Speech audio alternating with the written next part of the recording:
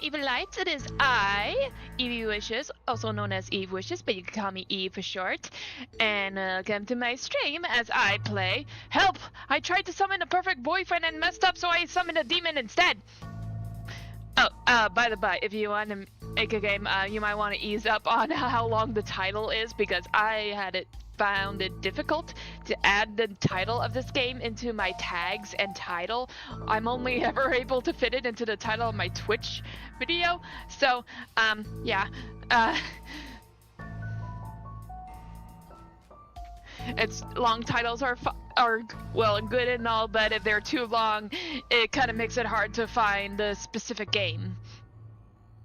So anyway, so yeah, I had this game saved and I never actually ended up playing it. So now seems like a good time for me to play it. Also, sorry for, well, I was an hour late, so I'm gonna try to make this short and sweet, so let's do this! I wanna be someone's... Oh, this is when okay, I wanna be someone's girlfriend. How romantic. What do you call yourself, unwise summoner? Eve. Eve, a fine name indeed. It's a quiet night. The only sound that permeates the air is your unsteady breathing as you arrange the summoning circle. Meticulously place candles surrounding them with crushed bones. Oh, I see. They made sure the room was more girly. Although I don't think I'd have a picture of a scorpion in my room. Same reason I wouldn't want a picture of a spider in my room, because I don't think I want to end up waking up in the middle of the night, see a silhouette of a spider and be like, ah! Okay. So anyway,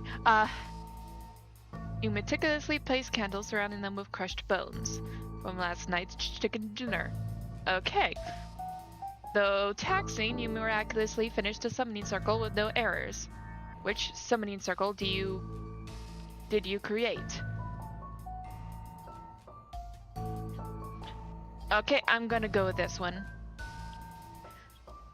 An excellent choice. Finally, I'm ready to get my perfect boyfriend. You breathe a sigh of relief now that you're done, accidentally blowing away a small yet insignificant part of the circle. Oh no.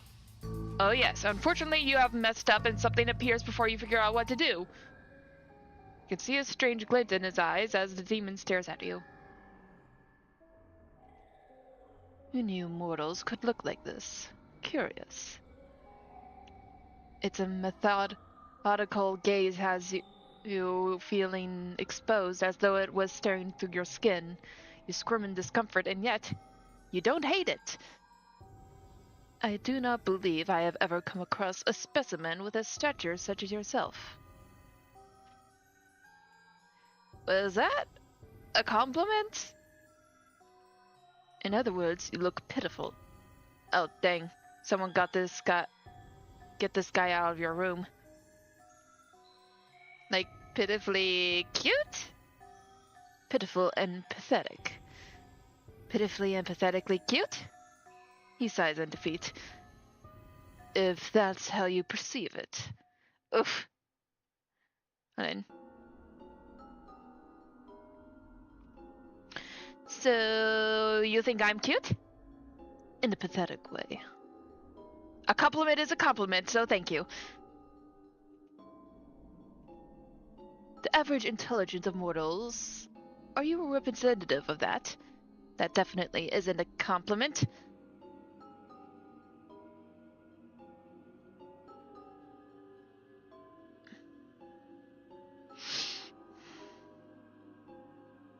What's your name? You excitedly ask this new person's name who knew you could conjure up such a beautiful creature. The demon looks down at you, his lovely face marred with irritation. Your eyes scan your surroundings, trying to find safety before they land on your bed. You grab the biggest pillow for protection. As you brandish your weapon, the demon watches as the fluffy pillow sags to the side. You see this? You see this here? You know what this is, right? There's an edge to your voice. He looks unimpressed. Of course I do. I'm no fool. That is a pillow. You know what's in this? Feathers! He lifts an eyebrow. Maybe your plan's working after all. But then he gives a mocking chuckle. Are you trying to hurt me? With that? Did his eyes just twitch? Or perhaps it's your delusion? You raise the pillow, and as you fluff it, a few feathers fall out. It's for my protection. His eyes widen as if he's putting the pieces together. Is that what you summoned me for? Protection. His answer catches you off guard. You can't even begin to understand how he got to that conclusion.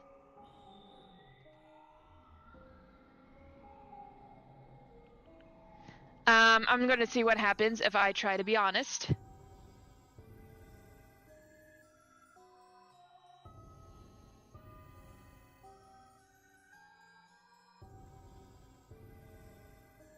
Well, no, not exactly.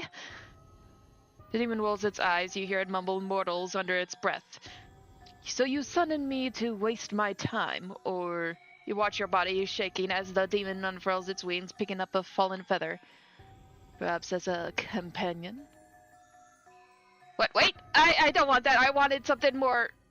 intimate. Companionship can be intimate as well. The demon walks closer to you, placing the feather on your head. Oh boy. But it does come at a price. But I didn't ask for that. I asked for a boyfriend. Well, then I shall leave you be, but you would have to compensate me for my time. That may be a price which you are unwilling to pay. Look down at your feet. Could it really be that bad? It's probably not worth the risk. At least that's what you're trying to convince yourself. Fine. The resolution in your voice belies the uneasiness you feel. After all... A chill runs down your spine as it leans down to whisper in your ear, heated from the warmth of its breath. I may not be the only one here. Haunted forever? Wait, what?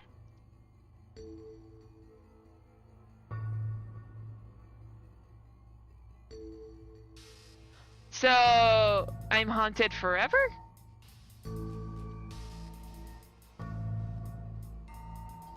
That was really short.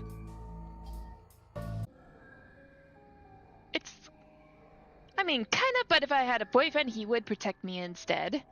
Oh, is this the purpose you wish for me to serve? You nod your head vigorously. Finally, you're getting somewhere. Yes, a boyfriend does this and more. More? Then I better live up to your expectations. Wait, how? The demon offers you a soft, patient smile, and yet it's tinged with sinister indifference. No need for protection when everyone around you is gone. Wait, what? This has to be some sick joke, right? And yet the demon is not laughing. His face morphs into an expressionless one, and it only makes you grow more weary and desperate. Now then, to my task, to be the best boyfriend. Hey, wait, stop! I don't want you to do this! You don't know what you want. I do. Let me help you, my pet. Before you can say or do anything else, it spreads its wings, and when one movement vanishes, seconds pass before the screaming begins, and once it starts, it never seems to stop.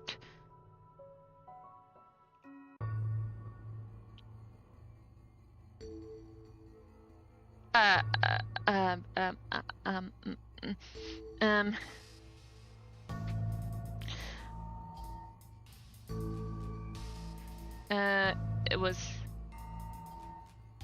Okay. Return. Let's see. Let's start again. Girlfriend.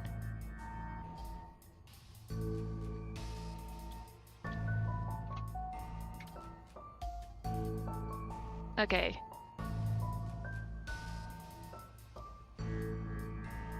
Let me try this.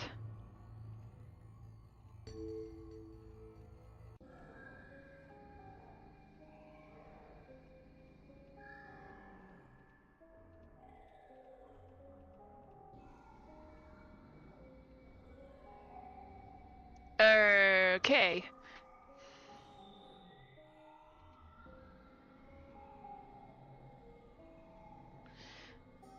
you my boyfriend?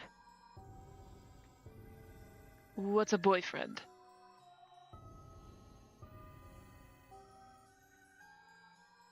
Okay, let me try this.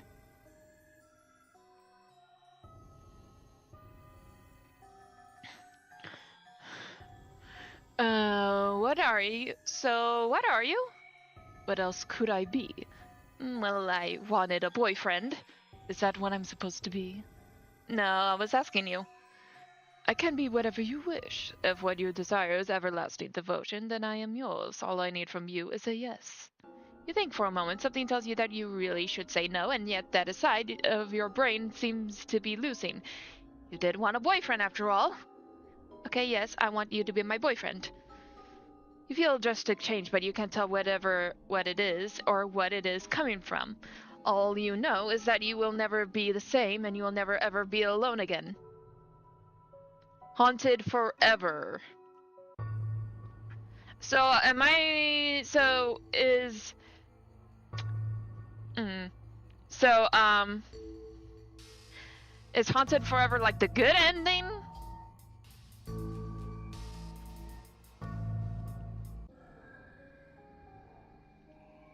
You realize too late that whatever you summoned wanted to summon, this wasn't it. You slowly backed away. You know, someone who spends time with you and buys you flowers, and the demon's curiosity peaks and he steps ever closer to you. As he moves, the room grows darker. You feel a chill creep up your neck. I've never heard of this. Tell me. But before he can continue, you hear a crash and a scream from outside your window.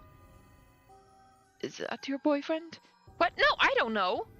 Your confusion from earlier only grows as the scream outside gets louder and the shadows in the room begin to dominate. What? Why is this happening? I just wanted a boyfriend! If you're scared, I can help with that. I think I now understand what a boyfriend is. It reaches out its hands to you. Do you dare take it? Save...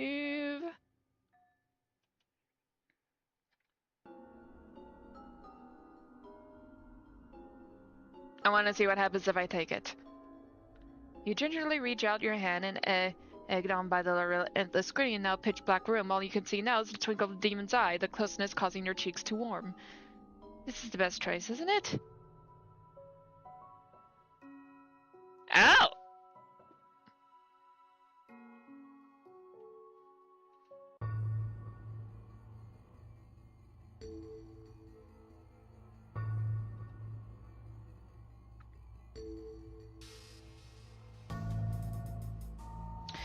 Okay, so I think that is maybe the best ending. Something tells me this is gonna be a short video. So I kind of want to see what happens when I go with the third option. You finally catch sight of his wings and it leaves you breathless. Why are you making that face? Are you not the one who brought me here? Well, yeah, but not on purpose. Then this is quite a blunder that you've made, you poor little thing. What a scary predicament.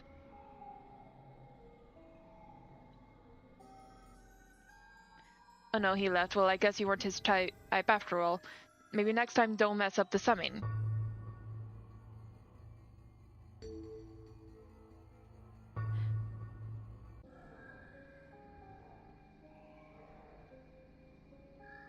No way, there's no way that you're real.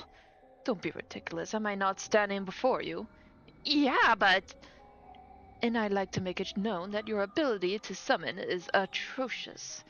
I mean, probably, since you're here instead of what I wanted. He simpers in response. Furthermore, along with your terrible summoning skills, it's clear that you lack the ability to control it. Excuse me? What's that supposed to mean? Think for a moment if you were to able to summon a demon of my stature by accident, who's to say you didn't invite any other miscreants? You decide to walk over to the door. I wouldn't open that.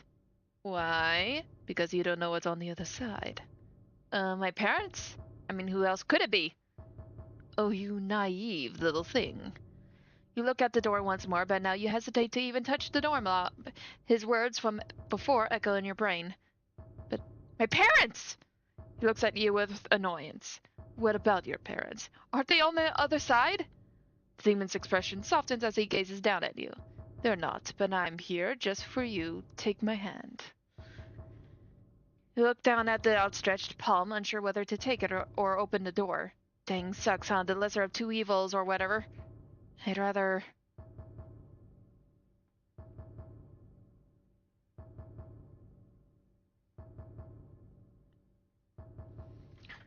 Okay, I'm gonna save right here.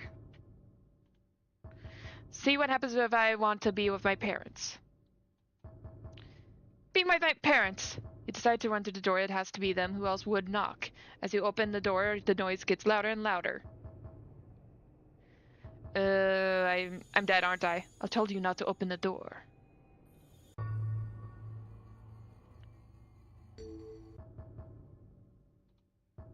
The knocking fades away. See, it's safe when you're alone with me.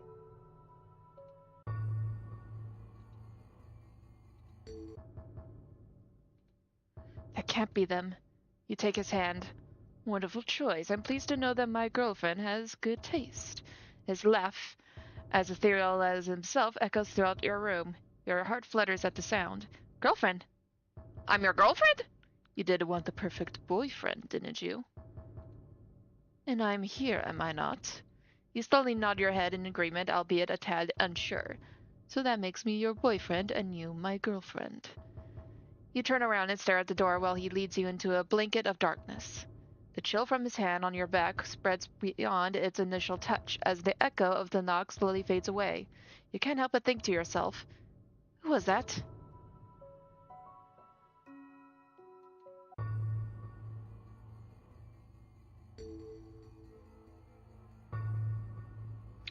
Okay then.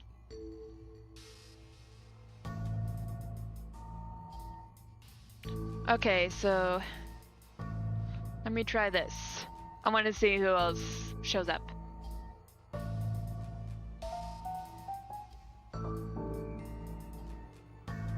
An excellent choice. Finally, I'm ready to get my perfect boyfriend. You breathe a sigh of relief now that you're done, accidentally blowing away a small yet insignificant part of the circle. Oh no. Oh yes, unfortunately you have messed up and something appears before you figure out what to do. So much for perfect. Good job with your summoning. You stare at him wide-eyed with shock as you slowly take in his appearance.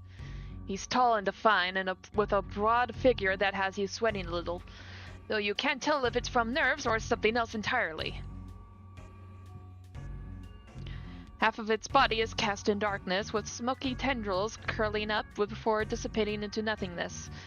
Whoever this person was, handsome would be an understatement, but something catches your eye instead. Why is there a hole in your chest? It morphs it into one. Its face morphs into one of offense. Were you raised in a barn? You can't just ask people why there's a hole in their chest. Well, excuse me, that's not really a normal thing for me. Or anyone normal, as a matter of fact. Pardon me for asking. You mortals have no manners. You notice that its exposed heart remains still and unbeating within the open cavity.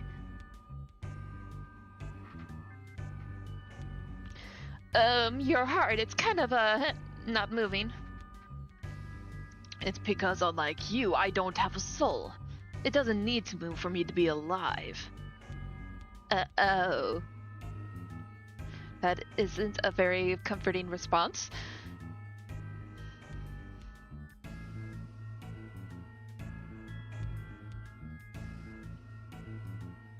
Okay. I'll begin with the first option and work my way from there. What are you? A denizen of hell. You start sweating. How did this happen? I thought that I was supposed to get the perfect boyfriend. You messed up there. You see him point to a small part of the circle that got blown away.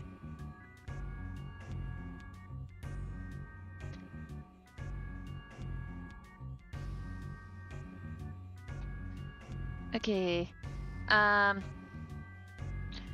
When to fix the circle. You realize perhaps too late you might actually be in danger. As you lash to fix the circle, your uncoordinated effort catch the demon's attention. What are you doing? Oh, nothing, and I'm just trying to clean my room before dinner. Your quick wit will surely save you. Don't you humans eat dinner earlier than that? Well, in some customs, you know, there's second dinner. With shaking hands, you soon realize that fixing the circle will not remedy this problem. In other words, you effed up. Come on, why won't this work? Why won't what work?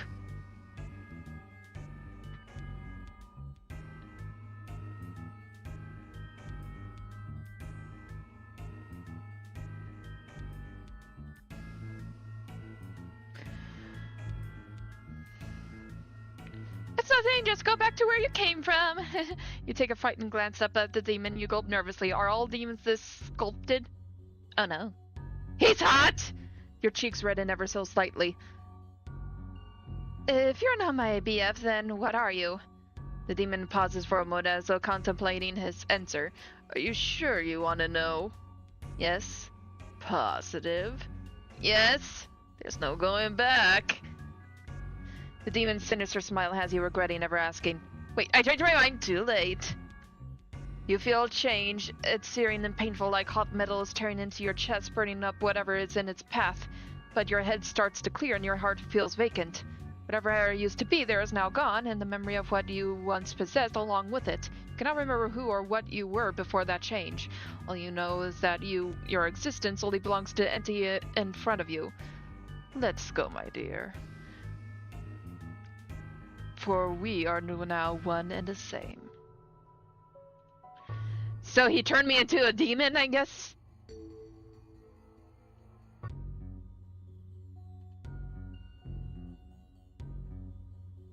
You're off switch, can't you see I'm busy?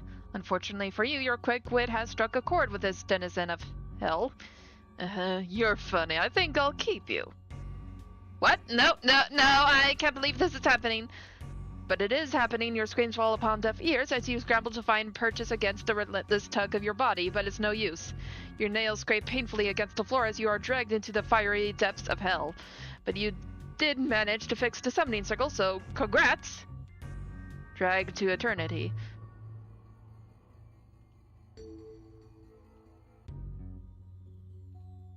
You decide to have a change of heart. I apologize for the attitude. It would probably be in your best interest to get on this demon's good side anyway. You loathe to think of what would happen if you pissed this guy off. Okay, whatever. I don't really care if you have an attitude. You double down. No, you didn't ask to be summoned, and I took out my frustrations on you. That wasn't right of me. I'm sorry. Well, okay then. It's fine, I guess. Your heart is pounding. He seems to be calm at the moment, but you have no idea if his mood will change or not. Maybe if you butter him up some more. Your brain suddenly conjures up the mental image of him literally buttered up, your face burns, and you suddenly hope he doesn't have mind-reading abilities.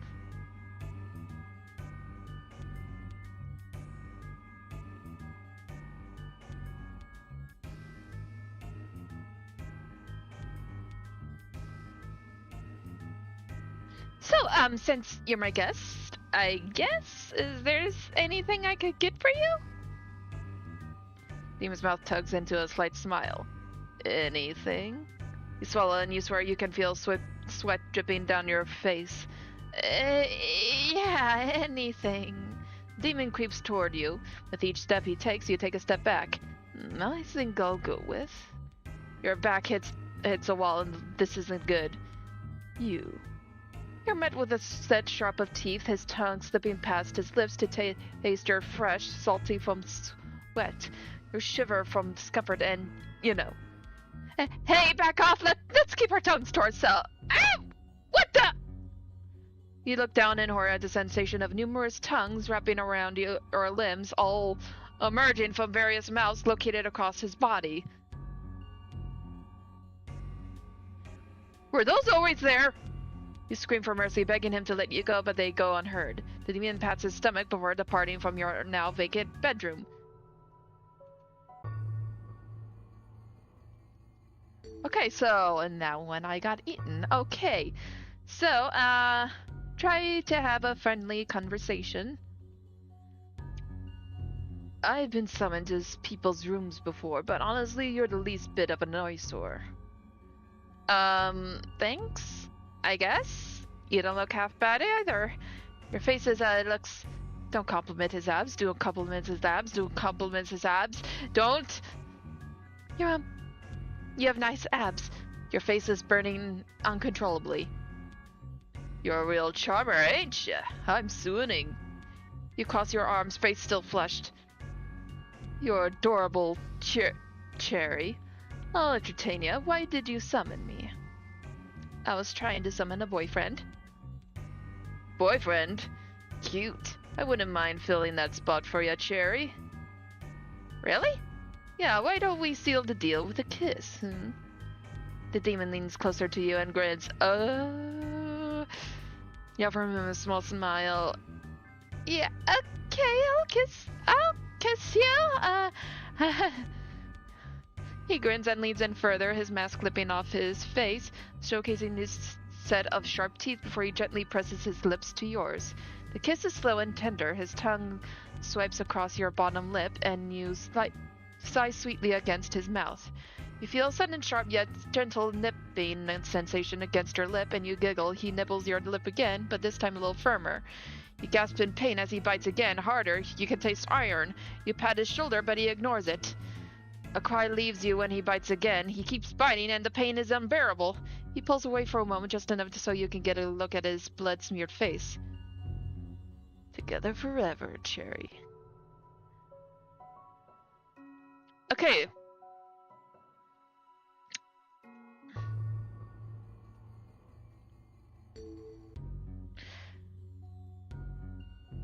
Be a kiss up. I'm just amazed I summoned such a powerful demon. Yopi buys your praise and takes no mind to your desperately pounding heart. Yes, say more. It worked, but you start to wonder.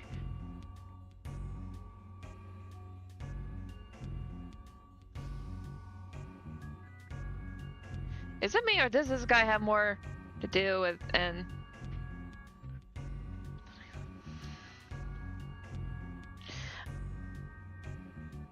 I summoned you, so would that also make me just as powerful? Wait, what? Eventually you realize this is your demon. Well, you need to listen to me then. It doesn't work that way. This does not deter you. I want my boyfriend! No takebacks. At this point, you have very few options. You try sneaking away, but this isn't a spy movie. Hey, where are you going? Don't mind me, I'm just gonna get some salt. BRB! Cake cool! I know you're trying to purify me. Well, what am I supposed to do? I have very few options here. You can't help but talk back. How about we make a deal? I get to stick around, and you get a perfect boyfriend. You jump with Roy. Finally! Really? Yes, so let's shake on it. He reaches out his hand, and without thinking, you grab it in agreement. You squeal in delight. So, where is he? Oh, your boyfriend? He's right here. So I'm stuck with you? Yes, my master, you are. So then, what's your name? Adoration.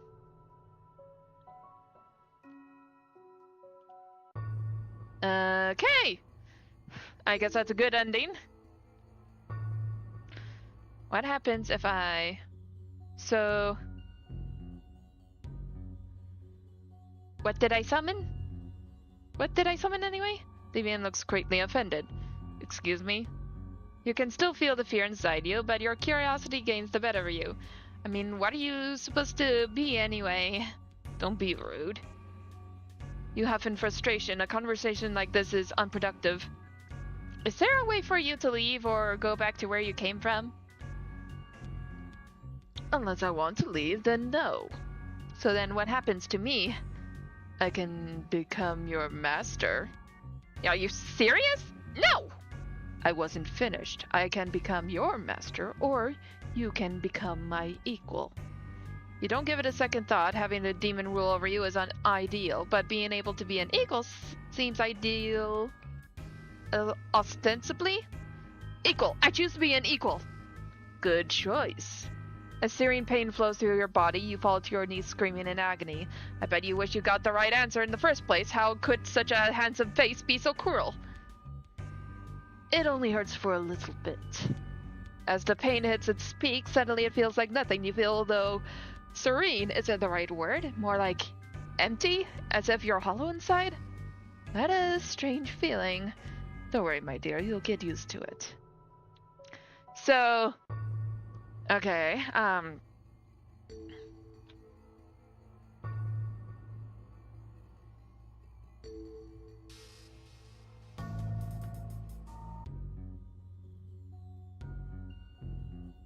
oh wait.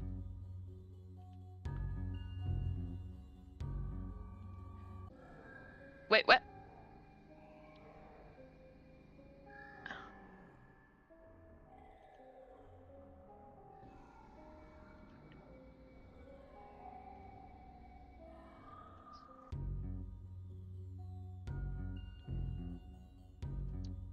I want my boyfriend! No refunds, dear customer. Ugh. At this point, you have very few options. You try, but this is... Hey, where are you going? Don't mind me, I'm just gonna get... Oh.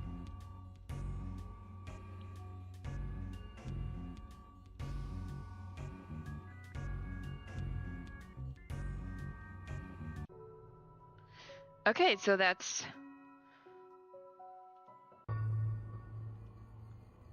Alright, so if I go back here... Ooh, what's your name? Instead of response, you get a smile back. Don't you find that adorable, not creepy at all?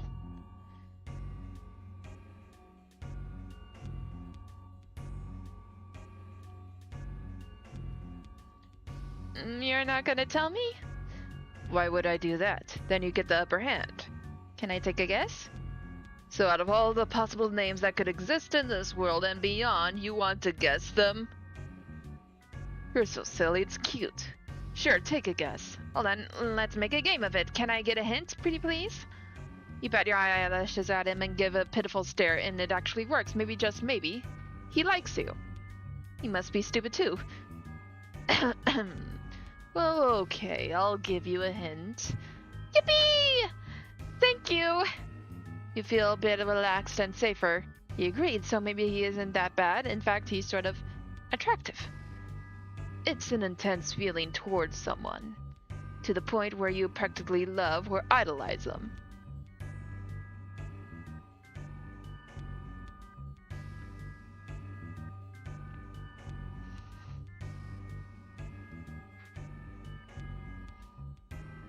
So his name is literally Adoration.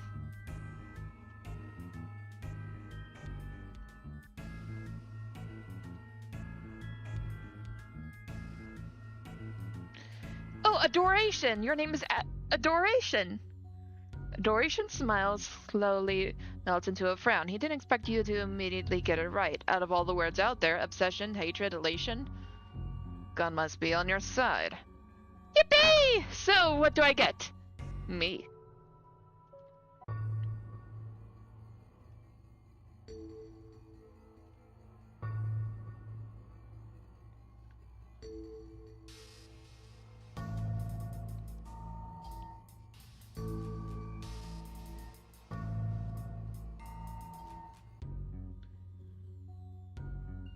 Are you my boyfriend?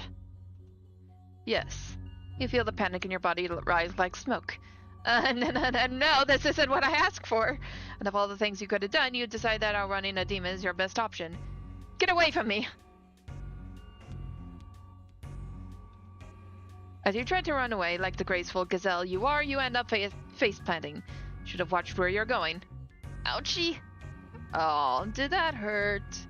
You suppress the urge to roll your eyes at this condescending tone. That was an honest answer. Honest question, Sherry. Don't patronize me! I mean it. What can I do to make you feel better? You try to be casual and give him a thoughtful response. A boyfriend. What would make me feel better is getting a boyfriend. Someone hot, nice, loving, and perfect. He stares at you before nodding. Okay, I can do that, I think. What do you mean by you can do that? What do you think? I can be your boyfriend. Do you even know what love is? Of course, I'm a demon, not an idiot. I know almost everything. Are demons even capable of loving someone? He gives you a mischievous smile and gently grabs your neck. Let's find out, my love. Call me Adoration. Ha!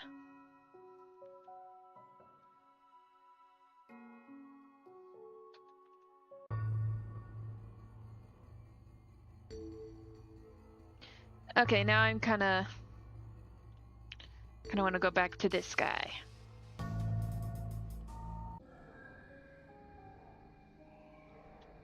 Wait.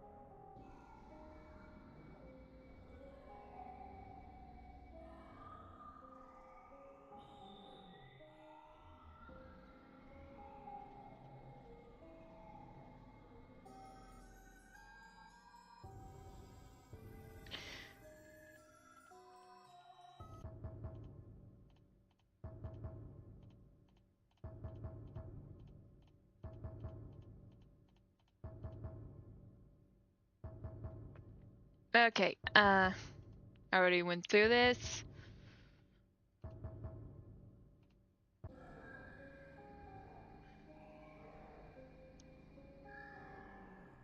Are you my boyfriend? Okay, what's a boyfriend?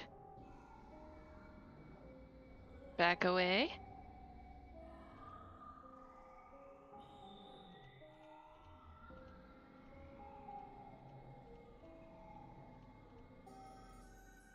Run. Okay, let's see what happens if I try to run. Despite the growing darkness in your room, you try to make a run for the door. Before you can get there, you slip. What do you run away from? Perhaps you summoned me for protection? So much for getting away. No, I don't need protection. I'm trying to get away. The demon looks around the room, trying to find this threat. You watch with your breath held as the demon reaches a hand towards you. If you're scared, you don't have to run. For better or for worse, your frustration overrides your fear.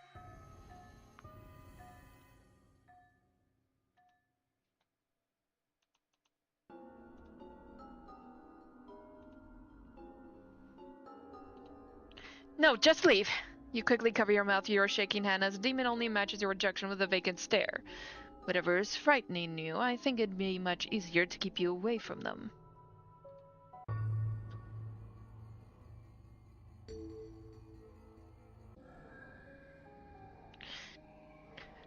No, you're crazy. If it's not my protection you seek, perhaps it is my strength. That didn't sound good. No, I didn't want. No, I mean.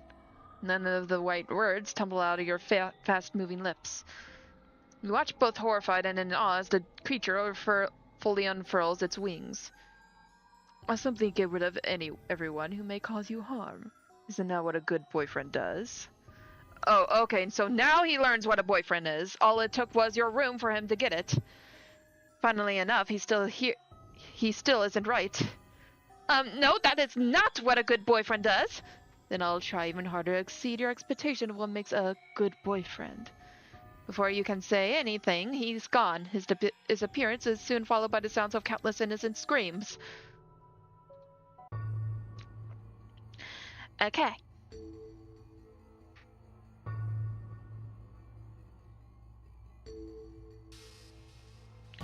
Hold on a sec.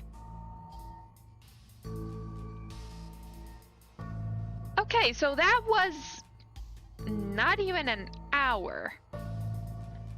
So,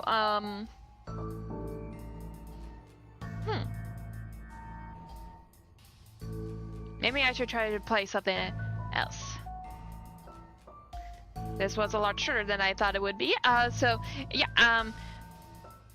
I never even got to know. Wait, I just realized I never got to know this guy's name.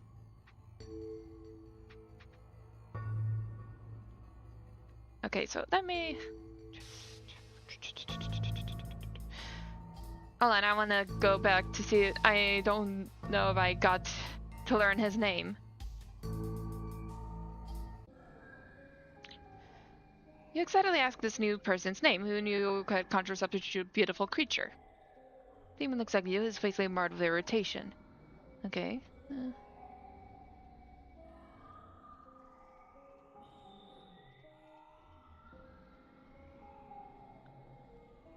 Well, no, not exactly.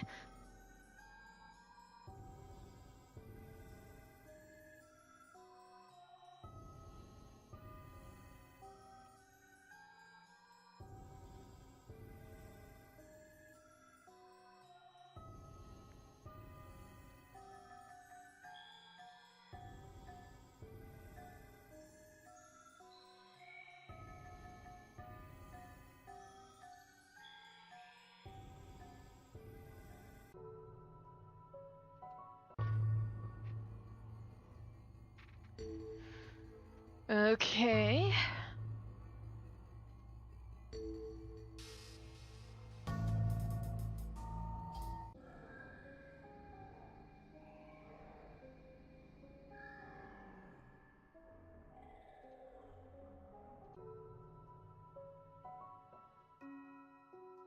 I mean, I never did get this guy's name.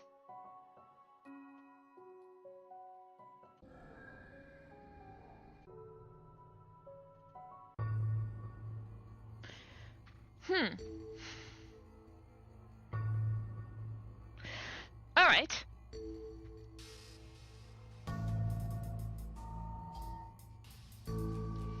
So I think I'll be right back and see if I can find anything else to play.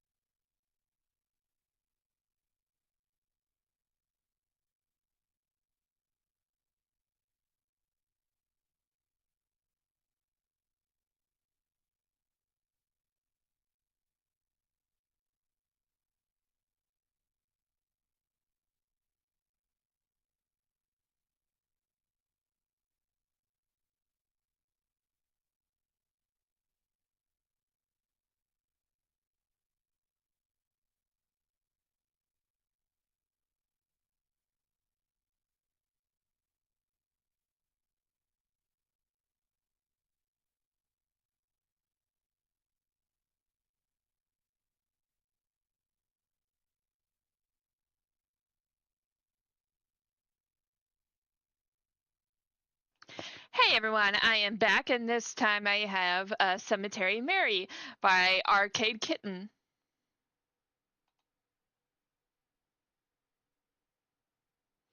So, uh,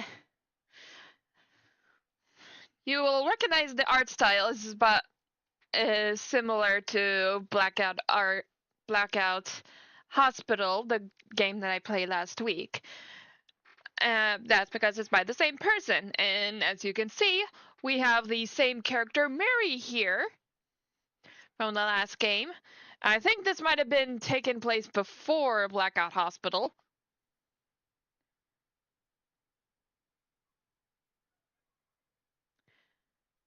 So let's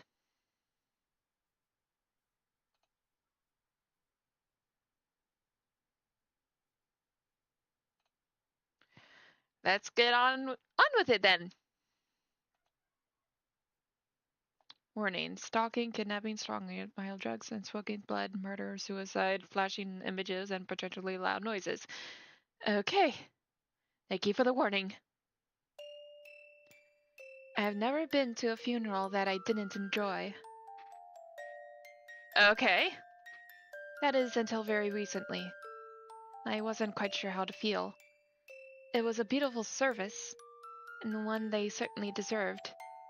If only it had come later in their lifetime. And maybe it could have been prevented. If there wasn't a murderer in my city. That's what everyone's been saying anyways. The Blackwood Butcher. That's what they called them, at least. It was hard not to overhear the rumors people said about them. I heard they strike at night. I heard they only target one person at a time and don't stop until they're dead. I heard its ghost blindly seeking revenge. I didn't believe in any of that. At least not at first. But my parents did. And because of that, they didn't like me going off to the cemetery alone. Staying until it closed. Walking home by myself in the dark. Even though it was only across the street, these rumors had made them afraid for my safety. Do you really believe they're real? I asked my father. I do, he answered. Are you really worried for me? My mother did not say anything, but that is to be expected. They thought I was a perfect target, but I still didn't believe in it. Still, they were worried about me, so they sent me off to live with my aunt, uncle, and cousin. They didn't live far, at least not anymore. They moved from their fancy home to... Oh wait, I said that wrong. They moved from their fancy home in gorgeous Helen City in a small little cabin in the woods. I never understood why. But I never really asked about it either. My parents felt I would be safer with them. I didn't want to leave, but every day I stayed only seemed to stress them out more. So I went to make them feel better. For the first few weeks, everything was fine. I barely left the house, barely went to town anymore. And when I did, I was always with someone. Taking all precautions to avoid becoming a victim of the butcher. But I still thought it was only a rumor, even if the number of deaths in our community increased. I never thought that I or someone I knew would be a victim. Then that thing happened. To those two. And for the first time, I was worried. Shortly after that, my own parents disappeared. They weren't in the diner, nor could I contact them. Even the authorities couldn't figure it out. No one had seen them. It was as if they had suddenly vanished. As if they were killed off. I don't like to think about that possibility. Actually, well, there was also that other thing that's happened. Maybe I should have told the authorities about it. Or anyone for that matter. But I was too afraid of what might happen if I did.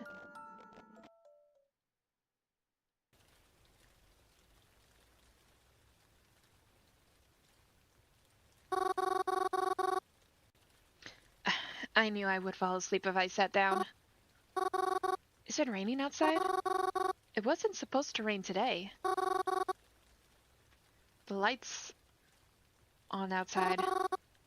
Is Quoven out there? Better go check.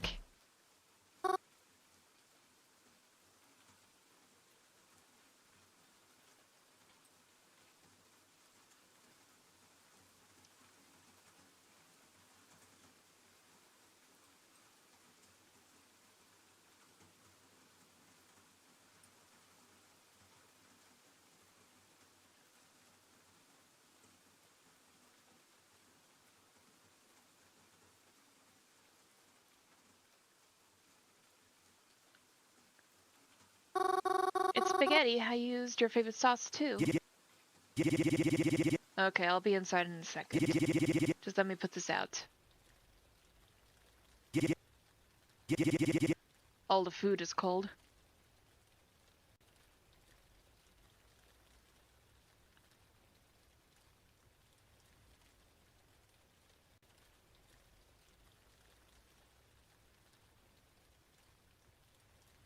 I know, I fell asleep after I made it, so... I just wanted to take a seat in the living room, but... It's fine. I'm not complaining. Other than that, we didn't say much, and dinner was quiet. I cleaned up most of it, but Crovin helped a little bit. After that, he went to go sit in the living room. Once I finished cleaning the kitchen up, I joined him like usual. Normally after dinner, when Crovin and I sit here together, we do something fun. We play a game on our phones together, or we get at a board game, or we play cards. Talk about our days if something exciting happened. But that's when our aunt and uncle were still. Crovin's been in a pretty bad mood since. It's not as if I can blame him. I want to talk to him, but I don't really know if he's much in the mood to talk.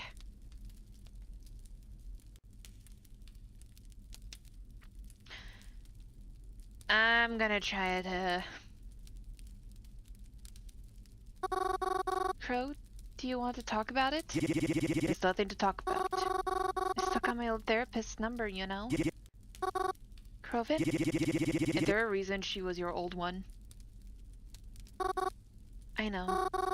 But she was good at this kind of stuff. And I've been thinking that maybe... Shut up, Mary. Just shut up already.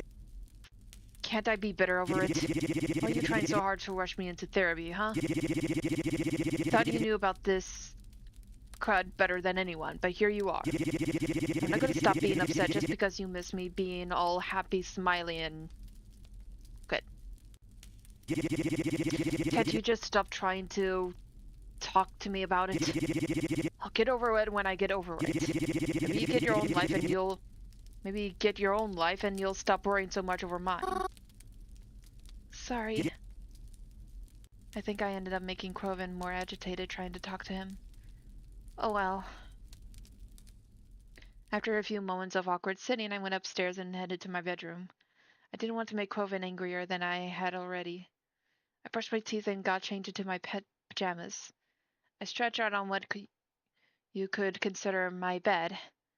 The room I have in the cabin is nice. It's not like my room back in my actual home, but I've stayed here so long I've been able to decorate it a bit to my liking. It's a pleasant room to stay in, even if it's not quite home. Of course, I don't normally sleep right away. I usually read a book or watch a movie on my laptop or lie awake thinking of every embarrassing thing that's happened in my life. But as of recent, I've picked up a different nighttime ritual. One that's nowhere near as pleasant. The text message I had received the days following my parents' disappearance is from a number I didn't recognize. Your parents are safe, it had said. I know I should have done something smart. I should have told somebody, but instead, I texted the number back, and they responded to me. I noticed that other than the first message, they usually don't reach out to me. It's me who keeps texting them, hoping to find out what's happening behind all this. Are you still awake? I'm awake whenever you want to talk.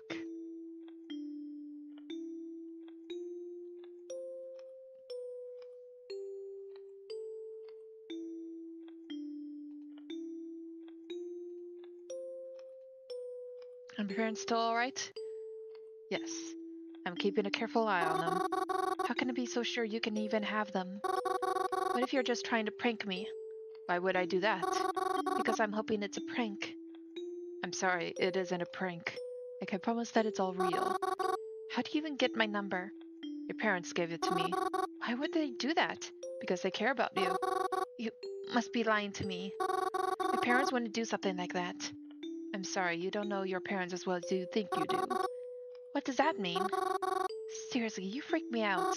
I just want my parents back. Please don't drag this out. I just want them back home. You should get some rest. It's late, isn't it? I'll talk to you tomorrow. I don't like to text for too long. Until then, goodbye. Goodbye. They suggested I get some rest, but how did they expect me to do that? I had never felt more restless in my life, even asleep. I knew I wouldn't rest. When I woke up the next morning, Craven had already left for the day. But that wasn't a surprise. He'd been staying out late and leaving super early ever since the incident. I think being home bothers him. I'm not surprised. Whenever I pass the diner, I too feel like not being there. It's not the same without Mom and Dad, after all. Despite this cabin being out in the middle of the woods, it really isn't all that hard to get back to Blackwood. Outside of our cabin is a faint dirt trail. It gets a bit twisty at some parts, but isn't too confusing. It takes about 15 minutes to walk down, but maybe 10 if you're fast. At the end of the trail, there's a fence, one with a slight gap in it. And past that fence, there's a little community. It isn't big, a few trailers with a few people living all the way out here, far from anything well, anything. But there's a road here and a bus that comes through. It runs through Blackwood. So whenever we need to leave, we take this bus. And then after the end of the short trip, you're in Blackwood. It's the city I grew up in, and I always really loved it. There's the library and the local stores, but my most favorite place to be is the Blackwood Cemetery. It's got lots of trees to read under and the prettiest headstones I've ever seen. There's an asylum, too. Or a mausoleum, too. Though I've never been inside. Private mausoleum, you know? I don't know who it belongs to. Anyways, I'd always try to leave flowers when I visit, at least for every so often. And I visit a lot. I like to think it helps them, not feel not feel lonely. And then after having spent my day in Blackwood, I come back home the same way I felt. But I always make sure no one sees the way I come back home. Just in case, Despite the recent events, I too leave the cabin more than ever now. Craven is rarely home and I don't like being there alone. I know I'm just being paranoid, but I don't like the thought that maybe the butcher could find me out here all alone, even if that's the whole reason I'm here in the first place. So I'll go out a lot now. I feel more comfortable surrounded by lots of people. Despite how things may seem, I always prefer to be around people anyways. That's one reason why I like to go to the cemetery so often. There's always people there, even if you can't see them. After I got out of bed, I made myself a small breakfast and got changed into my favorite outfit. Coven's gone, and the bus I take out into town should be arriving any minute now. Where should I go today?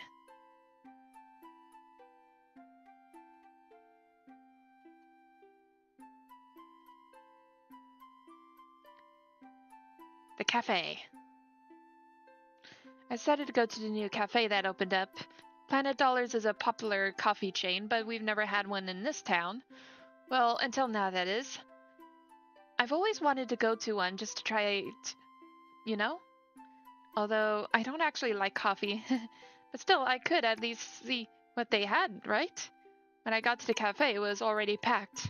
I thought since it had already been around for a few weeks, some of the hype surrounding it would have died down.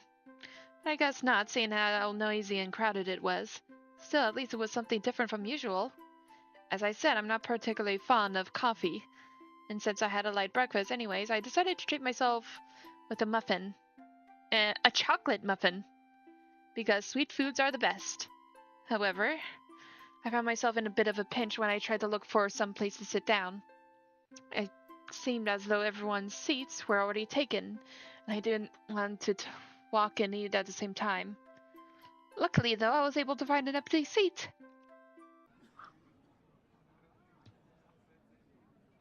A girl around my age for the most part spectacular eyebrows, was diligently working on her laptop with an empty seat across from her. I figured she must be writing an essay for college or something. Coffee shops are popular with people in college, or so I hear. Seeing as this was the only seat left, I asked her, "Excuse me, may I sit here?" She didn't verbally answer me. Rather, she glanced over at me, rolled her eyes, nodded to the empty chair. I tried to look apologetic as I sat. "Thank you."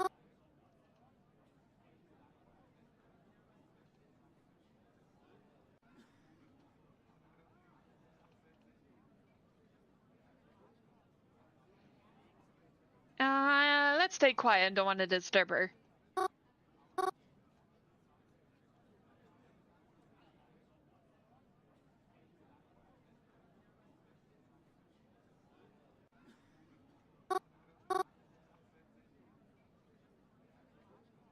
That would be funny if if I start off with, "You have the most spectacular eyebrows."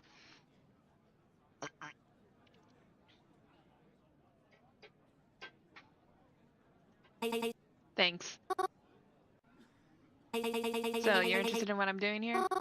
Well, yeah, I guess. You seem to be very focused after all. As focused as I can be. What's your name? Me? I'm Mary. Twyla. Nice to meet you. Anyways, I'm working on a report. A report? Like for school? No. Have you not noticed something odd going around in town recently? Something odd? I'm not surprised you haven't heard about it. It's like the police are trying to dull suspicions. Or just arrest potential suspects so everyone can feel safe. Oh, oh, are you talking about the killing rumors? The Blackwood Butcher, right? Don't say it so loud. But yes, how did you know? Oh, well, I've been hearing the rumors for a while now. And actually, my aunt and uncle died pretty recently. They were, killed. Really? Huh. It's actually pretty... How did they die? Oh, I didn't know. I don't know. No one really told me, but the circumstances were strange. Like, they didn't die naturally. There was definitely someone else involved. At least that's what I've been told. Uh-huh. Interesting. Maybe you can help me with this report. And, some other stuff. Oh, I can? Yeah. If you're okay with that, of course. Oh, yeah, sure, I guess. I mean, having a killer around is bad, so if I can help, like, raise awareness or something, I mean, like, yes, I'd like to help you. Thanks. This really put me ahead. I have to go, actually. I'm running late for something. Here, give me your phone number. I'm not entirely sure I'll need your help, but I'd rather have a way to contact you just in case. Oh, yeah, of course. Twyla and I exchanged phone numbers. After, she packed up her laptop and was picked up by a car outside. Come to think of it, I didn't actually see her drink any coffee or order any food. Because maybe she finished before I got there. I don't know why she would choose such a noisy place to work, though. After spending my day looking in some nearby stores, I went home pretty tired. Excuse me. Um. Oh, I just realized something. Um.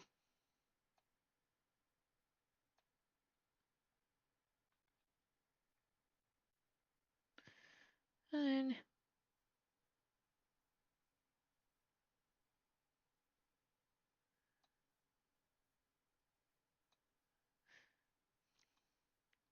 maybe. There we go.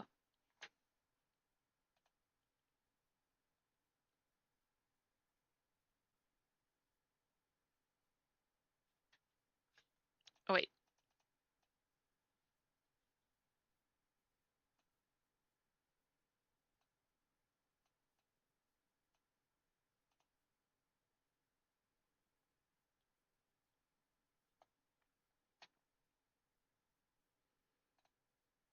Okay.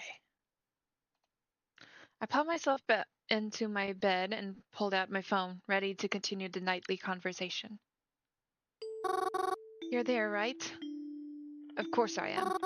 I don't know why I keep contacting you. I guess I'm just afraid if I don't, you'll disappear or something. It's unlikely.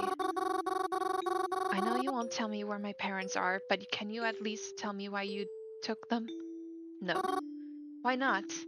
I don't know who could be seeing these messages.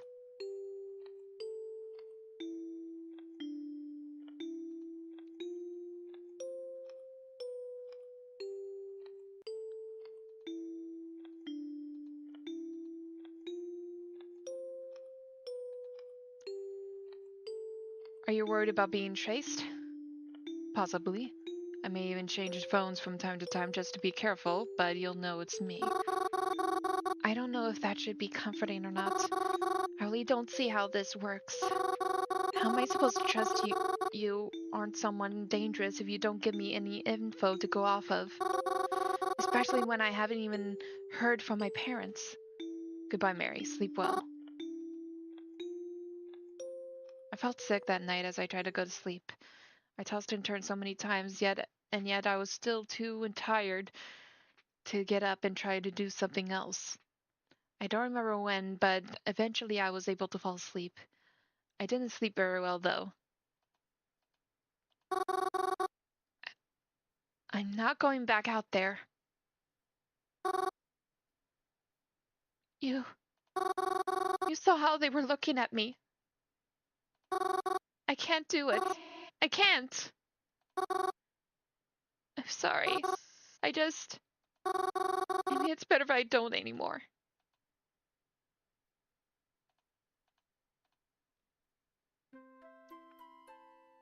After I got out of bed, I made myself a small breakfast and got changed in my favorite outfit. Covin's gone, and the bus I take out into town should be arriving any minute now. Where should I go today?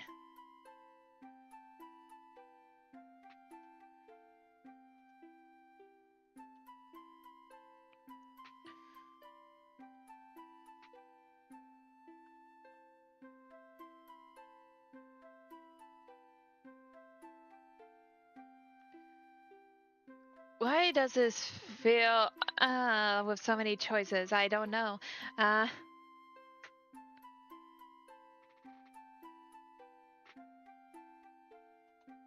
The library. I decided to go to the library. There's nothing quite like a good book. My favorite kind of books are mysteries. Not necessarily murder mysteries, but mysteries in general. In fact, I kind of prefer it when the mysteries don't involve anyone dying. There's a lot less tension there, you know? But maybe I'm just too soft. I'm also quite enjoy manga, especially the shoujo kind. I feel almost embarrassed to like them, but I find that they're cute and nice, and I like seeing characters fall in love. Yeah, shoujo. Maybe that's all what I'll try to find at the library today. I stepped into the library and began make my way over to my favorite spot. A tucked away corner in the library right by a single window. Sometimes I spend an entire day in that corner just reading. I even managed to finish entire books without leaving the library. I looked forward to doing something like that again today, but when I got to my favorite spot, I noticed a man was already sitting there. It's him! I was surprised because usually this library was pretty empty. But this man, he's familiar.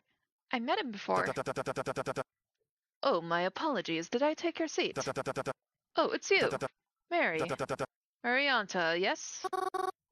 Uh, that's right. I remember you. From the funeral, right? Indeed. Do you remember my name? Reginald? That's right. It's a pleasure to see you. I was hoping I'd run into you again one day. Oh? I hope that doesn't come off weird. You were just such a pleasant person to be around. You really brought life into that funeral. Oh, really? Thank you, I think. So what brings you to the library today? Oh, well, I didn't really have plans, so I thought I'd just check out a book or something. Likewise. What kind of book were you interested in checking out?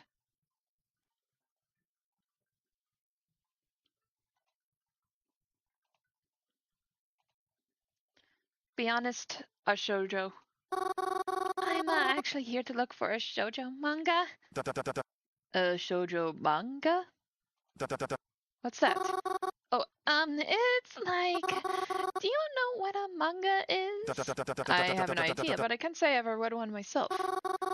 Well, it's like one of those, but it's usually centers around the romance between two main characters, and sometimes there's like friends or rivals.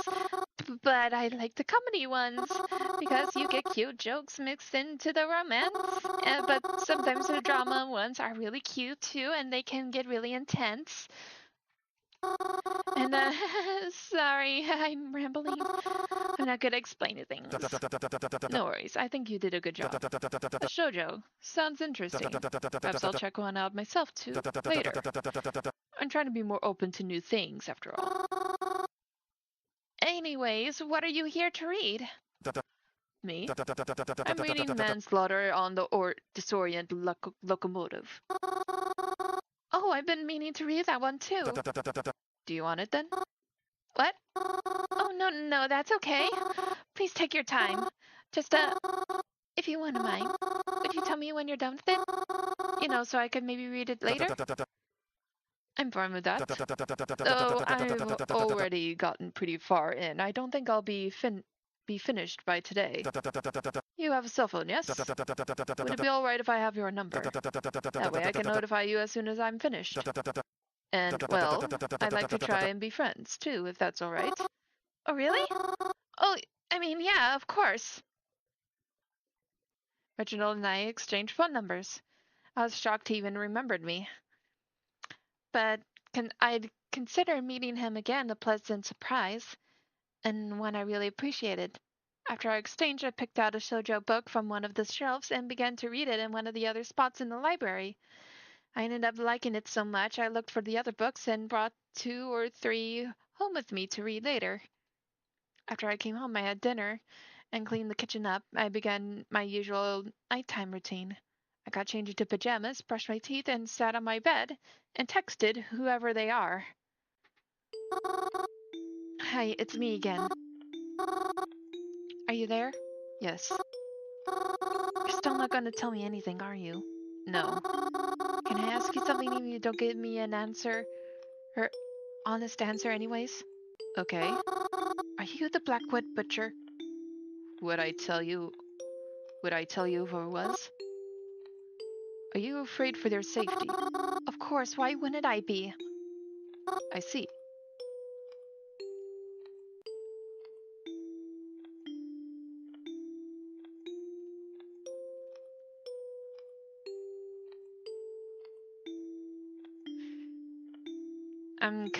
I kind of want to ask this question. Who am I to tell you what you should and shouldn't be afraid of? Your fears are your own to judge. You're way too vague. Why do you even contact me to begin with? I thought you'd like to know about your parents. I'm only trying my best to keep you happy. You think I'm happy? Maybe not now, but you will be. I have to go now. Goodbye. Goodbye. After another frustrating and unsettling night of text messages, I got under the covers and tried my best to sleep. It wasn't easy and I had a lot of difficulty trying. I don't remember exactly when, but eventually I was able to sleep, even not peacefully. Dad? Yes, sweetheart? Yes? Is something wrong? Mama told me that Uncle Ray died. Did she now? Are you going to go see him? No. No. You don't need to worry about that. I don't?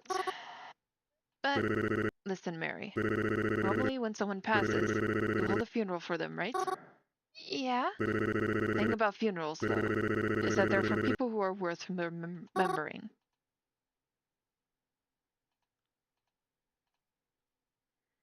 Okay. After I got out of bed, I made myself a small breakfast and got changed into my favorite outfit. Covin's gone, and the bus I take out into town should be arriving any minute now. Where should I go today?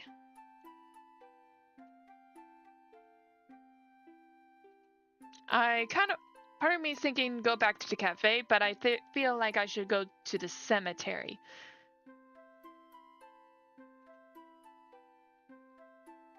I went to my favorite place, the cemetery. The cemetery is pretty much on the same block as my family's restaurant. Right next to it, in fact. All you have to do is cross the street. It's on the same side of the road. I think my parents chose this location because it's good for business. That's what Mom told me anyways. People are usually hungry after a funeral. Crying really takes a lot out of you after all. I was always glad to live there, because I really love visiting the cemetery. I like to walk down the rows and see who got flowers that day. That's what I do most days. Sometimes I'll pick my own flowers just to leave on graves that look like they've been forgotten about. I'm actually quite known for the cemetery. Some people have begun to use a nickname for me, though I don't know how many of them even know what I look like. Ah! It's Bacillus! When I arrived at the cemetery gates, however, I was surprised to see Crovin standing there with what looked like a new friend. Crovin? Mary? Ugh, did you follow me? Huh? No, I didn't. You know I always come here. Yeah, but that's usually not until later. Why are you here so early? I mean, it's not as if I had anything better to do. Oh, do you have to be here right now? Kinda on a date. Oh, this is a date? I mean, it can be if you want it to be. I'll think about it.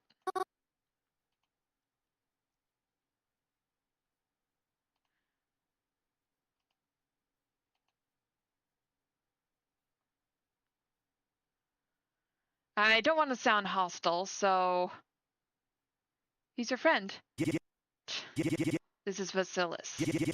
I met him at the arcade. Yo. Sorry, Mary. Can you please go? I really just don't have the energy for this right now. Yeah, okay. Sorry. I didn't mean to intrude. I'll see you later. Later. See you some other life, Mary. I left Crovin alone. I didn't want to interrupt his little date or whatever. I especially didn't want to make him more mad at me. However, I wasn't going to let him stop me from going in the cemetery. I continued on past the gates and stepped inside. It seemed emptier than usual. It didn't look like any funerals were being held today. Would it be mean of me to wish there was? Yeah, it probably would be. Forget I said anything like that. It was a really awful thing to say. When nighttime rolled around, I'd headed back home. I slipped into my pajamas and headed to bed almost immediately. Of course, though, I couldn't sleep right away. I had someone I needed to talk to first. Good evening, again. Good evening. May I ask you something? You always do. How did you know my name is Mary? I've always known. Huh? I've always known what your name is.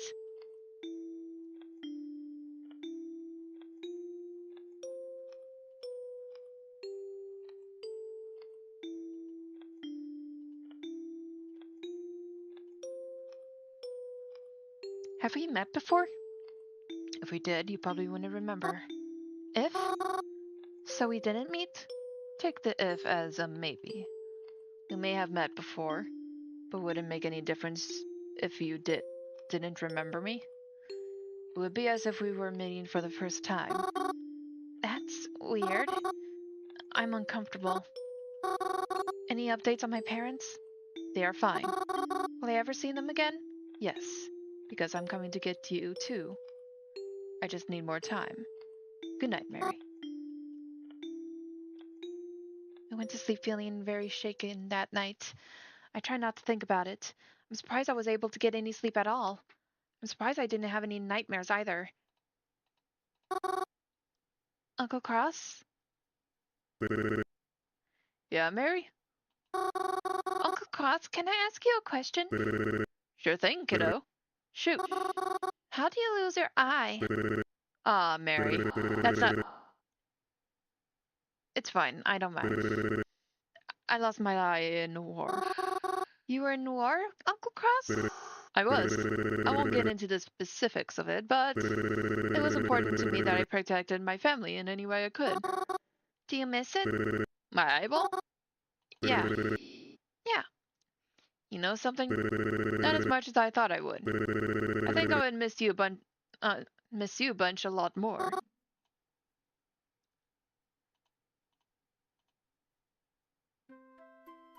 I woke up late the next morning. I must have been pretty tired after the last few days. I dragged myself out of bed and followed my normal morning routine.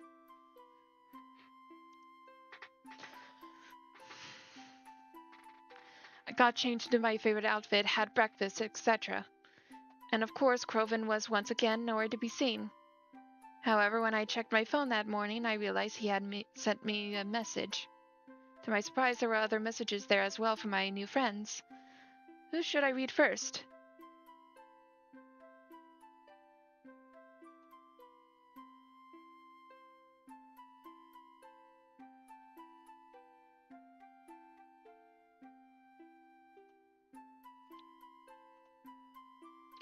I'll read Croven's first, since he's family. Hey Mary, I'm sorry. I know I've been acting pretty nasty to you lately. Hope you don't know. No, I don't mean it. Have you been to the Planet Dollars yet? I'll be heading there for lunch today, maybe at like 12:30. You should come and have lunch with me. My treat. And then I can like formally apologize or whatever.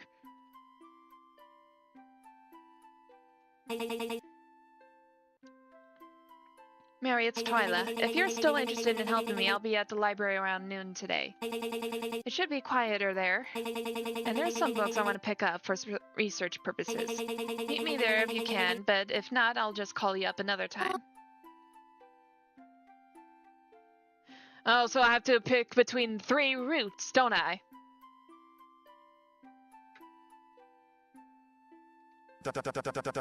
Good morning, Miss Marianta. Hope you're doing well today. You had asked about the book the other day, right?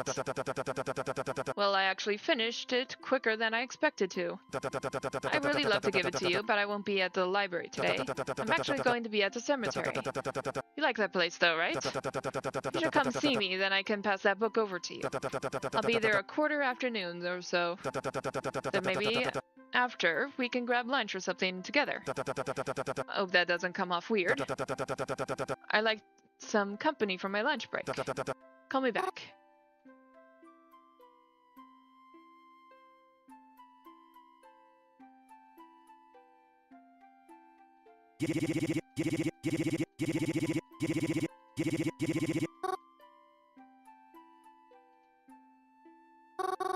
I was messaged by each of them. However, I think I'll only have to meet up with one of them today. Where should I go today, then? Let me think.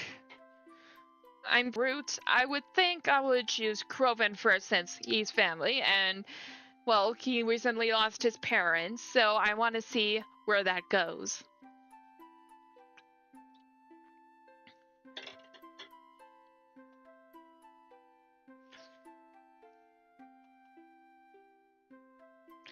It was a tough choice, but I had to choose one of them.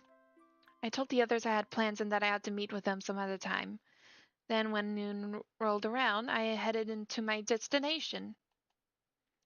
I spotted Croven pretty quickly. Dressing the way we do, it wasn't that hard. I recognized those red and black striped sleeves from a mile away. When Croven saw me, he gave me a hug. And it made me realize how long it had been since he last hugged me. His arm felt relaxed and he was wearing his classic smile. For a moment it looked as if he was back to his normal old self. We had lunch together and like he had promised, it was his treat.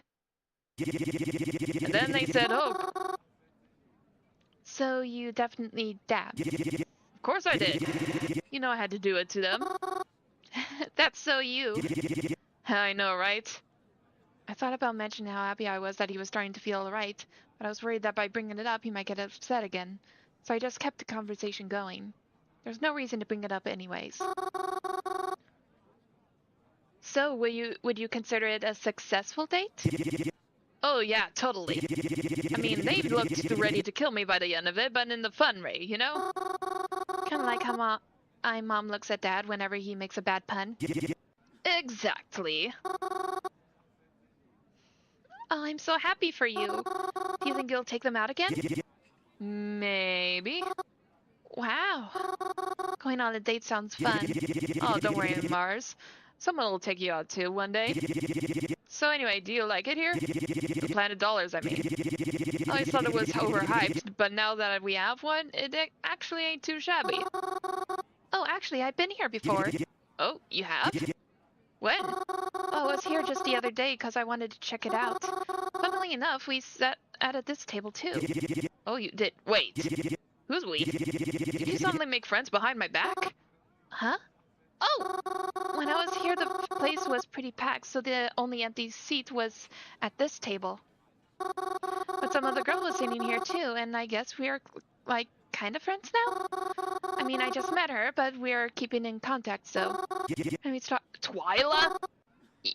Yeah? Is there a problem with that? Mary, listen to me. I'm saying this because I care about you. Stay away from Twyla.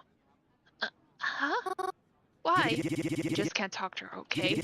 I can't... Of all the people you had to talk to her, she's the kind of girl who'd stab the devil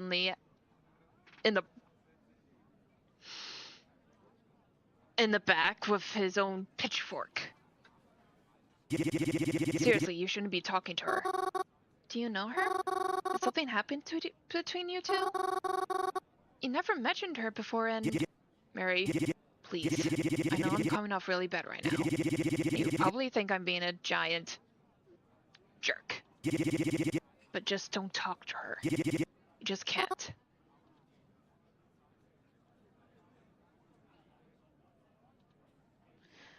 Okay, first I am gonna try to... I want to be on his good side, so...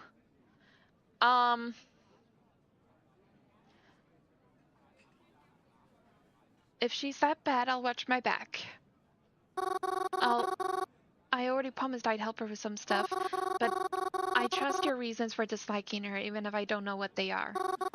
I think it's a little late to be back out of the arrangement, but I'll definitely take what you said to heart. I'll be careful.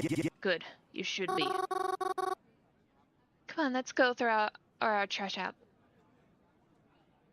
Quoven was still salty over Twyla, even after I attempted to drop the conversation. He said he wouldn't talk about it anymore, but I better not ever mention him to Twyla. Ever. We tried to spend the rest of the day together, but it was more than apparent he wasn't in a good mood anymore. At least by the time we started heading home, he had calmed down to a much more normal state. After getting home, he said he was going to smoke outside for a little bit, so I let him and headed up to bed. And did what I do every night. Hi. Hello. Can we talk about that thing you said the other night? I haven't been able to stop thinking about it ever since you said it. What's bothering you? You said that you were coming for me. That you just needed more time. Are you really going to steal me too? It'll be alright. I promise. It's for the best. It's gonna make me feel sick all over again. What do you want me to tell you?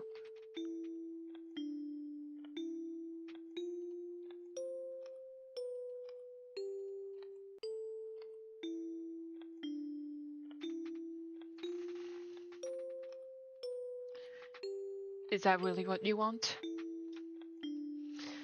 You'll see me soon, but you shouldn't worry about it. It will happen when it happens. This is for the best. Even you can't see that right now. Even you can't ever. When will this be over? Soon, hopefully. I just need more time. You'll hang on for me. Right, won't you? Do I have a choice? Sweet dreams, Mary. I didn't sleep at all that night. I really didn't. There were a few times that I shut my eyes and tried to, but nothing could calm me down at this point, and my anxiety was through the roof. I just wanted Mom and Dad back. I wanted to know for certain that they were okay. It should have been me that was taken. Maybe it was supposed to be. The next morning when I got up, Croven was still home. He seemed to be acting pretty normal for once, at the very least not agitated, Despite this, I didn't sit and have breakfast with him. I wasn't in the mood to really talk to anyone, not right now. Not after last night. It was too much. I just wanted some private time to myself. I just wanted to cool down. As I was about to leave, Crow called out to me.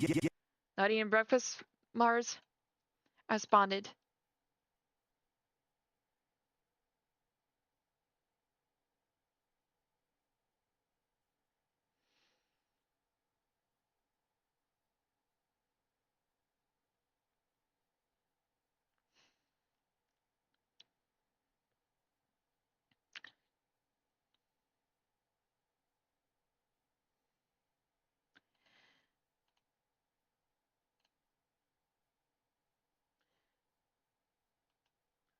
He responded with a simple okay, and that after that, I was out the door. I just wanted to go to that place and not be bothered. On the bus ride there, all three of them texted me again. Crovin said he noticed I left pretty quickly and hoped I wasn't upset with him for his behavior lately. Twyla talked about some of her progress on her research, and Reginald said he'd be at the cemetery again today. Although I appreciated there was messages, I really just needed to be alone. I needed to go back there and just relax. No, that's not the right word. I wasn't going there to relax. I was going there to mourn.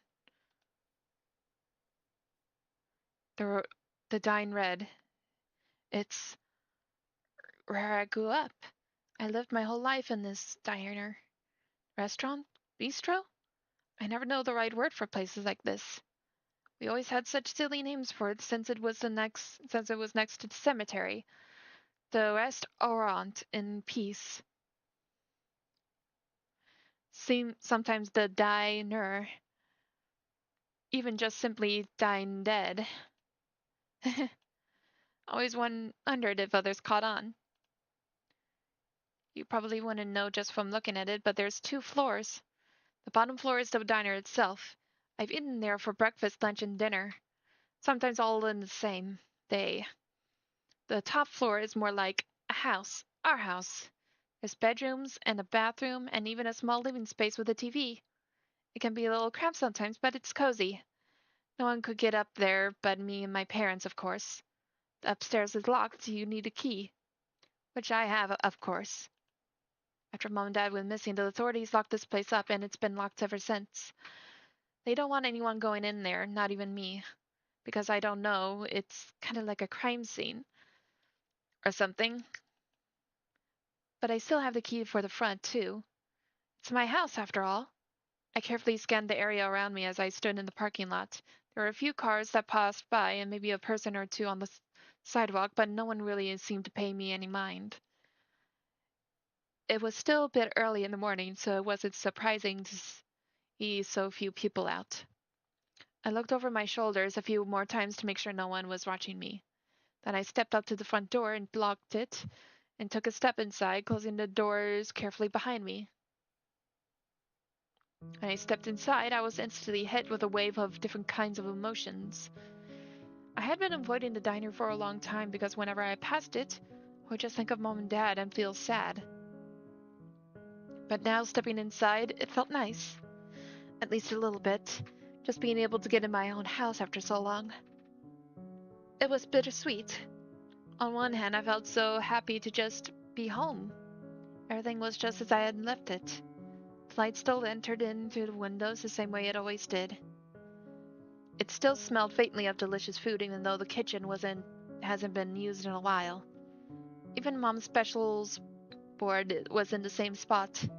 But it felt so empty, so desolate, so abandoned. There wasn't even any electricity here. This place was hardly ever empty. We always had customers, and the diner always did well. There was hardly a moment where I'd come downstairs and only see Mom and Dad. Sorry, I'm kind of yawning if my voice sounds weird. There was always people, even if just one person was here. The counter would be full of coffee drinkers at night and in the mornings. I'd see families come by for dinner or people out on dates come here. I always loved being able to see that. There were so many good memories in this place. Like,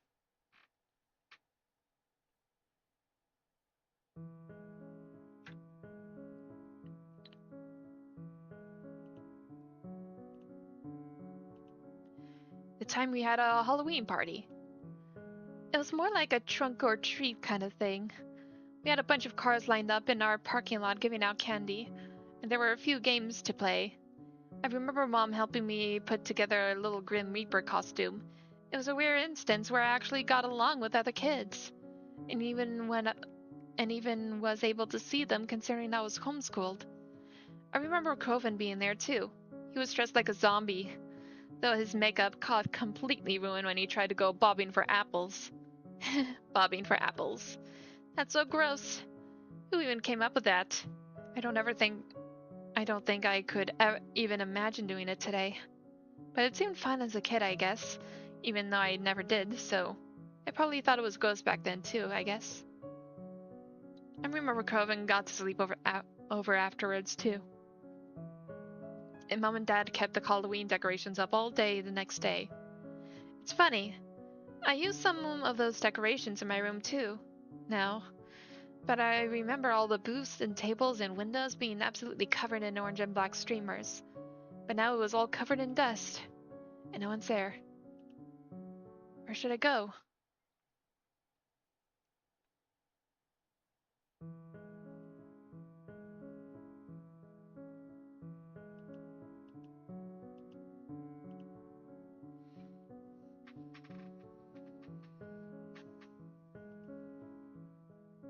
I decided to head up to my room. Sorry about that. My real room. Oh, she has a My Little Pony right here. As I stepped inside, I felt strangely happy. I missed my old room and all my stuff. I felt so nice to be back even if I wasn't staying. Just the sense of familiarity made me feel so calm. I was able to take some of this stuff back home with me, but I didn't have anything to carry it in. When was the last time I was even in this room? I sat on my own bed. It was just as comfy as I remembered it. The bed in the cabin was nice, but it couldn't compare. I miss having a canopy above me. I've had this bed ever since I was a little girl. I remember Dad tucking me into this bed and reading me bedtime stories when I was too fussy to sleep right away. It didn't take long for me to start crying. I miss my bed. I miss my home. I miss my parents. I remember my mom wishing me a good night one day, and then disappearing the very next. I hadn't heard from them since. They could be dead right now, and I wouldn't even know. I didn't want to think about it. But could I really ignore the possibility if it meant... I just hated the situation I was in. Every little thing about it. I wanted to scream, but what good would that do? I felt helpless. All I could do was sit, cry, and wait for it to be over. I ended up falling asleep in my old bed. I was already exhausted from my lack of sleep, and crying certainly didn't help in that respect. When I woke up, I was unaware of how much time had passed. But I felt groggy, and I didn't think I could stay any longer. It just probably made me feel worse. I got up in bed and began to head back downstairs. It wasn't until I got to the bottom of the stairs that I noticed someone was there. Some stranger kneeling over in front of the doorway for whatever reason. I was almost frozen in my spot. Who were they? Why were they there? No one should have been able to get in. This place was locked up. No one should... That's right. I unlocked it.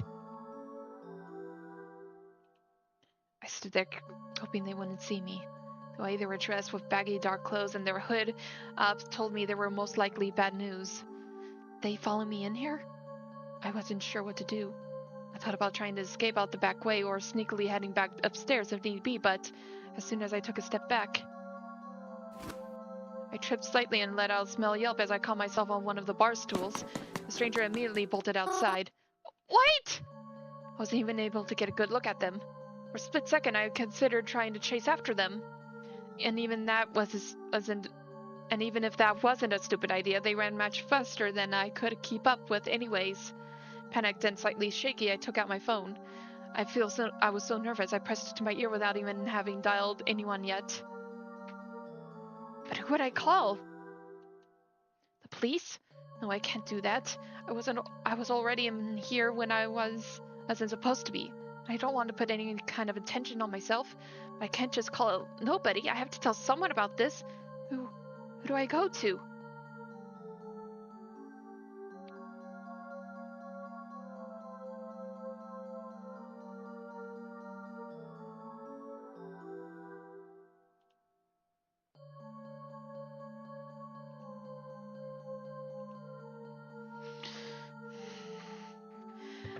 I'm gonna call Croven because I do not trust that mystery number because they are always vague. They would probably respond of, maybe I was, maybe I wasn't, because they like being vague by like that. So I am gonna call Croven.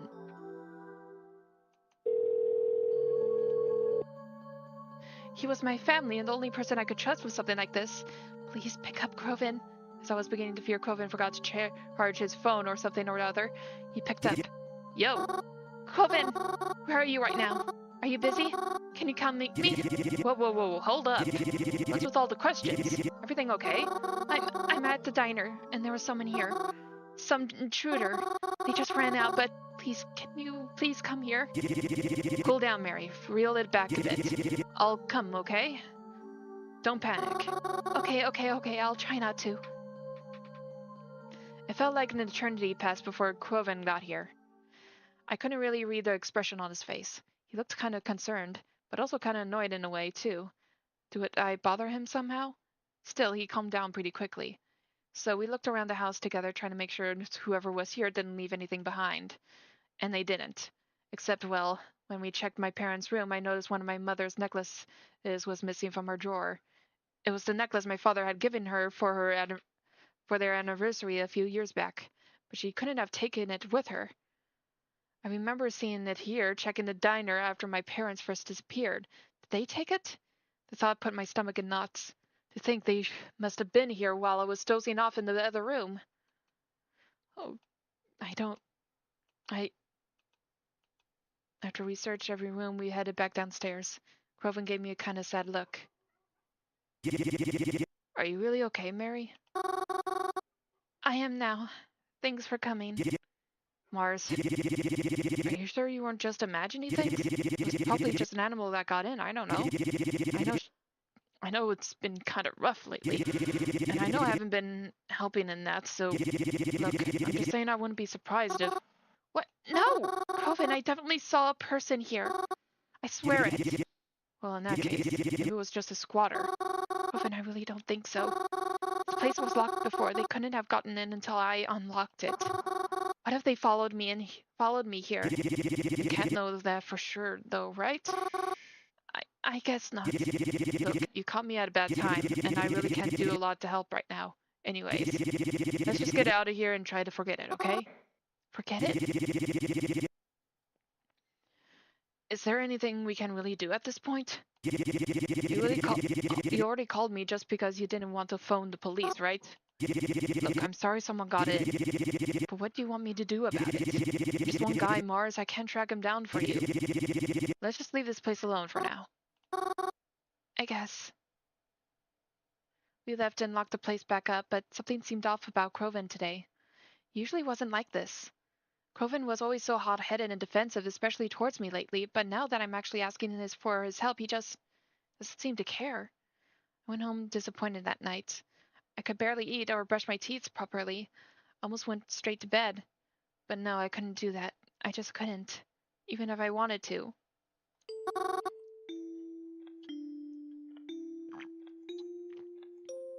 Hello, again. Good evening. Was that you in my diner today? What do you mean? Earlier today, I was in my diner, or house of guests. There was a stranger. I couldn't see their face, and they ran out as soon as they realized I was behind them. Was that you? No. I don't know why I bothered asking. I doubt you'd give me the truth either way. Sometimes lying will be necessary, but I'm telling the truth now. If you say so. I'm not really sure what else to say. That's okay. I prefer when you don't ask questions. Why is that? You know what they say. Curiosity kills the cat. Good night, Mary. So much for getting a good night's sleep.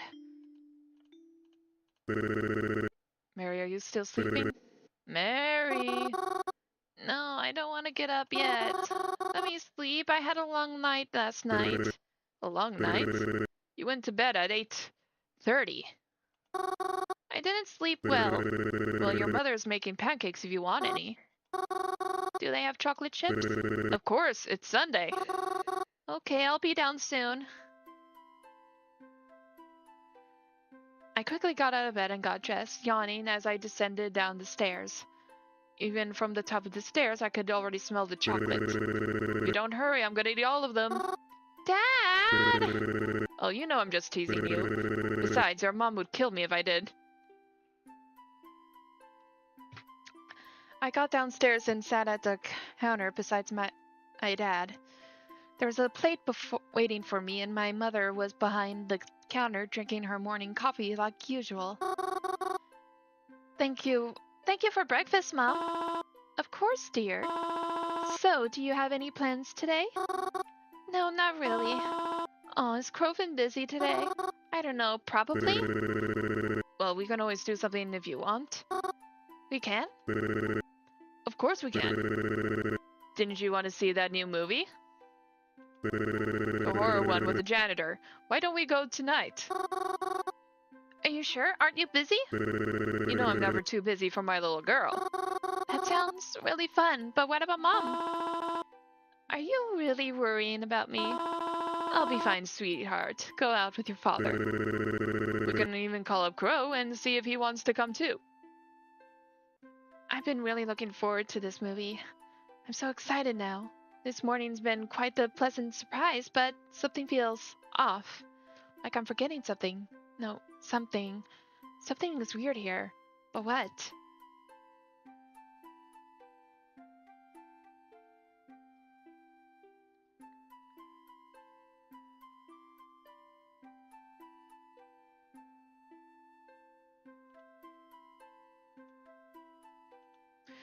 I see no utensils.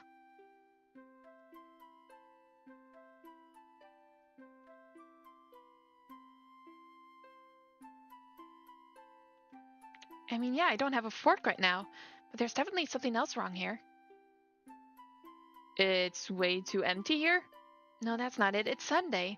We don't open until past noon on Sundays because Mom likes us all to have a nice breakfast together. It's still morning, so...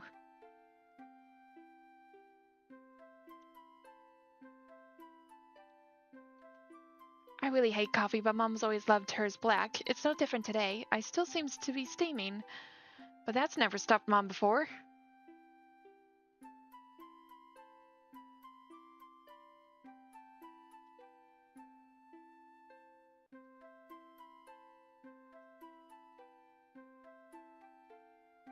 Pancakes? Pancakes are delicious and fluffy as ever. I don't think Mom has it in her to make a bad-tasting pancake. Or bad-tasting anything for that matter.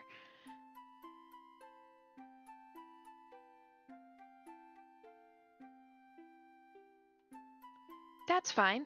He's as chipper as ever, and he brushed his hair this morning too. Good old Dad.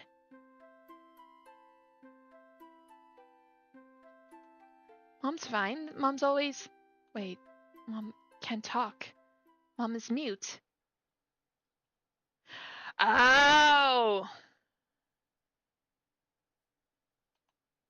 Mom's never been able to talk her whole life. I had to learn sign language as a kid to be able to communicate with her. He's never... Whose voice even was that? That was talking to me. Mom doesn't have a voice. What's going on? Mary, you okay, hon? Look like you've seen a ghost. I'm fine. Are you sure, dear? I can make you some tea to help you calm down if you're feeling anxious. No, I'm okay.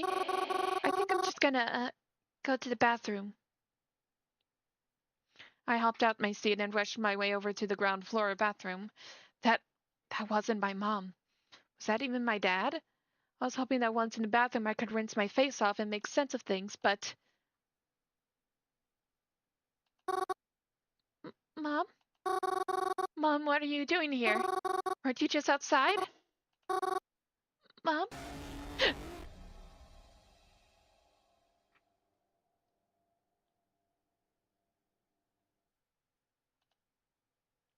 What's the matter, Mary? I thought you liked Ghost. There's a funeral today. I'm happy. Is that bad? I have been planning for it. I've heard them talking about it in the cemetery when planning a spot for her. Is that bad? I really enjoyed funerals. I always have. Even when I like to see everyone gather around for their lost loved one. They're all so sad. They bring flowers and sometimes even little parting gifts. It's so nice, don't you think? If their spirits could talk, I bet they'd say they appreciate it. Would a ghost attend their own funeral? I would. Well, in any case, I'm excited for the one today. I'm excited to see what they're like. Being off the bus that morning, I was glad to see I wasn't too late. It's a good thing I always wear black. No one even seemed to turn their head to me as I came close near. It started to rain. They never said anything about rain today, but I thought it might when I saw all the clouds out this morning. So I came prepared and brought my umbrella. It was then that I noticed a little old lady with no umbrella. And no one was even bothering to help keep her dry. So I covered her with my umbrella. Oh, it's an umbrella. You scared me for a second. Thank you, dear. Of course. Pardon me if this sounds rude, but were you one of their friends?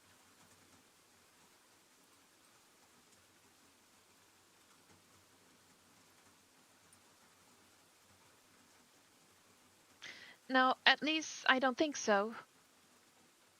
Who died? Oh, well, it was my darling Minspella. Minspella, that name rings a bell. Hold on,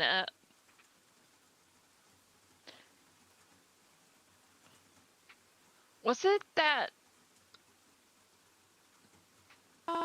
she passed just last week? My condolences. Forgive me if this sounds rude, but what is your relationship to her? Me? Oh, yes, I'm Spilla's mom. I never met you before, have I? That's okay, lots of people haven't. I'm very sorry for your loss. How are you feeling? Feeling? It's impossible to feel anything but heartbroken. I truly don't believe I'll ever recover from this. Now, don't say that. She wouldn't want you to think like that, right? Yes, I suppose you're right.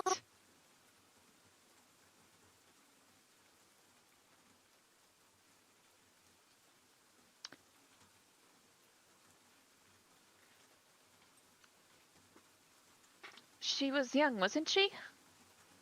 Oh, yes. Much too young for this. Right as things were going her way. She was going to get married in a few months. Oh, she was the bride. None of us thought her condition was this bad.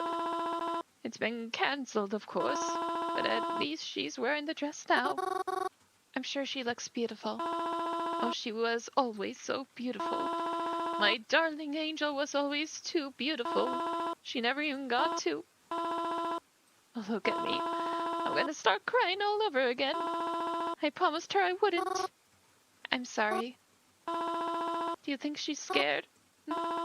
She's all alone now. Where's she going to go? And who will tell her how to get there? The way she is right now. Is she happy? Even if she's not.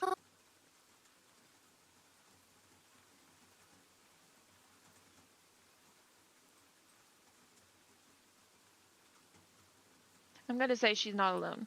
How can you say she's not alone when everyone is here beside her? I know she can't really say much about it, but I'm sure she's happy to have all her friends and family by her side. All the people here. She meant a lot to them, didn't she? That's why they're all here to keep her company.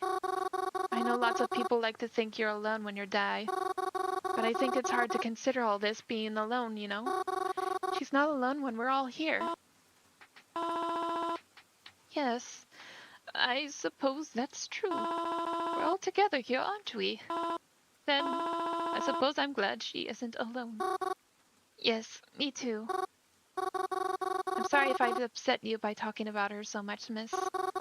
It is a funeral after all. I should have behaved more respectfully. No, it's all quite all right.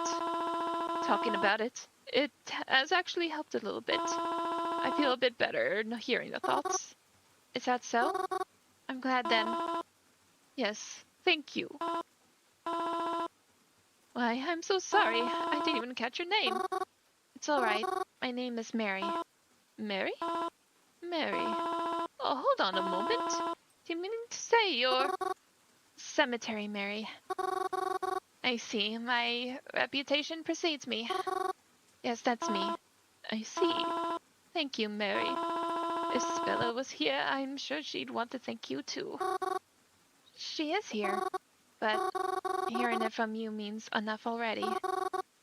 Thank you as well. It was a lovely funeral. The coffin was lowered and soon enough the rain stopped.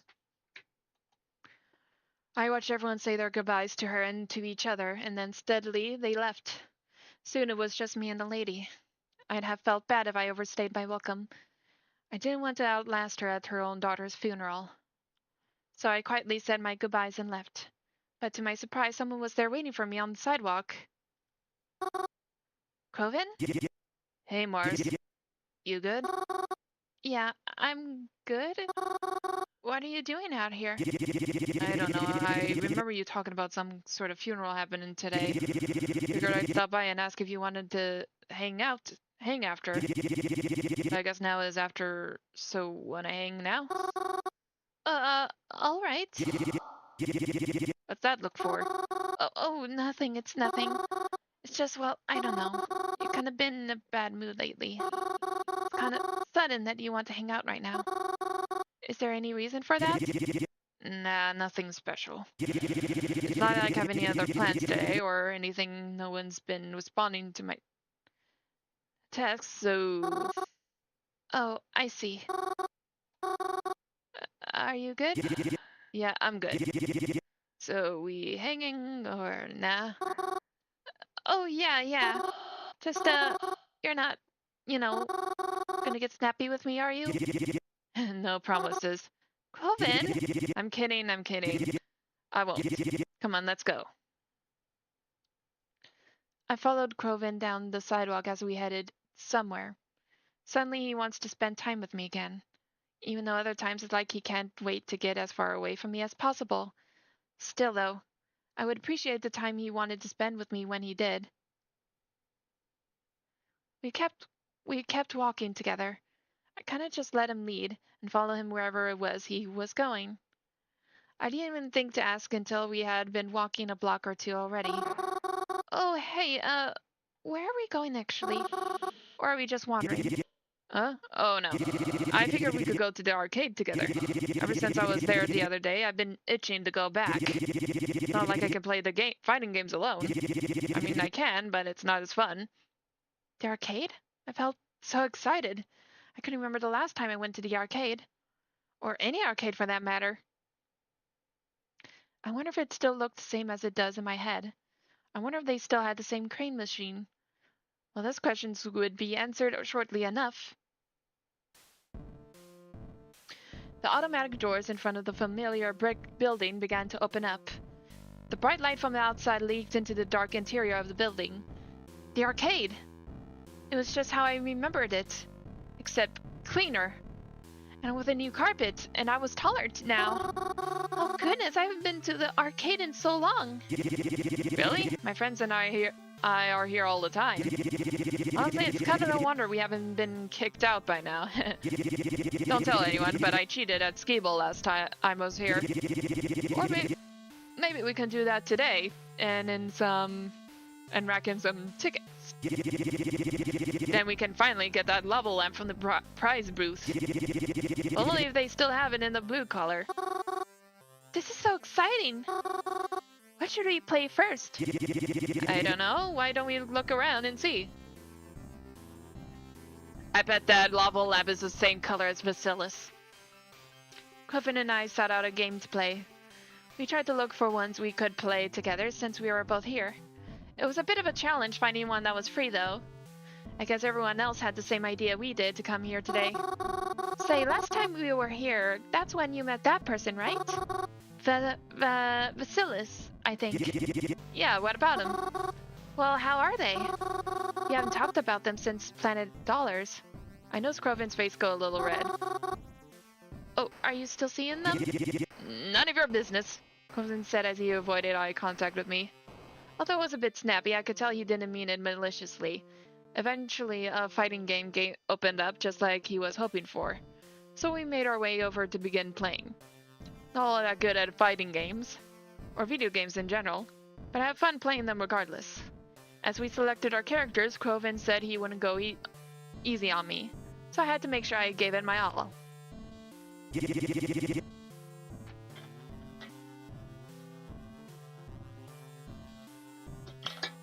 Alright, here we go. You ready? I think so. Maybe? Well, you better be. What should I do?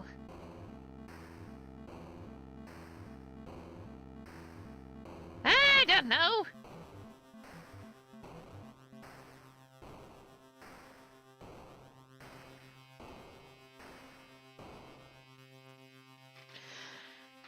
Okay, let's see. I'll go with the first option. Punch, punch, kick, punch, black. Wait, what? Block. Oh, it was block, not black. Okay.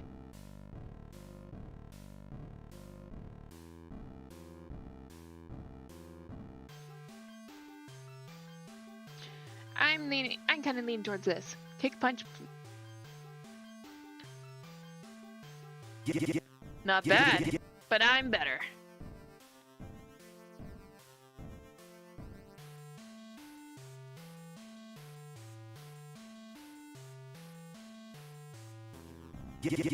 Are you sure that you haven't been here in a while?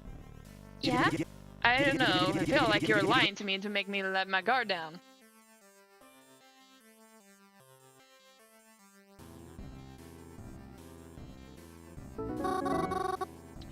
Wow, I actually won this time! Not bad. Now you're sure you don't come here on your own sometimes? Never, I swear. I'm just messing with you, Mars. Nice job.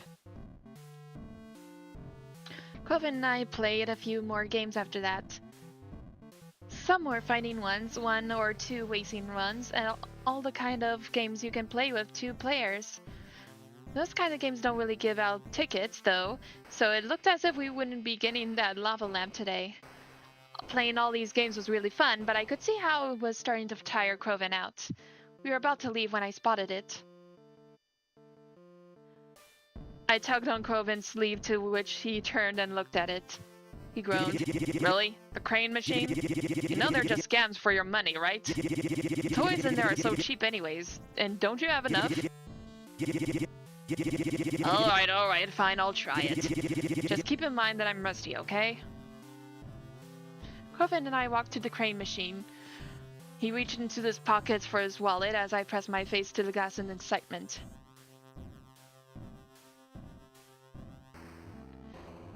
If there's one problem I definitely have, aside from all the others, is that I love plushies too much. Honestly, I get it. I always collect them, even though they usually just sit all pretty in my room. There's just something about how soft and comforting they are. Back when we were kids, Grove and I would come to this arcade whenever he was in town. I always tried to win things from the crane machine, but I could never do it.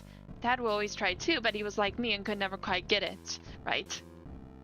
But Croven seemed to have a gift when it came to this stuff. It wasn't all the time, but more often than not, he was able to win things. And he always gave them to me. Most of the time anyways. Alright, here we go. I heard him say as the claw lowered into the pit of toys and stuffed animals. I couldn't quite see what it was grasping, but it got something. When it raised itself up, it was a box. one of the mystery boxes holding a mystery prize inside. I'd never seen Croven win one of those before.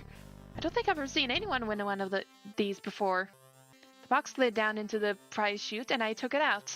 I dug into the tightly sealed tape with my fingernails and scraped the flaps of the cardboard as I took out the prize. It was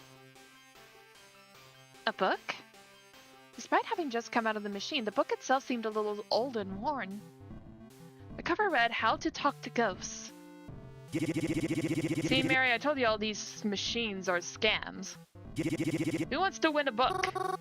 What do you mean? It's perfect! I love it! Thank you for letting me have it! It's nothing. I mean, as long as you're happy with it, I guess it's fine. Croven and I left the arcade after that, but I had quite the pep in my step. I'm sure, as I was so happy with my new prize, and to be spending time with him again. It was actually a bit late in the day by the time we got out, so we grabbed something quick to bring back home for dinner. It was nice to be riding the bus back with Croven this time. It made the ride and walk back to the cabin feel much less lonely. And much less scary. After retiring to our rooms that night, I put the book aside and on the bedside table to remember to read it later. I got all ready for bed and then pulled out my phone out, knowing I wouldn't be able to rest until this was taken care of. Hey, are you still there? Hello? I'm here. What can I help you with? I mean, I think you already know the answer to that. Right. I'm sorry. There's nothing I can do for you in that regard.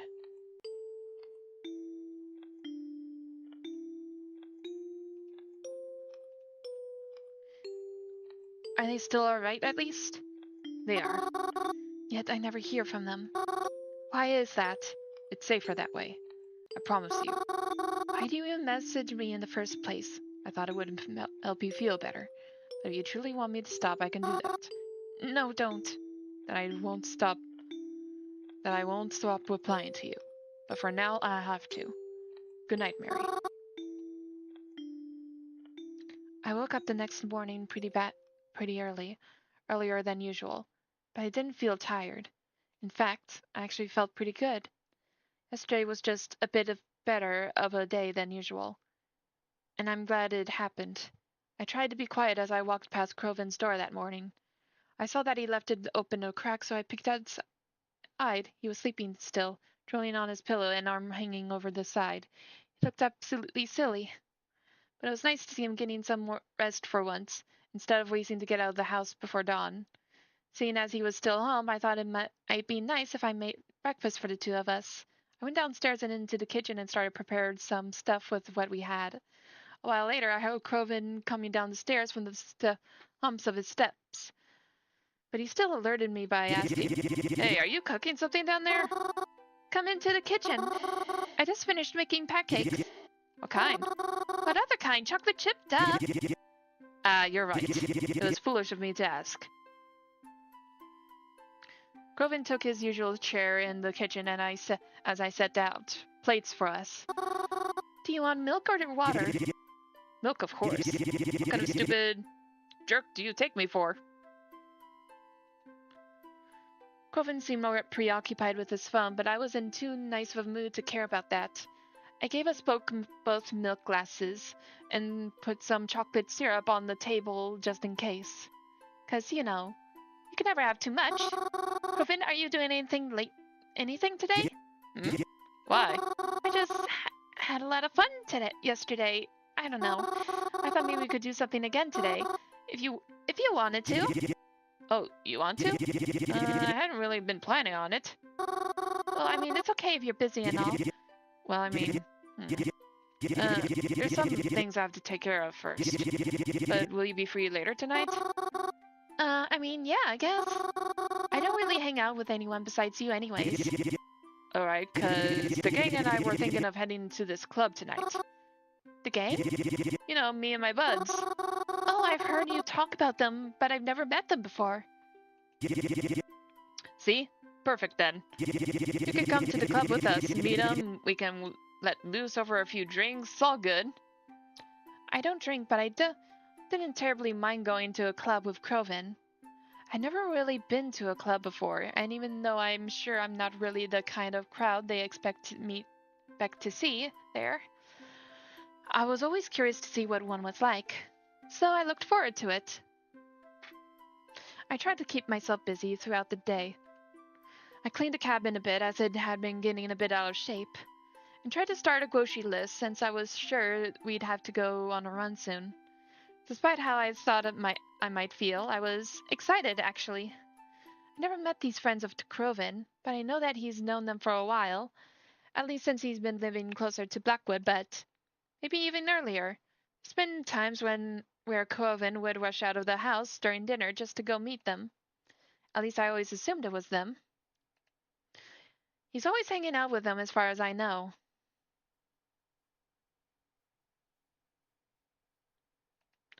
Despite how much time he seems to spend with them.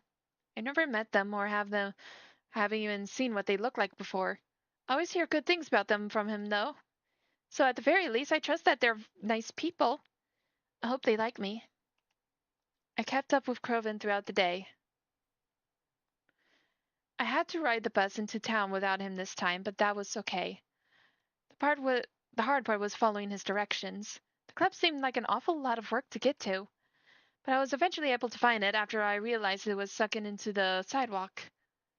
There was a staircase leading down to the entryway,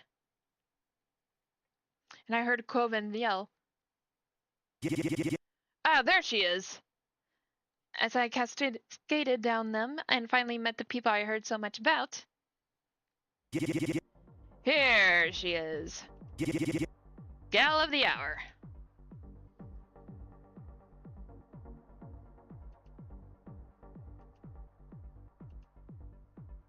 I heard such great things about you. I've, heard nice things about you, was all I could mutter out. They appeared more rough than I was expecting. I mean, I knew that was the kind of look and how Crovin liked to hang around, but maybe I wasn't as ready to meet them as I thought. Alright, check them out. Fellas, this is Mary. Mary, these are the fellas. My dude over there is Theodore. The other gal over there is Sapara. Yo. Aw, she's kinda cute, like, cute, Crovin. In a scary kind of way. Yep. Creepy cute, as they say. I like her eyes. You're just screaming like, hey, looky, I've got a demon inside me. I like her horns, too. Really sells the look. Coven's friends, I wasn't sure how to feel about their compliments, or how they were looking at me. It felt as if they were eyeing me down, and they stood off mostly to Crovin's other side. I wish they stopped looking at me like that. I wasn't really sure what to say. Alright, what are we aiming for then? Let's get in there. I peered over Crovin and his pals. There was a bouncer in front of the door. He seemed like a giant compared to us. I could also see that he was kind of glaring at us. I whispered over to Crovin, "Is that guy going to let us in?" Huh? Oh no, definitely not. It's cool though, I'm gonna be a distraction. And you guys will run in and I'll find my own way in. Huh? We've done this plenty of times before, so don't worry about it. I promise, it's gonna be okay. If you say so. I mean, you seem to know your way around this better than I do. That a girl. It's easy, you don't even have to do anything, except go with the flow. I watched as Crovin walked right up to the bouncer, and promptly kicked his "oh dear." Crovin then zipped right past us, the bouncer charging down his path, missing the rest of us by a hair. Before I could even call out to him, I felt a tug on my arm as Theodore and Zapara pulled me to the door. Come on, stupid! That's our opening! And I was brought inside without any more protest. I forgot how loud clubs are supposed to be.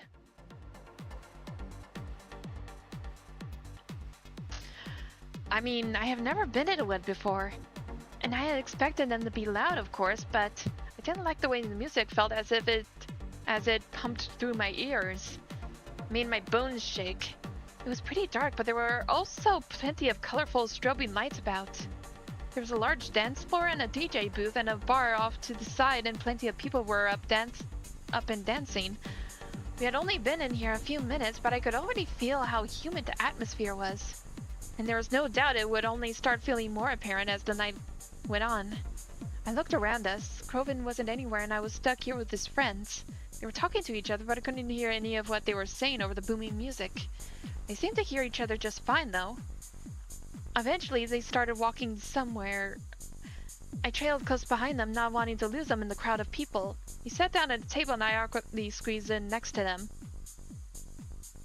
To my surprise, Theodore took out a cigarette and a lighter. I wasn't sure if it was allowed to smoke in here, but I felt too intimidated to question it, especially to someone I didn't know. I was also starting to worry about Croven. He still wasn't here yet. I considered taking out my phone and calling him just to be safe, but before I knew it, he was heading to our table. He even had a drink in hand. I was astonished as he sat down next to us as if nothing happened. Jeez, can you believe these jerks? Oh, I can believe it. Especially when it comes to you. Shut up. I don't understand why it's always gotta be like this. I'm giving them money after all. Shouldn't that be enough for them? How'd you get back here anyways? Nah, don't worry about it, Mars. I got it all under control. He says that. I said 'cause it's true, you frickin' jerk. So what were we talking about over here? Nothing. We were just waiting for you to show up. Waiting on little me? That's so sweet. So sweet I could puke. Oh, again. Shut the F up, jerk. Croven and his friends left amongst each other. Anyone could see how close they were, just a quick glance at them right now. They seemed to make him happy. Happier than I'd seen him in a while. I like seeing Croven interacting with them and seeing how well they get along. But that just made me feel like even more of an outsider, sitting amongst them all. So, Mary, was it? Theodore took a long drag out of his cigarette and then blew it right in my face. I tried to keep a polite demeanor as he did so. What do you do? Huh? Oh, I'm sorry, I don't understand. It's an easy question, isn't it? What do you do? What do I do? What's your job, sweetheart? Oh, I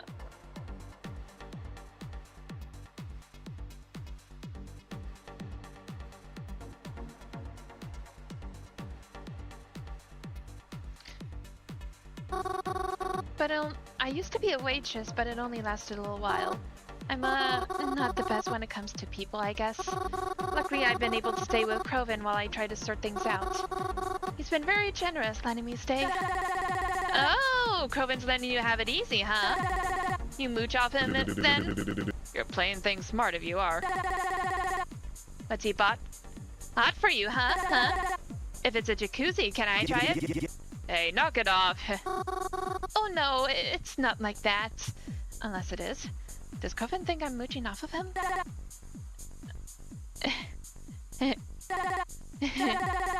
You would say that, huh? I'm not following. Don't worry about it, Zep's just a frickin' idiot. Yeah, says you. Point proven. Anyways, so Mary, where'd you get those eyes, huh? My parents gave them to me? Ah, geez, must have been a disappointing present. My mama gave me eyes like a dead fish. I'd have been bawling. Hope they kept the receipt. She's just joshing you. Don't take it too seriously. Yeah, I'm just having a bit of fun. I think Mary's too nice of a name for her, though. Nice? Nice like soft. It's too soft, like a pansy. If she's gonna be hanging with us, she needs a cool name. Should we call her Mars too, then? Buzz off, only I'm allowed to call her that. Oh, I know. You can call her Scary Mary. Scary Mary? Well, hold on now. It's pretty fitting, I think. You think I'm scary? Oh, definitely. Like, I'm scared when I go to sleep at night, you'll be standing at the foot of my mattress. And you'll say something like, ooh, weak remains. I mean, I guess I can kind of see that. You can? She ever do that to you, COVID? Nah, I'm just joking. Mary's too soft. She's like a marshmallow. Well, you know what we do with marshmallows, right? I felt weird. Everything just felt... Hold on.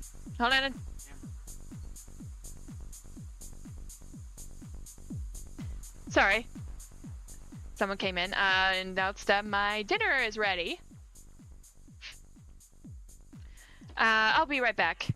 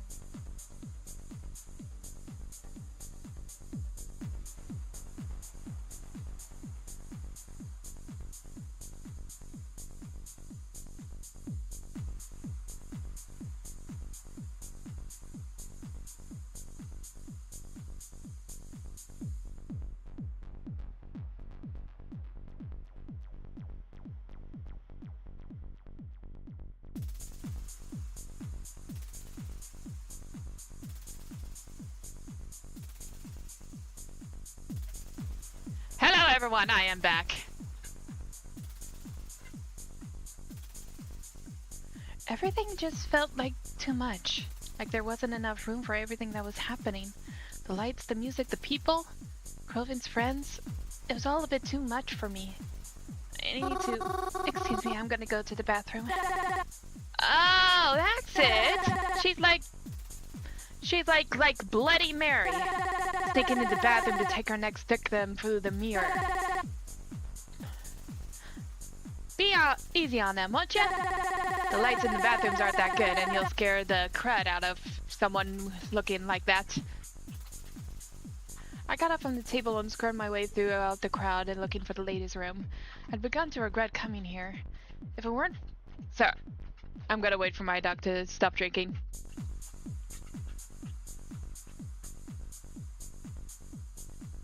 Okay. Even if it weren't for the way his friends were talking, I wasn't a fan of this atmosphere. It was all so loud and so bright. I never liked this kind of stuff. Why did I come again? I went into the bathroom and only there did I realize how sweaty I was. It felt gross. I went over to one of the sinks and rinsed my hands and face with some cold water. Croven never told me his friends were like that. When he used to describe them to me, they always seemed so much nicer through his words. Although, should I have expected any different? I always knew these were the kind of people Croven liked to hang out with. I don't know why. Croven's such a nice person, even if he hasn't been the nicest lately. Still, Croven being moody.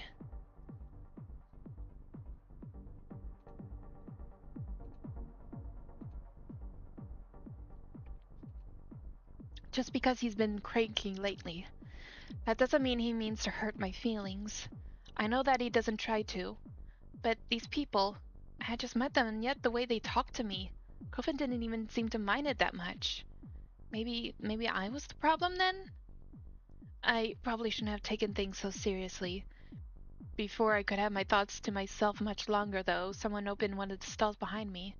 I didn't even notice someone was there. It's a good thing I wasn't thinking out loud. She approached the sink to wash her hands and I realized it was... Twyla? Oh hey. Didn't expect to see you here. Doesn't really seem like your type of event. No offense. I could say the same about you. What are you doing here? I come here a lot, actually. Really? I wouldn't have expected that from you. Well, it's not a lot. I just meet up with some friends here once in a while. It's where they like to be. How about you? Croven wouldn't like it if I found out I was talking to Twyla right now. I don't know how Twyla feels about him, so it might not be the best time to bring him up to her. Oh, I was just invited by a friend. I've never been to one of these places, so I thought it could be nice. But it's really loud out there. My friend brought some of his other friends, and they're... And they're what? I don't know. Obnoxious, maybe? I don't know. That feels mean to say, but they feel kind of mean to me. Mean how? I don't know, like comparing me to Bloody Mary and stuff. Gross. That sucks. That's why I'm in here, actually. I don't really think I want to go back out again. I can do you a favor if you like. Oh, my friends and I, we actually sit in the VIP area. It's a lot more chill over there, for a lack of a better word. Wait, you're actually inviting me? We haven't even known each other that long. And VIP rooms are expensive too, aren't they? It's fine. We're going to be working together, right? So we should help each other. Besides, I have a feeling you're not really going to come back to this place after tonight. So I don't think anyone will be bothered by you just being here one at a time. What should I do? Twyla's offer does sound very appealing, but Croven invited me here. Can I really just leave him alone? I know he's with friends, but still. What if he starts wondering about me? And if he finds out that I was hanging around Twyla, he might get upset with me again. Our relationship was starting to get better, and I don't want him to get mad at me again. What should I do?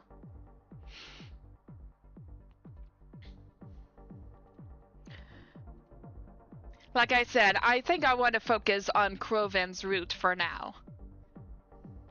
So...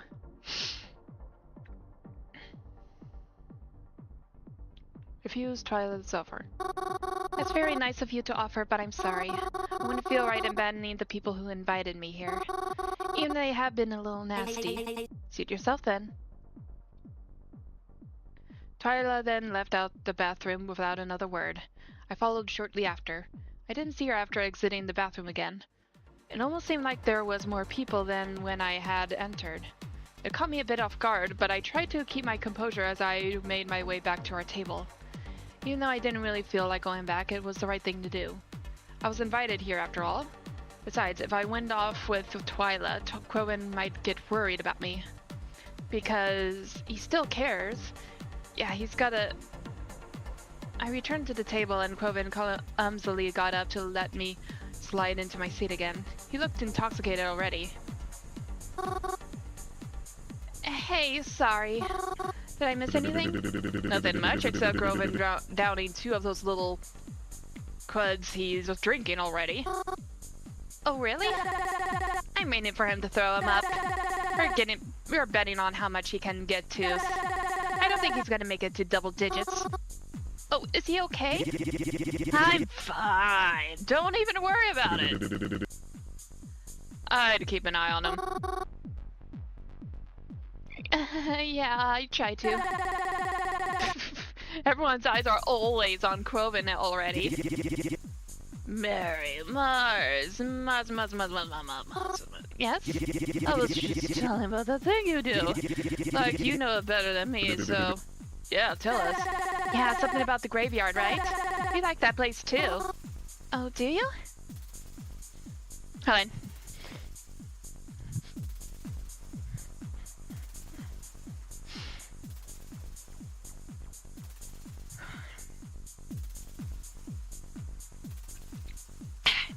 Sorry, I needed a sip. I don't recall having ever seen you there before, but well,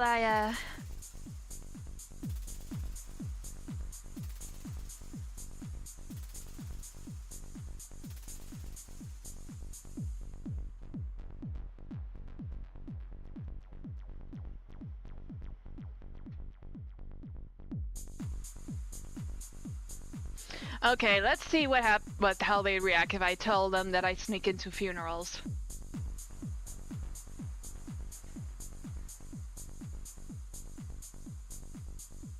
I like to spend a lot of time there, so I'm quite familiar with the layouts. I like to leave flowers out on lonely graves sometimes, and I also, on occasion, I sneak into funerals or two. Oh, now. That's something I didn't expect out of supposed goody two-shoes. Talk about a party crasher. Tell them that nickname they call you.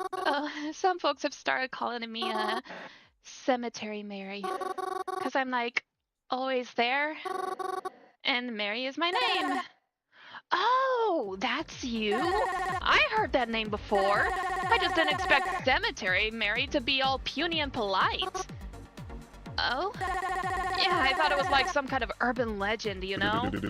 We thought it was a ghost in a cemetery. Like, beware of the dreaded Cemetary Mary. She creeps amongst the graves of her victims and you could be next. Oh no, I never... Now that I think about it. Cemetary Mary. I like it. Sounds like a band name. Mind if I use it? Oh, you're in a band? Nah. The only people I'd start a band with are these two chuckle pricks. And the only thing they know how to play is with my temper. Hey, don't say that, man! Yeah, you love us. Love is a strong word. Don't be frickin' rude. Sapara hit Theodore with the ends of her sleeves. He laughed. Quoven laughed. I laughed too. I found it a lot easier to join in their conversations. At least easier than it was before. I was kind of glad that I had decided to return to the table. I still was a bit uneasy, of course. I did just meet them after all, and they were all way closer with each other than to me. But I felt like maybe after a lot of time, they could grow to be some of my friends too. I would really like that. I just wish they didn't say that stuff before. That's all. As the night went on, Crovin had downed quite a few drinks. He was hopelessly drunk, flopped over the table, and only able to giggle to himself. He never used to be this bad when it came to drinking. I picked him up off the table and told his friends I ought to get him home. They didn't protest in the slightest. I wished them a good night, slumped Crovin on my shoulder, and headed to the exit. I wasn't sure how I was going to be able to get Crovin out without the bouncer noticing. But to my surprise, when I opened the door, no one was out there. I was confused, but I also wasn't going to pass up the opportunity. I hurried along as fast as I could, what with a crow on top of me and all. We then waited together at the bus stop for the next bus to come so that we could get home. It was hard for me to tell if Crovin had passed out or not while we were waiting, but he got up when and the bus arrived. I still carried him, though, just in case he'd tripped over himself, and we got on the bus together. The bus ride was long and tiring. Crovin leaning over me, his breath reeking of overpriced alcohol. It was even harder getting off the bus. I still carried him because I know he needed me. Mary. Yes? Are you okay? Mary. He hiccuped. I never liked seeing him like this, but at least I knew that when he was with me, he was safe. Yes, Crovin? I love you. I love you too. And I really do. I always loved Crovin. He was like family, and the first friend I ever had made. The only friend I had ever made. Hearing him say he loved me was something he seldom did as the years passed. So hearing him say it right now, well, I wish I could say it made me feel very happy. It did make me feel a little happy, but I wish it was something I could hear him say when he was sober, too. I carried Crovin up to his room and laid him on top of his bed. I think he passed out the minute his head hit the pillow. I kissed his forehead good night and headed to my own room. I wish I could have slept as easily as he did, but I had more to take care of first. Are you there? I have a question for you. Yes? What do you do all day? I can't answer that. Why not? You definitely don't just sit at the phone all day. Well, of course I don't. Then what do you do? I can't tell you.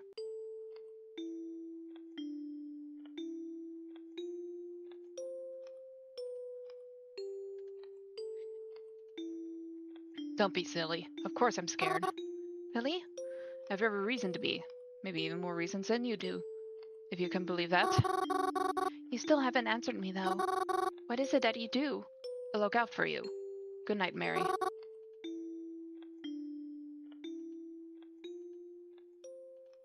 It's been a few days since that night. When Crovin got up the morning after it, he had a humongous hangover. He was stuck home with me because, well, there was no way I was letting him out when he seemed so sick. I reminded him not to drink so much. It wasn't healthy for him. He didn't really seem to care, though. Twyla has been texting me, too. I haven't really seen her in person since seeing her at the club, but she texts me often. Sometimes we'll agree to meet up somewhere, but something always seemed to get in the way, so we haven't been able to yet. I feel bad, though. She texts me updates a lot. Things she's wondering about. Weapons, methods, potential victims. But I oftentimes don't know what to say in return or really have anything to show her. I've been wondering if I should start investigating on my own as to not let her down.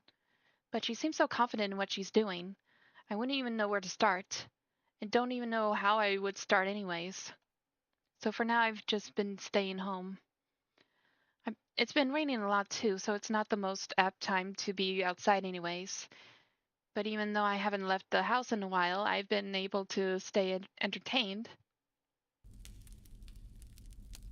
I started reading the book that Crovin had won me in the crane machine. When I saw the title, How to Talk to Ghosts, I figured it was, well, figurative.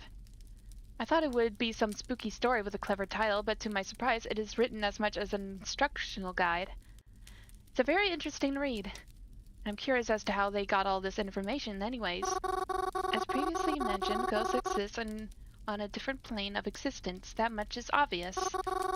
Yet they can communicate with us, despite their beings existing on a separate layer from ours. We We see time and time again their attempts to reach us, because it is because they are angry. Perhaps it is because they are lonely. Does each ghost exist on their own, or do spirits share a realm with one another, expanding and everlasting? Hold on.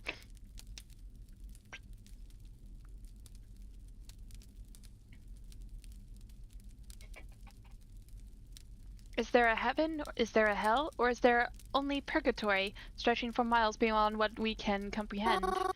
These are questions I cannot yet answer, for if I could, I wouldn't be here writing this right now, would I? But there is a question I have been able to answer. Since ghosts can make contact with us, I often wondered, could we contact them? Sure, you've heard of this psychics and mediums and whatnot, but that is only half of what I am talking about. Being born with an inability is a factor, of course, but I wanted to delve deeper than that. Despite where they may exist, they can clearly affect other things in our realm. They can reach us, and like one-way glass, I know they can see us. But what if we could see them? It's not enough to hear them. I wanted to see them, to travel to where they were. I believe that when you die, perhaps your soul can become unrestricted. But what if we could accomplish the opposite? What if a living being had the ability to unrestrict itself before death? Perhaps this sounds like crazy talk. My phone is ringing. Hello? Yo! Where are you? Huh? What do you mean? I'm at home. What? Well, that's lame. I thought you'd be out by the cemetery by now. That's kind of your thing, right? Well, I mean, it's raining, though. Nah, just a little cloudy out. Besides, I was going to be heading there, so I thought I'd meet up with you or something. Then we could, like, get a lunch or dinner or whatever later. I don't know. That sound good to you? Oh, well, I can leave now if you'd like. Yeah, come on. I should be there by the time you get here. Just don't keep me waiting long. Well, it looks like I wouldn't be stuck at home all day after all. I put down my book and make sure the fire was completely out before going to meet with Crovin. I felt so surprised, but it was nice to see that he wanted to spend more time with me. I hope that this would continue, and when my parents come back, maybe everything will start feeling a bit more normal again. I hopped off the bus, arriving in town again. It was very cloudy, but the air didn't feel moist at all. Maybe the rainy weather would finally take a break. I made my way over to the cemetery once again. I hope that I didn't keep Crovin waiting too long, but I was a bit surprised when I arrived. Hey, you made it! Mars? Oh, yeah, yes, I'm here. Crovin's other friends were here too. Why were we waiting for her again? We already know how to get to where we want. Hey, chill out. Mary loves this place. I figured if we were going to be here anyways, we might as well invite her. Well, we're all here. Let's go. We all stepped through the cemetery gates. Theodore and Zapara kind of walked ahead, but I pulled Crovin to the side and had him walk a bit behind with me. Huh? Something wrong? I'm sorry, Crovin, but when you invited me to hang out, I thought it was just going to be the two of us. Oh, I see. But this is still cool, right? I mean, you like them, don't you? Seriously? I don't know. Oh, come on, Mars. They're not that bad. Do they even like me that much? Yeah, they sure do. Sure they do.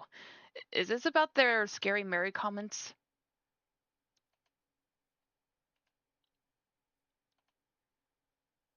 Well, I'm gonna be honest and say yes.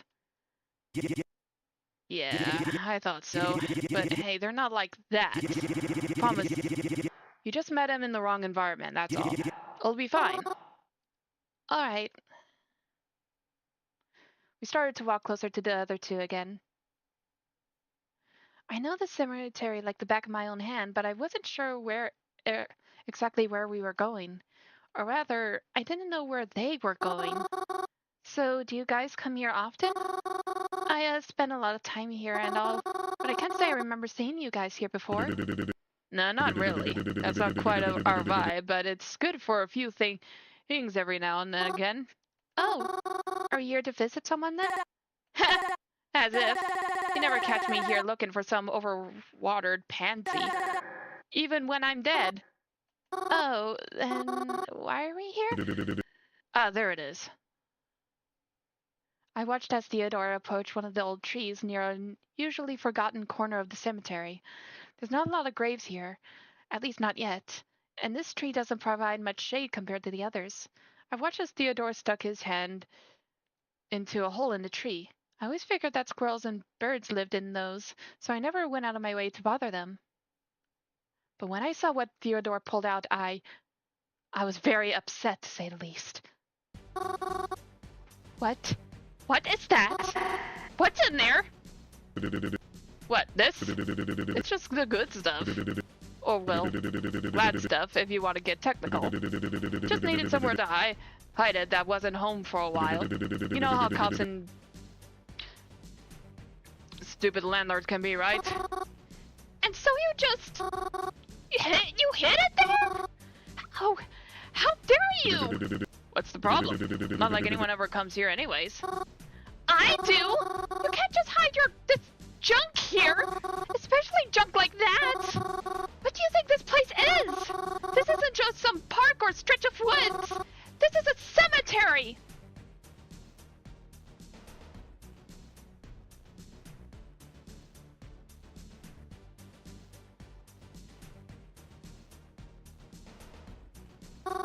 There's families here! Sons, daughters, moms, dads, grandparents? They're all here! And you'll be here one day too, right? You'll join them and you'll be so ticked off if someone did the same thing to you.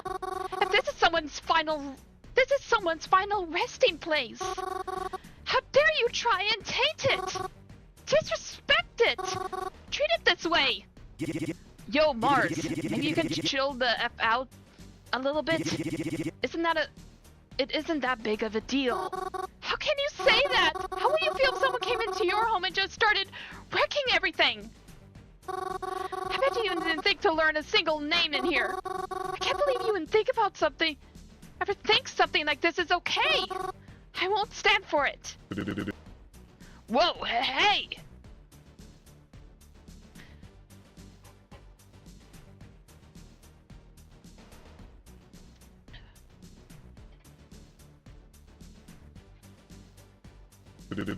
Pause off! No! You don't deserve to even have this! Using this as your hiding ground! You're gonna leave with it anyways! Not soon enough! It shouldn't have been in here to begin with! You shouldn't even have this kind of stuff in the first place! It's good for nothing anyways! Let go! Let go already! I don't know what happened. I think I might have just pulled too hard. I was suddenly thrust backwards, and then the next thing I knew, everything was dark. And then in that darkness, I heard giggling, and my eyes began to adjust to the light and found myself somewhere quite strained. Eh? What? Hiya! Hello?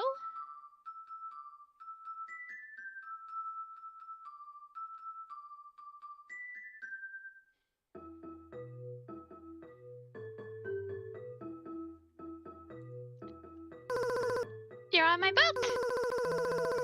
I've already got dibs on being captain, by the way. Guess you're going on this adventure with me. Huh? Where are we going? I don't know. That's what makes it an adventure.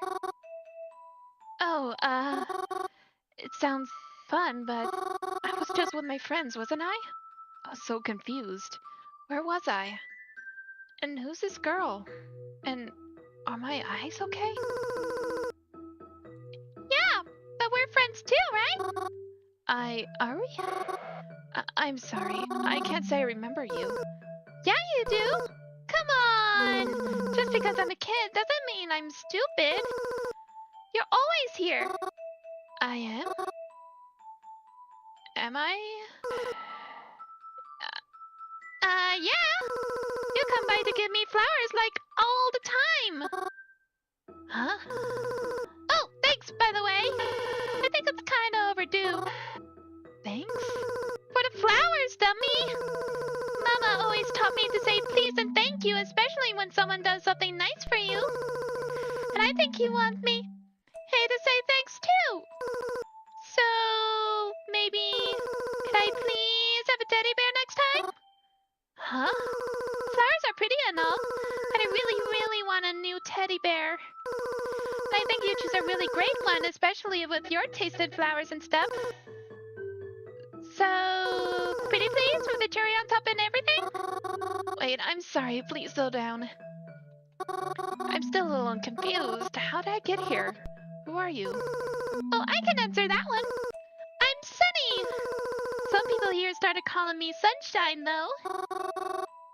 Wait, Sunny? Sunny Day? Yeah! So Sunny is... Oh, right. I'm Mary, by the way. It's nice to meet you. So... that teddy bear? Oh, yes. Yes, I can bring you one. I'll add it to my shopping list so I can bring it next time I come around. But in order to do that, I'll have to find my friends again.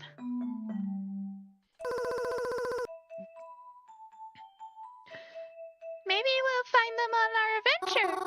Yes, maybe, but... Am I dreaming? I must be right. But this... It doesn't feel like a dream. And Sunny... What's the matter? Oh, it's nothing. I'm just trying to make sense of it all. Okay. But take it easy. You'll give yourself a headache if you think too hard. Yes, I suppose I might. Do you hear that? Hear what? Mary! Huh? Oh, thank... Mary, are you okay? Yeah, Oh, no. My head, what happened? Fell back on one of the headstones. Then you were all cold.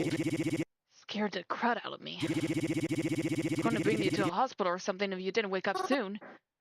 Oh, what about your friends? They left. Don't worry about it.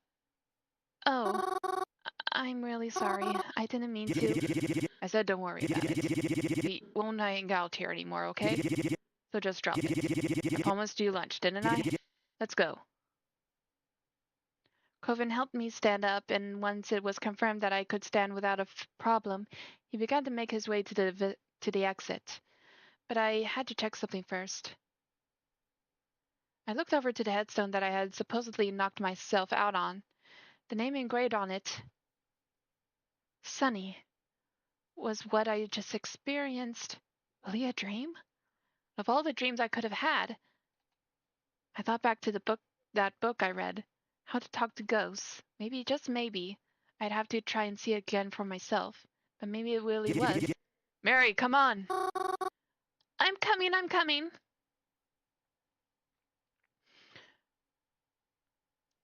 I hurriedly made my way back to Croven's side, and we quietly went to lunch that day. Neither of us really said much. I felt bad. I knew Croven and I didn't grow up completely the same, but I had no idea the kind of friends he made were people like this either. Did he always hang out around people who acted like this? I didn't know how to feel. The Croven that I saw around these people isn't the Croven I'm used to. Is the Croven I know? Is he just a ghost too? No, I shouldn't think like that. I just didn't want to think about it at all. We kind of went home together after that. I don't know why. I was just like, neither one of us wanted to just go on with our day afterwards. So even though we weren't talking, we both went home together.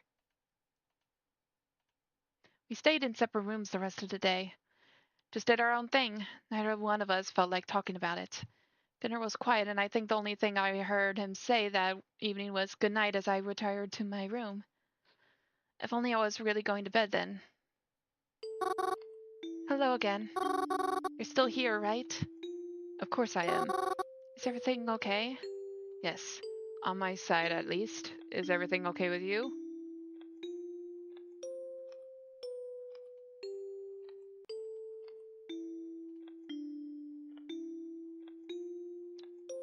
I still don't trust the guy on the phone. Are you sure? They're as okay as they can be. I see. I know I cannot do much in my current position, but Please do not worry too much. I'm sure you have your fair share of worrying. It's funny you say that, considering you are one of the things that worries me most. I see. I shouldn't worry you more than I have to then. Good night, Mary. A day or two passed since then. Not much had happened, but I have been unable to stop thinking about my encounter with Sunny. It was just so bizarre to me. Out of anything I could have dreamt up, unless, of course, had I really spoken to a ghost that day? That couldn't have been possible, and yet... I thought back to that book I read. But I don't understand. I hadn't done anything special. I didn't recite any chant or practice any written method. Why would I suddenly be able to speak to a ghost? It was just a weird coincidental dream after all. I had to be sure. I decided to head back down to the cemetery during the morning.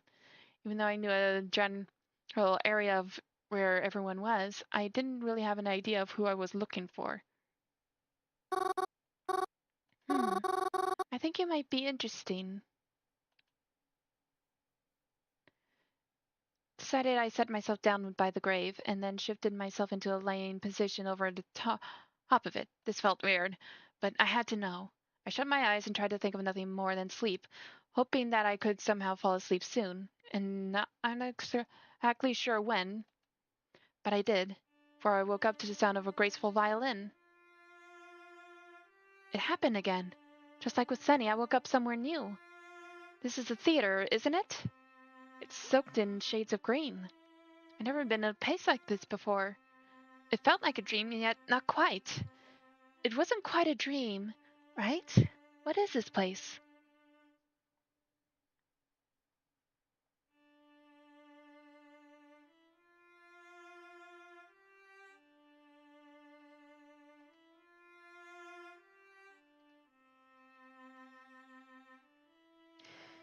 Approach the stage. I walked up to the stage, the musician's image became clearer to me as I did. They noticed me approaching, shifting their gaze onto me. They slowly stopped playing their violin. They placed it off to the side, expecting me to join them on the stage. So I did. I climbed up the short stairs that led up onto the stage. The echoes creaked loudly in the huge room. The musician then gestured to an extra stool hanging just behind the curtain. I grabbed it and placed it beside theirs. Lydian Walton? The one and only. It really is you. Well, I don't see who else would be.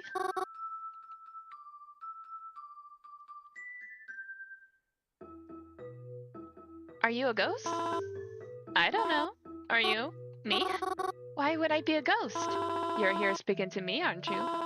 What brings you here, my dear? Well, sleep, I guess? Sleep? That's a tad silly, don't you think? Silly? You're playing violin to an empty theater. Oh, it's not empty. You're here, after all. Well, I suppose you have a point. Wait, I'm getting off topic. I wanted to talk about... How is this possible? How should I know? I'm not the dead person expert here. Well, neither am I. Are you sure? You're the one always visiting us, after all. I'd say you're more like us than them, if anything. Me? Visiting? But I've never been here before. Well, maybe once before, but that's it. Nonsense. You're always here. I'd even say you're here more often than you aren't. I don't understand. I'm sure you don't, little flower girl. I suppose all those petals that find their way upon my stage just happen to fall from the sky.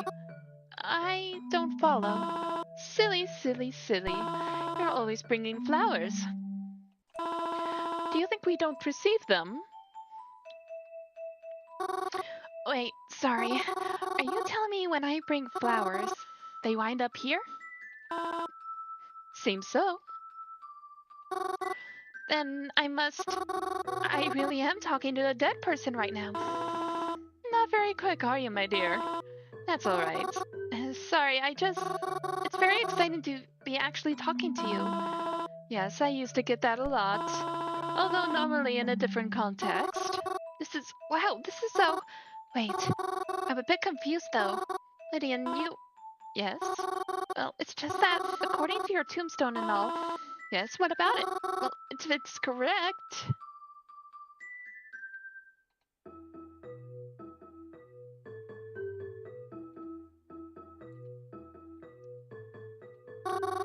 You look like you could be my age.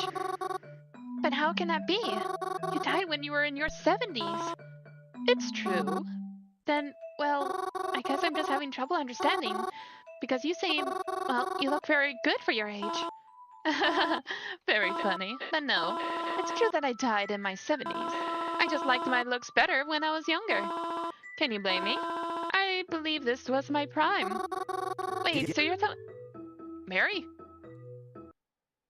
And once again, I was ripped out of this strange world by a very familiar voice. Mars, what are you doing? You okay? Crovin moved out of the way as I stood up on my own 2 feet, brushing the dirt off myself. Hello? No offense, but... What the F were you doing? We have beds at home, you know. You don't have to sleep on the ground. You're not going narcoleptic on me, are you? No, it's nothing like that. I did it on purpose, actually. Why? Well, it's like... I don't know how to say it, but... I think... Yeah? I think I can talk to ghosts.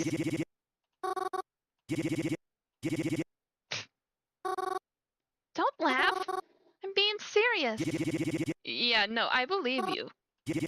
So did Jasper the friendly ghost invite you over for tea or... Crovin?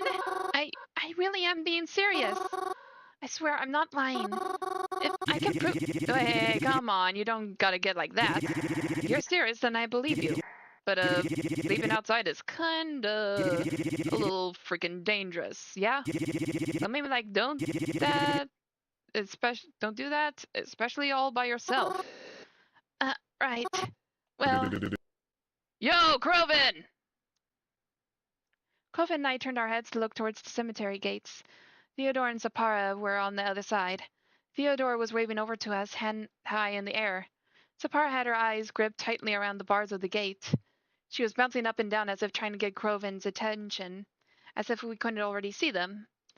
Crovin turned around and walked over to the gate to talk to them, but they still didn't step inside. I followed behind, at a distance. Well, look who finally decided to show up. Us? What about yourself? I'm always where I'm supposed to be. What you doing in here anyways? Thought we weren't allowed in here anymore.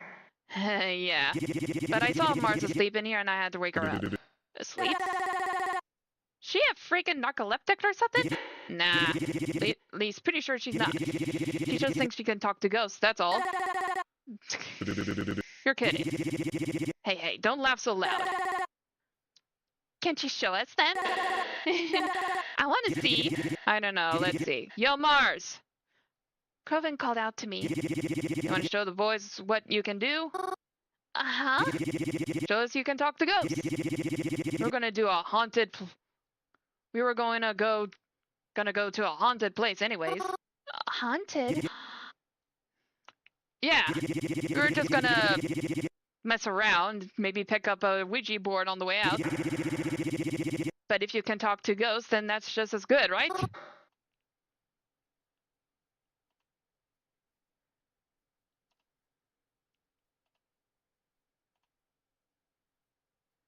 Okay, I'll come with. Really? Yeah. Maybe it'll be fun. Whoop, whoop! Come on, let's go! I followed Crovin and his friends out of the cemetery. I wasn't even sure where we were going. But I felt as though I couldn't decline their invitation, especially since things didn't end up that great with us last time, and I didn't want to leave a bad impression. But it was fine. I was sure that if I just stayed close to Crovin, I'd probably be okay. I followed closely behind as they walked, talking amongst themselves. I wasn't really tuned into their conversation, too busy caught up in my own thoughts. And then, after a while, we entered a much different part of the city. This area of the city was more suburban than anywhere else. There were actually, well, houses.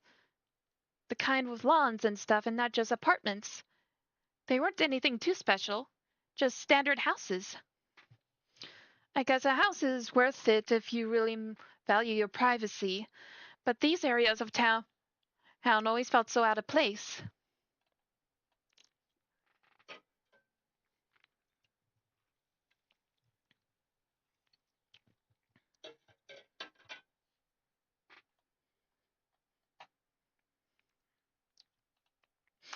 And since there were only houses here, no shops or anything like that, I felt like a trespasser entering this neighborhood, even if we were doing all we were doing was walking around.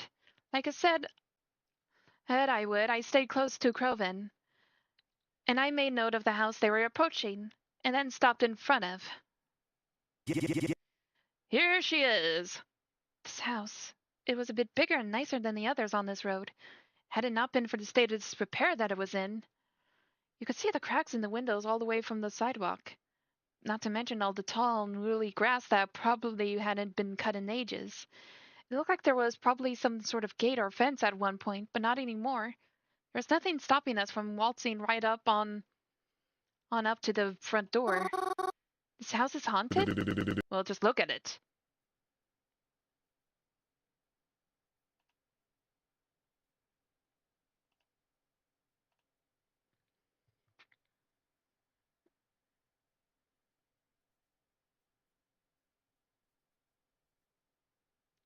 Did someone die here? Heck if I know. And how can you be so sure it's haunted? Wouldn't being haunted imply there's a ghost here? Come on, no bickering, you're wasting time. Let's just go in already. We walked up to the front door. Croven was able to open it with no resistance at all. As soon as the door was open, an awful stench flooded out from the inside of the house. How long has this place been abandoned for? We stepped into the house, and through an archway which led us into what looked like a living room. It was in shambles, to say the least. I coughed after just a few steps inside. It felt hard to breathe, as if there was too much dirt in the air to really breathe properly. It was all very gross. Yuck. Didn't realize how frickin' moist this air would be. Haven't you been here before? Kinda. Doesn't matter. We're here, so go on. Do your thing. Oh, what? The ghost thing? Duh. We didn't drag you all the way out here for nothing. But we don't even know if this place is even haunted. What if it's just a waste to begin with? Well, there's only one way to check that then, isn't there? Still, like I said, I just woke up, you know?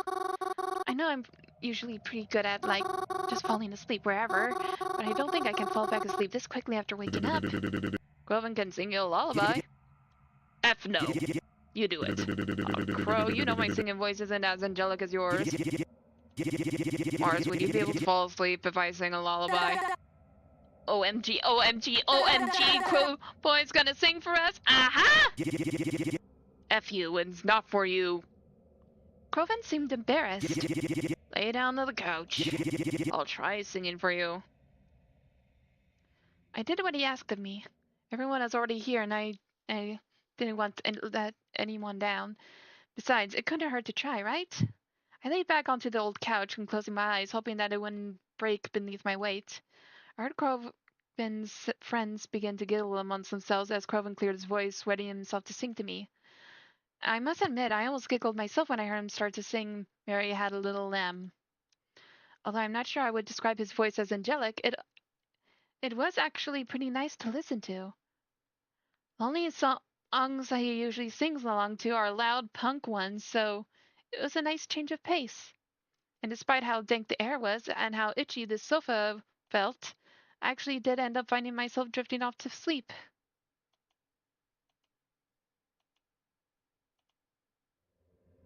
Suddenly I was awake. I was in the bathroom of the old house. Did it work? Was I in the same realm as the ghosts again? Then maybe maybe this house really was haunted after all. Hello? I called out into the house. No response. I guess I'd better look around then. I got up from out of the tub, careful not to slip on my way out. I exited the bathroom and into the hallway. Looking on it, this house seemed a lot bigger on the inside, even though it seemed big enough on the outside as already. I hoped I wouldn't get lost so as I started to look around. The hallways were long and almost a bit disorienting. I had no idea what floor I was on or where the staircase was, or any idea on how to get back to the entrance. But if I was here right now, surely there was someone's ghost that I could talk with, right? I'll I'll find my way around. But where should I look for them?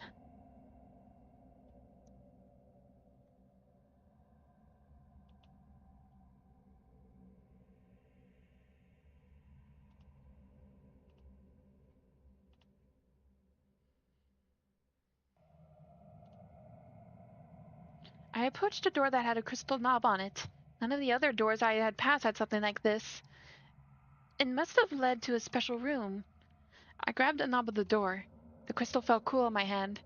I turned the knob, but the door wouldn't open. I tried again, but it still would not open. I decided to just give up on it. I did not want to force it open. Besides, if it was locked, that probably meant I wasn't supposed to be in there anyways.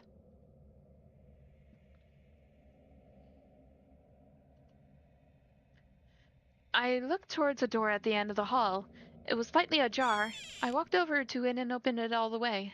Looked inside the room. There was a bookshelf with hardly any books, and a worn-down cozy chair to sit and read them in, but no ghost. I closed the door all the way this time and left it alone.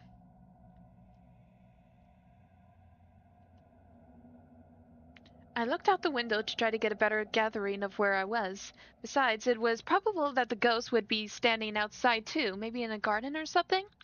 I wiped the dust off the window, coughing a bit as it came off and into the air. I cut my hands to the glass and peered outside. It was still pretty hard to see much, but it appeared as if I was at least on the second floor of the house. I didn't see anybody outside though. Ghosty, where are you? I noticed there was a door that had been broken off its hinges. It was placed precariously in front of the doorway it belonged to, so that it still covered it, but wouldn't topple over. I walked over to it and grabbed the door with both hands. I lifted it up and then gently brought it to the side. I peered into the now open doorway. Little light from the windows leaked through, but it was nice enough to see with. There was an old metal frame single bed on one end of the room, and an old desk on the other. Other than that, there wasn't much else, and there was no ghost either. I placed the door back in front of the doorway the way I found it.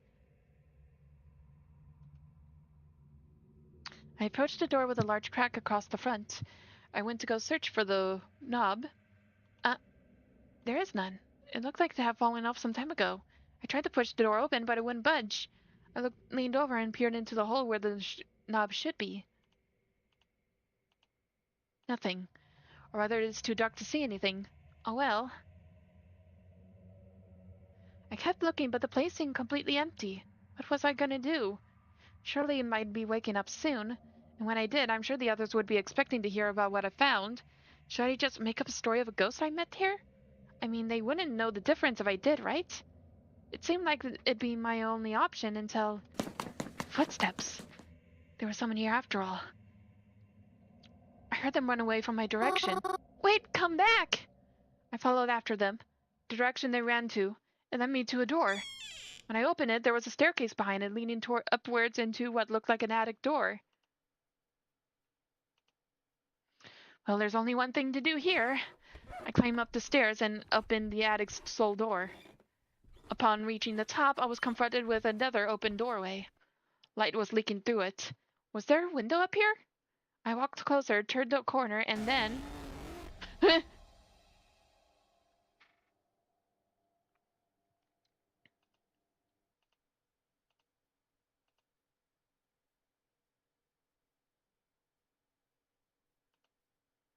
I have to. Wherever you are. I took a step forward and reached my hands up to... Boo! I stumbled backwards and fell onto the floor. Dude, that was so freaking funny. Oh my gosh. You should see the look on your face right now. I got you so good, dude. Oh. I started to sob, bawl quite loudly and embarrassingly. Sapporo tried to talk to me, but I was too wrapped up in my own tears. I heard heavy thumps and think, hey, what's going on? As Crovin and Theodore found their way up to the attic to meet us. When they saw me, both of them seemed shocked and upset, and quickly diverted their attention to Sapporo. Hey, what the F happened? The heck did you do to her, Sapporo? It wasn't even anything. I just pretended to hang from the news and gave her a little spook when she got close. She's the one making a big deal out of it. Dude, what the F? Not cool, dude. That wasn't the prank we agreed upon, jerk. You think you can just do whatever the F you want? Yeah, I do. Because I can. Ugh. It's frickin' stupid. I didn't do anything that bad. BS, you didn't do anything that bad. Too freaking far, Zap. Whatever. Do you want me to say I'm sorry? Is that all you want to hear? Leave me alone! Mary, wait! I ran out of the attic. In fact, I ran all the way out of the house and kept running down the street until I got back to the more familiar areas of the city. Tears blurred my vision, but I kept running. I think I was just being fueled by my emotions at this point. I didn't want to think of any of them. Enough is enough. I tried so hard to be nice, to be polite, to be their friend. But it was clear to me now that could never happen. I could never be friends with people like this. People like... It's Lee Crovin continues to be friends with them. It's no wonder he's been so mean to me lately. And as all this was going on in my head, I still kept running. And running and running and running. Until I bumped into somebody. Whoa, is everything alright? That voice. Reginald? Are you okay? Uh-huh. Oh, sorry, I'll get out of your way. Well, wait just a minute now. You seem awfully worked up. What happened? No, it's okay. Don't worry about it. Not worry. Look at you. You're a mess. Sorry. That probably wasn't the right word choice, but you're clearly very distressed. Do you want to talk about it? No, it's fine. I'll just go home. Mary, would you come with me? Huh? Why? Well, I was actually on my way to a little place that calms me down, but I think you could use a trip there too. Oh no, that's okay, please. You really don't have to worry. I'll be fine. I would feel a lot better if you came with me. Please? Alright, I'll come with... Reginald gave me a soft smile after I said it. Thank you. I very much appreciate the company. Come, follow me. Even though he said follow me, Reginald grabbed me by my wrist and began to guide me down the sidewalk. I was a bit confused on the direction we were going, though. It's this way? I didn't think there was much of anything on this road. Well, it's a bit of a secret. But that's part of what I like about it. If it gets too popular, then it'd ruin the very peaceful atmosphere they have.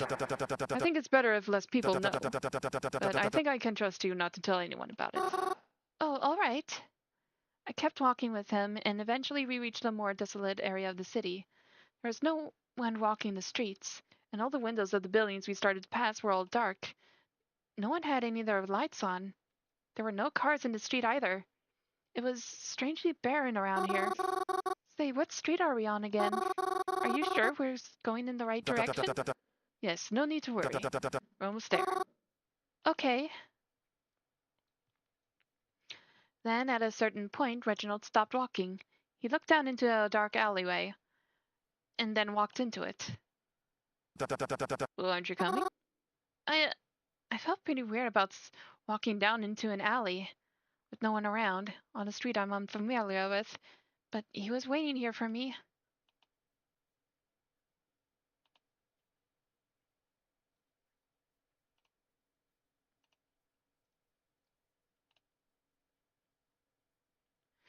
Just to see where this goes. I'm very curious, and I don't think I'll... I took a deep breath and followed him down the alley. He was standing next to a door that I only really noticed because of its golden handle. He raised a finger to his lips as if to say shh, and then he opened the door. Oh my! It was a coffee place, and it was adorable. Pretty string lights were hanging from the walls and ceiling, and calm music played throughout. There were decorations of intricate tapestries and an addition of some rugs to soften the hard concrete floor. There were even very few people, and they hardly made any noise as they spoke, as if they were in the library or trying not to disturb anybody else. Not to mention their aroma. Even if I don't like coffee, I can't deny how pleasant the smell is. All of it together, it felt magical. See? I told you it was nice. This place seems so delightful. How ever did you discover it? That's a secret. But maybe I'll tell you one day. We stepped further into the building, Reginald closing the door behind us. Then I followed him to the counter and he asked what I wanted. Oh, don't worry, I can pay for myself. No, please. I insist. Consider it a thank you for accompanying me. Are you really sure? Positive. Reginald ordered himself a coffee and I asked for hot chocolate for myself. I felt a little silly ordering it, but the barista didn't seem to care at all, even when I asked for marshmallows. After we got our drinks, Reginald and I plopped down on an empty couch in the building.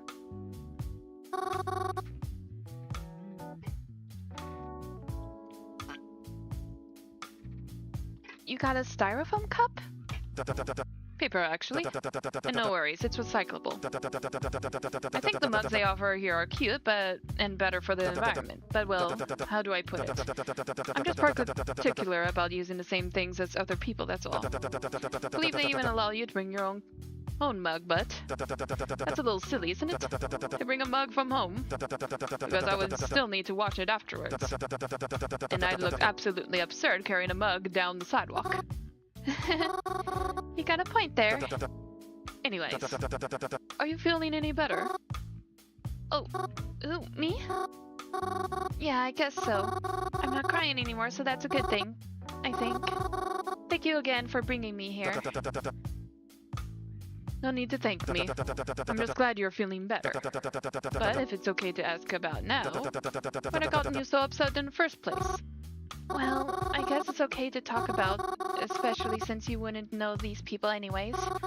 Well, where do I start though? Well, I spent a lot of time with I had a cousin and I recently met with his other friends. I told Reginald about what happened since I first met them. I don't know why, it was like I had to start with one thing, but then that led into all the other things too. I told him about how intimidating they were when I met them, and how they disrespected the cemetery, and about the incident that happened with them just today. Already, I was trying to block it from my memory, and Reginald listened, nodding along as I talked. It felt nice to have someone listen to me. And then I ran into you, on the sidewalk. Now we're here, I guess. Sorry for going on like that.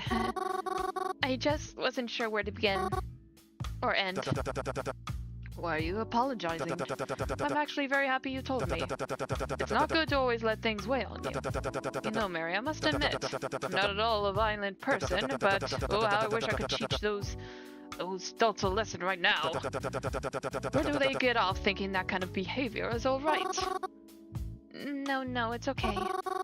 I won't hang around with them anymore. But at least I tried, right? That's all you can do in this life. Try. But yes, don't worry about people like that. You clearly can appreciate a good thing even when it's right in front of them. Thank you. That's very sweet of you. And it means a lot to me too. Just then I had just received a text message. I took out my phone. Crovin had messaged me. Mary, where'd you go? I'm not at the cemetery. At least I don't see you here.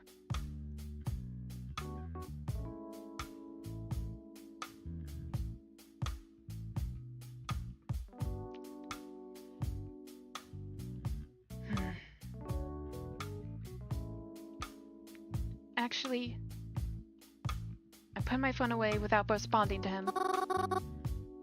Reginald, are you busy? Not really. I was planning to run a few errands, but it's nothing that needs my immediate attention.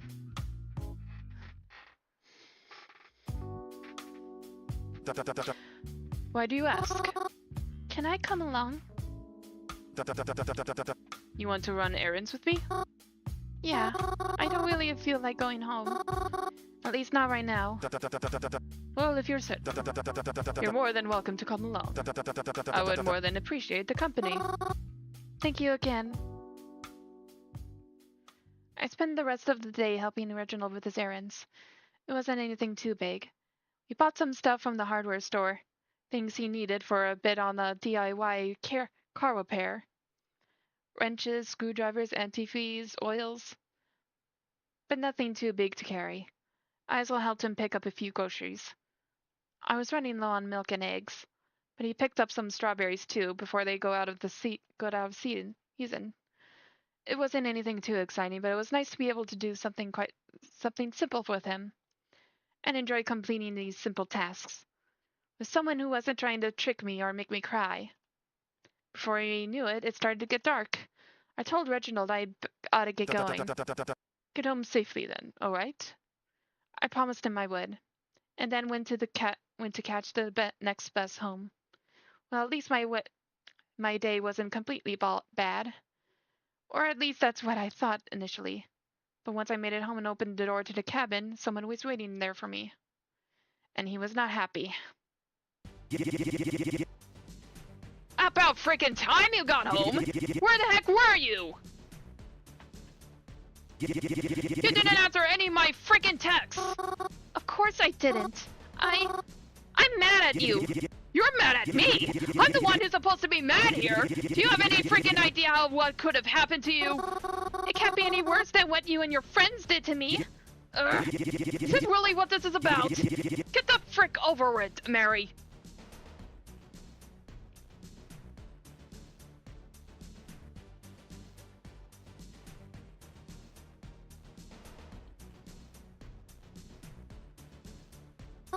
You all just wanted to make fun of me. Seriously? It's not like I can freaking control every little thing they do. You should know how they are by now. Besides, what they do isn't my freaking fault, so I don't know why the frick you're getting so freaking mad at me. Because you let them do it. Because you never say anything. Maybe they'd stop if you didn't keep letting it happen. Hey, don't start turning this back on me. Maybe if it weren't such a sensitive crybaby, we wouldn't be having this problem.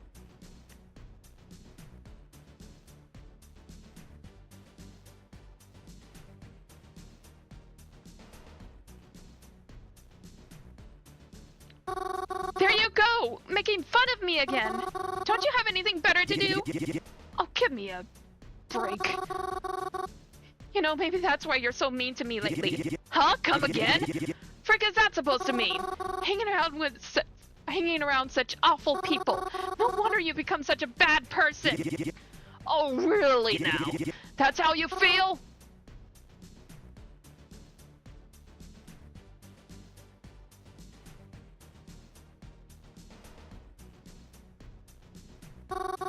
No, it's definitely how I feel. I don't know at what point you stopped, but you definitely aren't a good person anymore. I don't know who this person is, but the Croven I know would never been so cruel. The Croven you know? Ain't that witch. Let me tell you something. The Croven you knew died with the frickin' Horvidsons. Croven! You can't say that! I'm so freaking over this already. If you really hate me that much, why are you even still here? I can't believe this.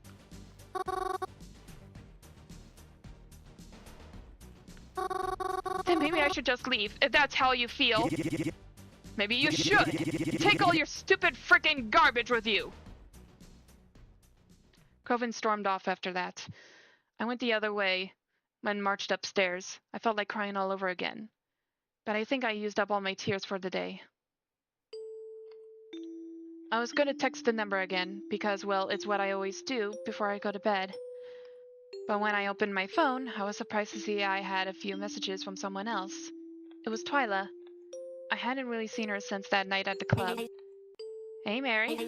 I know it's late, so I don't blame you if you're already in bed.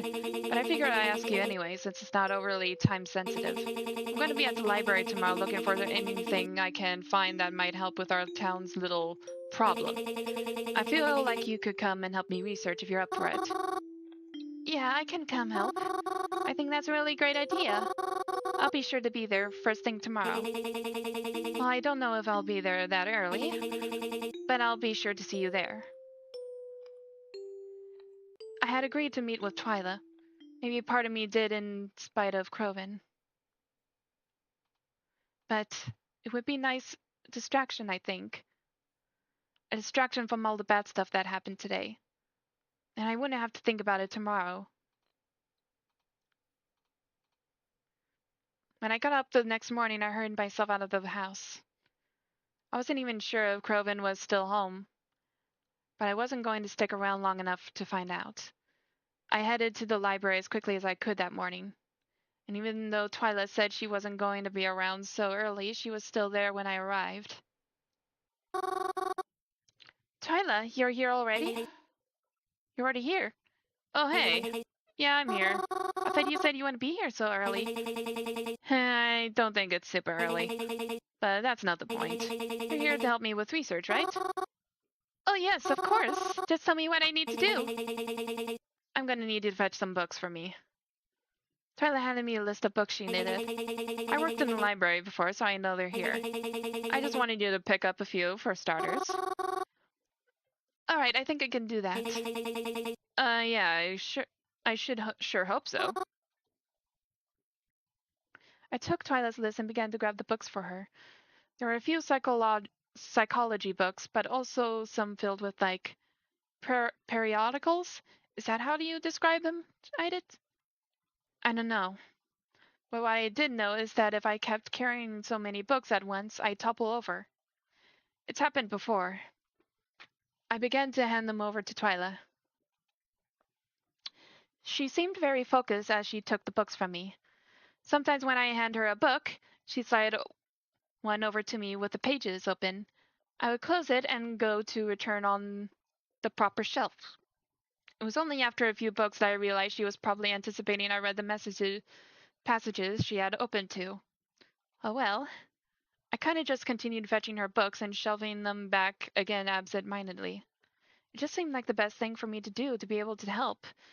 I doubted I would understand the information as well as she did. I am, well, not the brightest at times. You're distracted.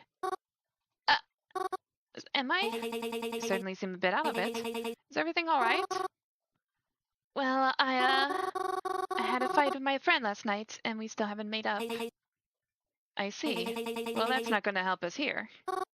Huh? You want to help, you're going to have to pull yourself together. You know the issues we're dealing with is much more serious than whatever dumb fight you and your friend had, right? I guess. Yeah, sorry. Are you going to be like this the whole time? I don't know. You can leave. Huh? Are you sure? I thought you needed my help. Clearly, you aren't going to be any help to me like this. Oh, don't take it so harshly. I'm doing you a favor, if anything. I'll call you up again next time I need you for something. Just remember not to forget about all this, okay? Okay. I'm sorry I couldn't be of more help. It's fine. See you later. See you. I left the last of the books on the table for her and then headed out of the library. I wasn't much help at all, was I? All because... Dude, what the F? Croven? What the F were you doing in there with her? Didn't I already tell you to stay away from her? What, did you just, like, not listen? Or not care? You're just trying to tick me off at this point, aren't you? I'm trying to help her with something. Not like it's any of your business in the first place. Excuse me? That girl is definitely my business. Especially if she's talking to you. What's so bad about her? You can't just tell me to do something and not explain why. Why not? You don't trust me anymore, huh? Guess it's just as well. Let me tell you this then. Either you stay the F away from her, or you stay the F away from me. Crovin stomped past me after that. He didn't apologize when his shoulder bumped into mine.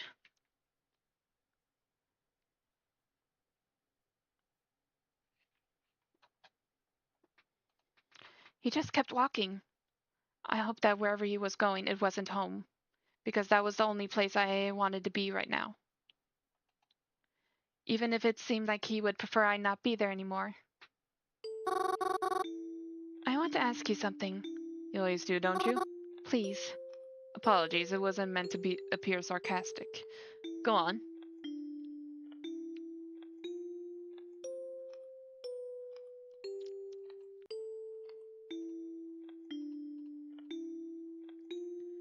Are you after people who aren't me?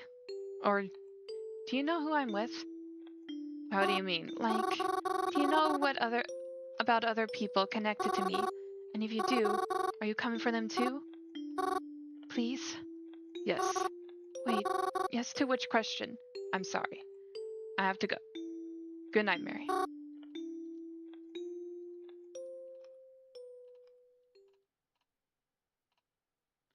As days often do, things in the house have been incredibly tense. Hold on, I just wanted to see what would happen if I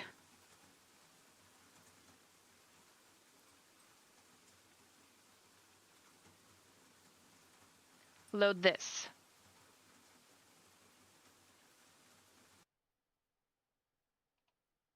Given the recent events, I was going to say that I would be heading home instead, but Reginald popped out from the alley once again and said, "What are you waiting for? It's this way." He grabbed me by the wrist again and pulled me inside. He brought me to a door. So it's basically, it's the same thing as before.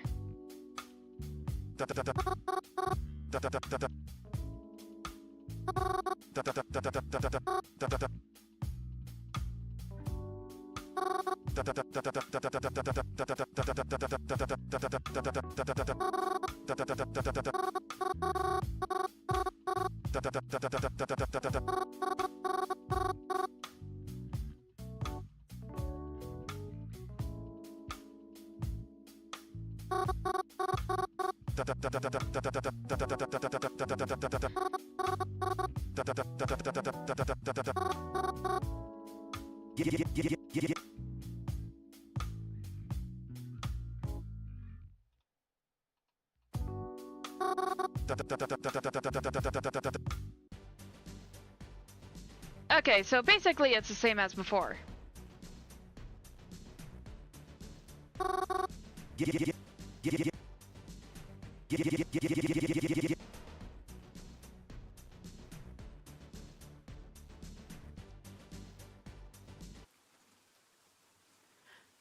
I can't even recall the last time I physically spoke to Crovin. Maybe it was the day at the library. I don't know. I really don't remember. It's not like I don't see him at all. But when we do see one another, we don't talk. It's really awkward. Sometimes when we find ourselves in the same room, one or both of us would just leave. We don't say good morning or good night. And if I see him on the street, he looks away. I wish things weren't like this. I just really want things to go back to normal. Back before. I really want things to be better. I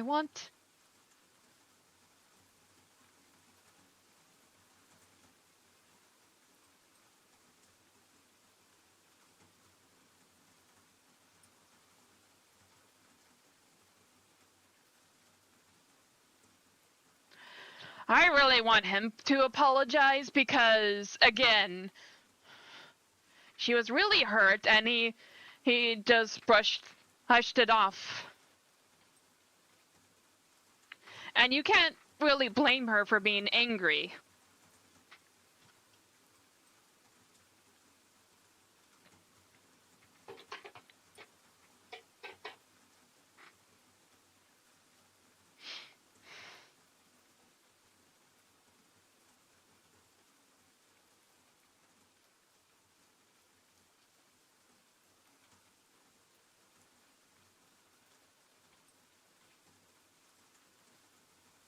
Hmm. Is that bad? It's just, I feel like I'm always the one apologizing. Am I? Am I just saying that because it's what I want to be true? Regardless, I wish I could hear him say it. It would remind me that he cares. Because he does care about me, right? I hope so. I sat in the living room for the remainder of the day. At least until dinner time, that is. The fire was on and I was reading, but I knew I would have to start cooking something soon. Then, I heard Croven come in through the front door. Still not feeling comfortable being in the same room as him, I got up to move into the next room. When... Oh? Huh? Mary? You know I love you, right? Like, even when I'm mad or yelling, I promise I don't mean it. I really, really don't mean it. Yeah, I know. I love you too. Are you okay?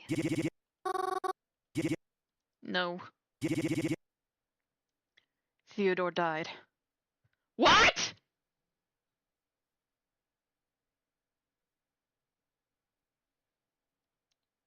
What? Huh? Huh? Huh? Huh? Huh? Wait, what?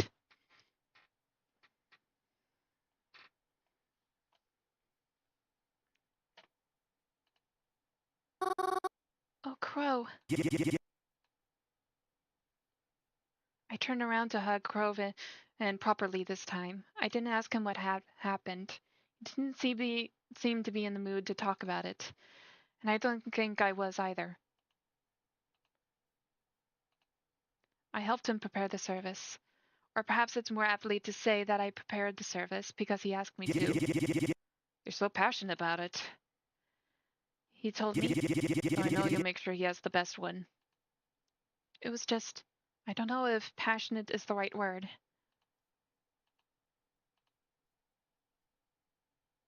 I hope it was a nice service. I like to think that it was. I did try my best to pull it all together, after all. I got lots of flowers and a nice spot for him to rest. Croven was responsible for inviting everyone. But everyone wasn't a lot of people. I wasn't sure if it was because no one wanted to attend, or if it was because Theo only had this many friends. I looked around. Zapara wasn't here.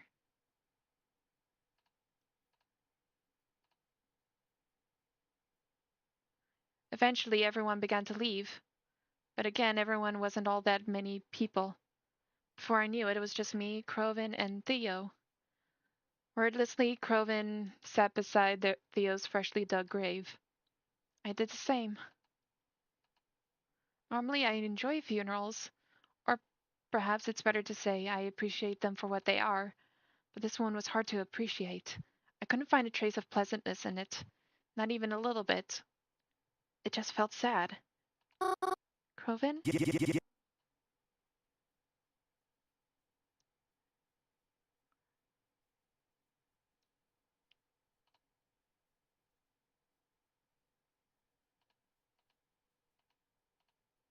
I just want to see, while we react, if I said sorry, or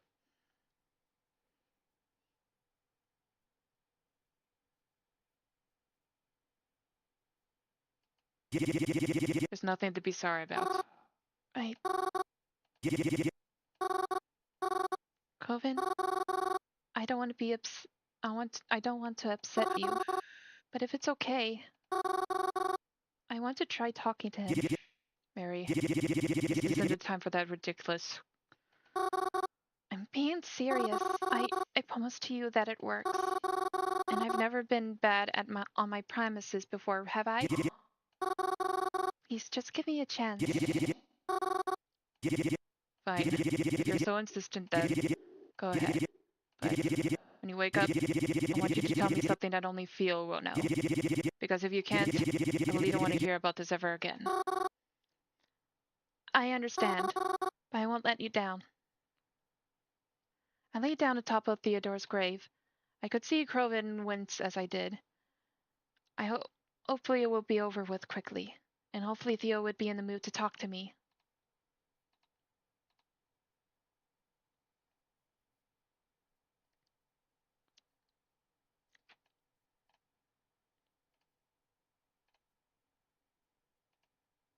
I feel like I'm laying on something, but I'm laying down on the ground, right? Feels weird though. I can't really describe it. It's completely dark. I can't see a thing. It smells like something smoky. Sounds like faint static, but if I don't focus on it, it's like it disappears. Hello? Is anyone there? I don't understand. Why can't I see anything? Well, it's time for things to start going wrong. Well, maybe it'd help if you took that lampshade off your head. Huh? You're... Theo! Hey, Dollface. Long time no see. Oh, Theo, I'm so glad to see you're alright. You sure that's the word you want to use? Well...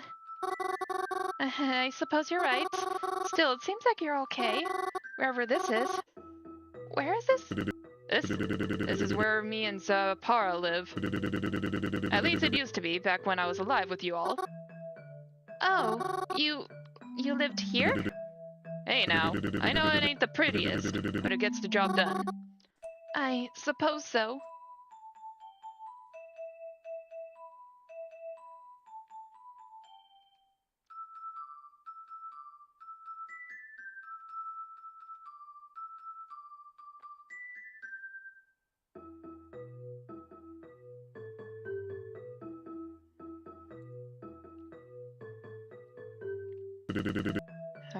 How am I doing? I guess I'm okay. I've kinda just been holed up in here watching TV. Kinda lost track of time. I can't tell if that's because time doesn't exist here or because I barely moved from the spot. You haven't seen anyone else since coming here? Not that I know of. But maybe when I find the motivation to go outside, I'll see for myself. Oh, well, you're here. I guess I want to say I'm sorry. Kinda figured that whole ghost talking thing of yours was a bunch of BS. But I can admit when I've been proven wrong. Oh, that's okay. I mean, I think I'm more sorry for you in this situation.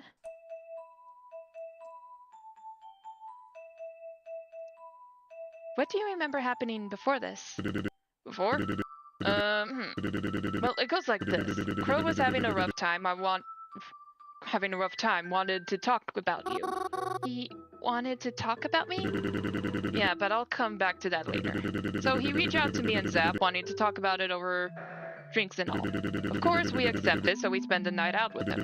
Standing at the bar, whatever. Maybe like an hour or so into drinks, I start feeling like not too hot. I leave to use the bathroom, start frickin' vomiting as soon as I'm in the stall. I come on out feeling all woozy. Zap and Crow tried to help me, all worried and such. Next thing I know, I'm crashing out on the middle of the pool table that was in the middle of the game. Then I'm here. You're here all because Crow wanted to talk about me? If I hadn't been such a problem for him, then you wouldn't have wound up here? Hey, shut the F up. Huh? Sorry, didn't mean for it to come out that way. What I'm trying to say is, I'm sure I would have drunk myself to death eventually anyways. So don't worry about it. If that night didn't kill me, this stick in my hand would still make sure it was coming. Listen, I want you to know that Croven only wanted to talk about you because he cares so much. I know things haven't been the best with you two lately, and there's lots you don't know, so it's been real hard on him too. What don't I know? Listen, I may be dead, but there's still things Croven would kill me over if I told you about. I know you and I aren't the closest two people in the world or anything, but trust me when I say, it's gonna be alright. I guess I'll have to. So, how long you staying here for, anyways? Oh, I'm not sure, actually. I could wake up any minute, now that I think about it. Which reminds me, I promised Croven that when I woke up, I'd tell him something that only you would know, as proof that I talked to you. So, do you have something you could tell me? Yeah, I got a few stories between Crow and I. Pick your poison.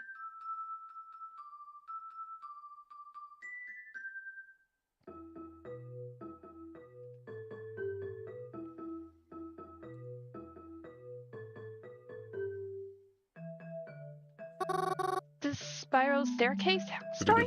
Oh, that's a good one. You know, despite our recent activities, I don't really consider myself an urban explorer. But this one time, Crow and I went to go check out this old firehouse. Oh?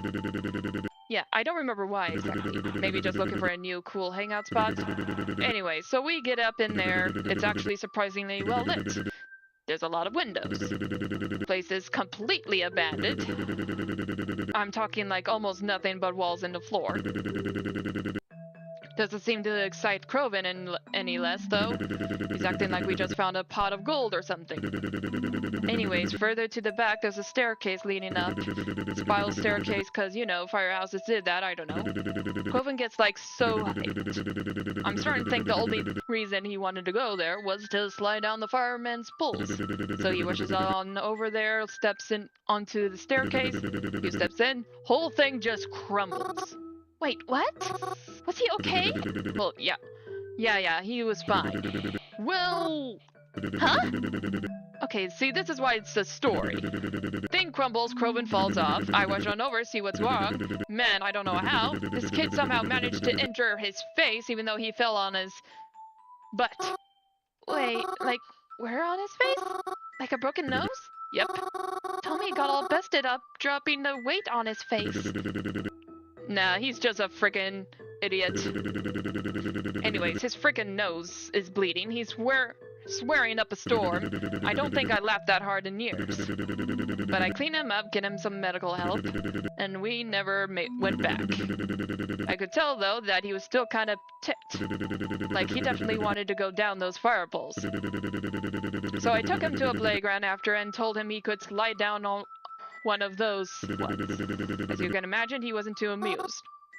I see. I guess I'm glad I made it all... I'm glad it all ended up working out. Thank you for telling me this story. Thanks for helping me relive it. I'm gonna be thinking about it non-stop now. Oh, and one thing before you head back. Say hi to Sapporo too. Go easy on her for me, okay? Listen, I know she seems all firecrackers and dynamite. Maybe even a little rough around the edges. But she's got a lot going on deep down. And I know she'd appreciate some help with that. I'll appreciate it too. I see. I'll try to talk to her next time I see her. And let her know you said hi too. Oh, please do. I'm excited to see my boys again soon, but I'm happy it'll be a long wait at the same time. Yeah, I hope so too. Before I knew it, I was out again. I woke up to the sound of a worried Croven. Young Mars, come on. It's getting late. And then looks like it's gonna rain soon. Croven? Yeah? Stop going in abandoned buildings. Serves you right breaking your nose like that. You think you would have learned something.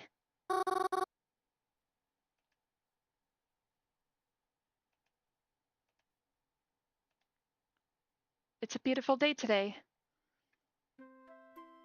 And after so much talk of rain, I had even brought my umbrella. But it was clear I wouldn't be needing it. The sun felt so warm, so much brighter today. I hoped we would get more sunny days like this before things start to get cold and cloudy again, because right now it just felt so refreshing. I was on my way to the cemetery once more. I didn't have any flowers this time around, but I was sure that was okay. I brought a teddy bear last time, after all. Besides, I now have a different method of being able to visit everyone there. I try to visit Theo, too, when I'm able. I don't want to bother him too much, and even though he and I aren't best friends or anything, I can tell he appreciates it. I think I'll try to see him again today. I continued down the sidewalk, admiring all the things that looked so much happier in the sunlight. The birds, the flowers, the trees. But one thing that didn't was making its way towards me. And I didn't even realize until I heard her snap my name. Oh, Twyla! Funny running into you here. I see you're out and enjoying the sun. Haven't heard a lot from you, you know. Yeah. But likewise, you know? But I've been investigating on my own time. Do I need to remind you that you're the one who offered to help me and not the other way around?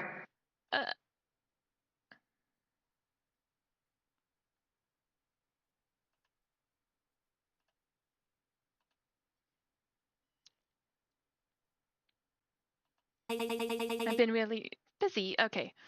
Yeah, I'm sure you have been. All those headstones don't talk to themselves, right? I'm sorry, Twyla. I just, I don't think I can help you anymore. Excuse me? Huh? Not help me anymore? You haven't helped me once! And now you got the gall to back out before you even started? What's that for, huh? Well, it's just... Just what?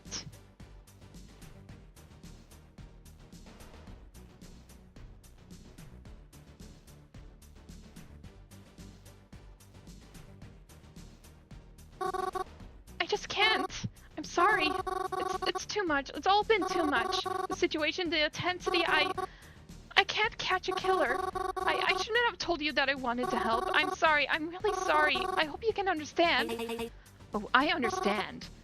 You do? Yeah, I do. I get it perfectly clear. Why bother helping me catch a threat when it could help fill out that precious cemetery you love so much? Oh, what? Hold on! That's not true! I never risk someone else's life for that! Yeah, I'm sure you wouldn't. Just like I was sure you would help me. I apologize for lashing out so. I'm just running low on patience. You may not know it, but I tolerate a lot of BS from a lot of people. The one thing I refuse to tolerate is people who don't keep their promises. So go on then. Run to your little cemetery, Mary. I'll let you go.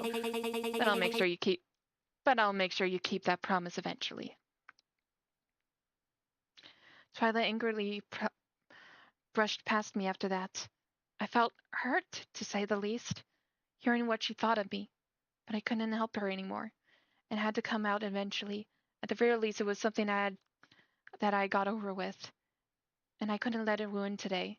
I wiped my eyes out of any tears, and tried to regain my composure. I tried to focus on the nice things around me as I continued on my way. The birds, the flowers, the trees. The birds, the flowers, the trees. I couldn't let it get to me. She didn't know the truth like I did, and I couldn't keep Theo waiting. I continued on and up the way, and entering the cemetery, something felt off. I didn't know why until I started approaching Theo's gravesite. Someone's there, at the gravesite. Is that... Hey! Wait! I followed them as they ran from me. They got out of my height quickly, but I was determined to find them. I walked up and down the aisles, trying to keep my eyes and ears open, until eventually I began to hear something. I followed the noise, which led me to a tree, and...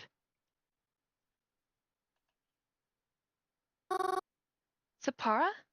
What are you doing here? I took a seat beside Sapara, patting down the grass as I did so. She wiped her eyes on her sleeve as I sat.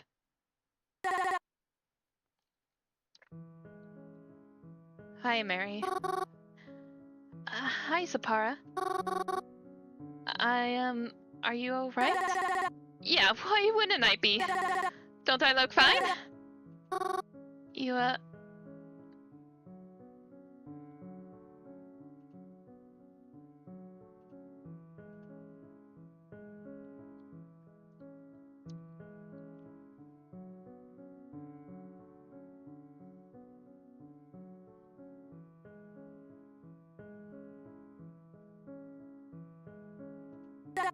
Huh? I'm okay. I'm okay. Really, I'm sorry. I was just leaving. Don't worry about it.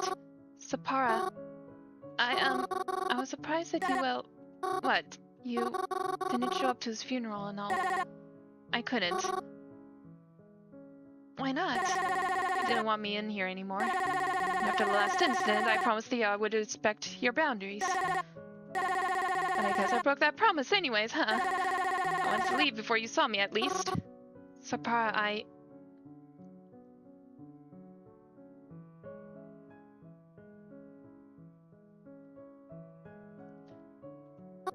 I'm so sorry if I made you feel that way.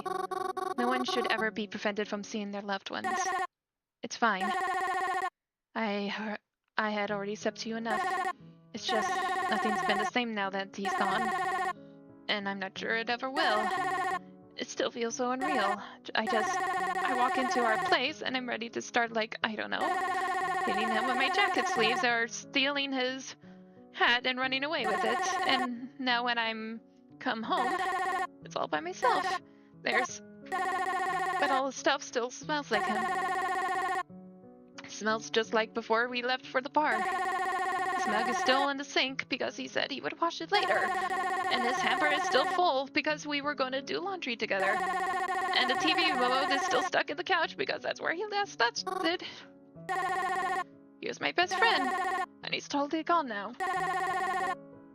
And I'm never going to get him back. I'm never going to get him back. I'm never going to see him again. That's not true. Promise one day you'll see him again. But not in this life.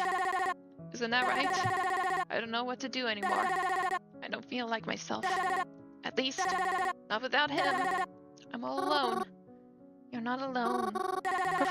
I haven't talked to Croven since. Really? I don't even know what I'd say, or what it would feel like. The three of us were always together when we hung out. It feels unfair without him. It feels wrong. It will get better with time. I promise you, Des. Maybe it won't always be the same, but it will be better. And Sapara, you're not alone. I know Croven would want to hear from you, and I really think you two should see each other. Even if it's awkward, you should know that.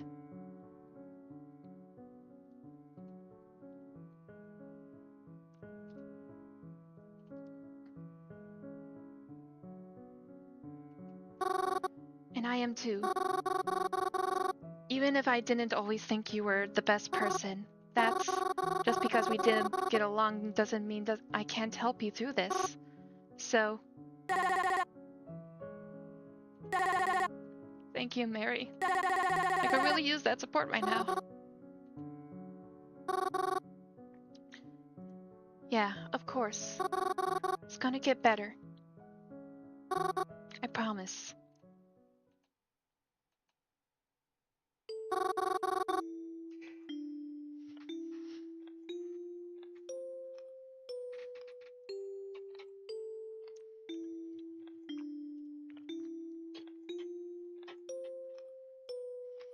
I got another question for you.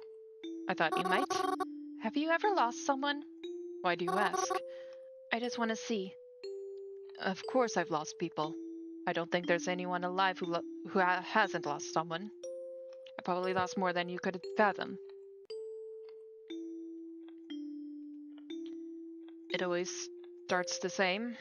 It begins with devastation. But over time, those feelings, you get used to them.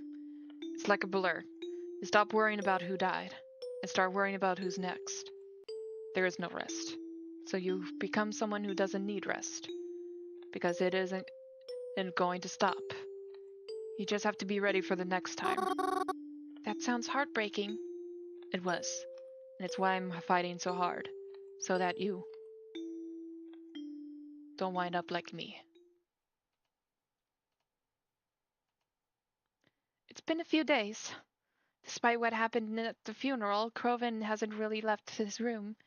When I wake up in the mornings, I can hear him stopping about his room. And when I return from having left the cabin, I find no evidence that he's left the cabin at all, let alone his room. I'm so used to him going out every day, but now I feel bad if I'm leaving home alone. He spends most of the day holed up in his room, door shut tight. I'll knock on it every now and again to check in on him, but there's not much I hear from him outside of that. But today his door is open, and I think I should check on him. His door had been opened just a crack, but I opened it just a bit more to get a better look inside.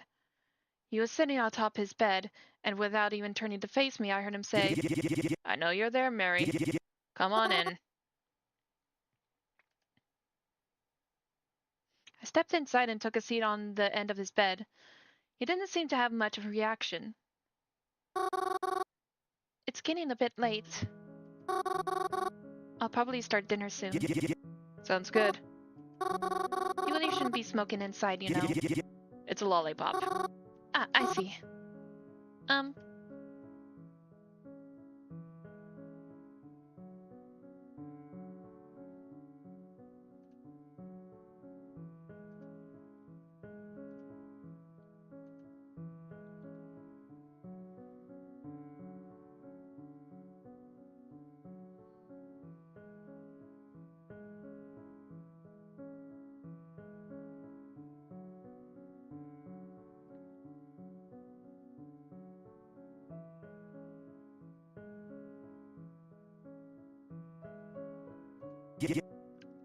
Thanks.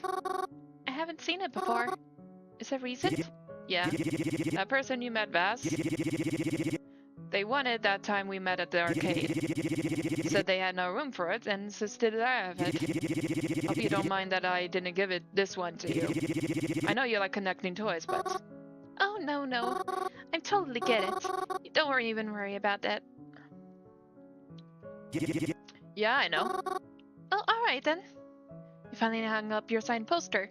It's a bit low to the ground though, don't you think? It's fine. Besides, if it falls down, I don't have to worry about having to get a chair or anything to put it back up again. Fair point. I noticed your hamper is getting full. Mine's getting a bit full too. Maybe we can do laundry together soon. Yeah. That's probably a good idea. It's strange though. I feel like I just did laundry and now I have to do it again. Not like I even wear that many clothes. Yeah, me neither. Alright, let's stop beating around the bush. Huh? What do you mean? Come on, you and I both know you didn't come in here to talk about my laundry or the posters in my room. You're here because everything sucks right now and you think we should talk about it. Everything does suck. You're right. Everything is awful. You know you can say it, right? Say what? Go on, say that it sucks. You know, I don't like using that language. Fair enough. I know things have been very hard lately, but I just don't know what to do.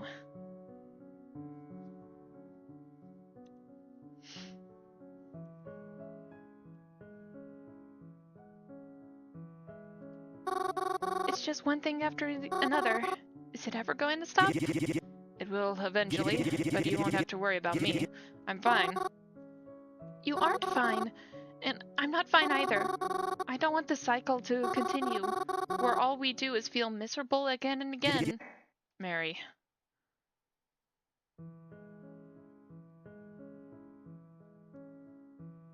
Mom and Dad have been missing for weeks on end, and I haven't heard from them in over a month. I don't think anyone's even looking for them anymore. And I'm not either. I feel so terrible about that. They're gone, and what am I even doing about that? I feel so awful. I feel so helpless myself. And you're the only person I have. So when you treat me the way that you do, it makes me feel... I feel so... Sorry. I'll try not to let my feelings get the best of me anymore. And how can you just keep going on like that? Saying that you're fine when that's not true. And just settling for it. Because it's not like I have any other choice, Mary. You just don't get it. I know you're worried about your own parents. I know that's a load of stress on your shoulders too. At least you have some freaking hope in that situation. What hope do I have? My parents are dead. One of my best friends is dead. And there's no way around either of those facts. I'm never going to see either of them again. And yeah, sure, maybe you can talk to them. But that doesn't mean that I can see them or be around them or do any of the same things I used to do with them. It's like, why freaking try? If everyone I get close to is just going to die right in front of me, then why bother trying to do anything about it? Whether I'm happy or sad or whether it doesn't matter. Because it doesn't change the life I'm living right now. That's why everything is fine. And why it has no choice but to be fine. I know that you want to help, but all these solutions, therapy, relaxing at home, whatever, they aren't going to change anything. They aren't going to bring anyone back. Don't you understand that? Better than anyone? I'm sorry. I don't mean to sound like a jerk when I say this, but your parents might come back one day. Mine sure won't.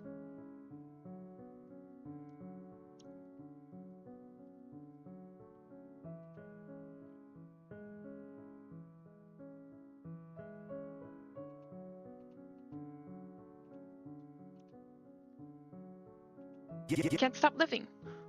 I'm not. At least I'm not trying to. I think that's obvious. Even though it might not be apparent to you, I know what I'm doing with my life. I'm definitely not stopping it. But it doesn't feel like how it should be. This isn't how things were supposed to be. No one could have predicted this. I could have. I should have told them not to risk going out that night. I should have done a lot of things. But it's too late now. I don't think you should be thinking like that. Always the brightest girl. But if there's one thing I know about, it's loss. Here we go. Please, Crovin. Yeah, right. Sorry for cutting you off. When I attend those funerals, I meet lots of people who are feeling the same way that you are. They're stricken with grief. It doesn't matter who died, and the way they express that grief isn't always the same. Some people can't help but to sob. Others seem to stare in disbelief, like if they wake up soon they'll realize it was all just a terrible dream. And some of them simply talk to everyone around them as if nothing is the matter.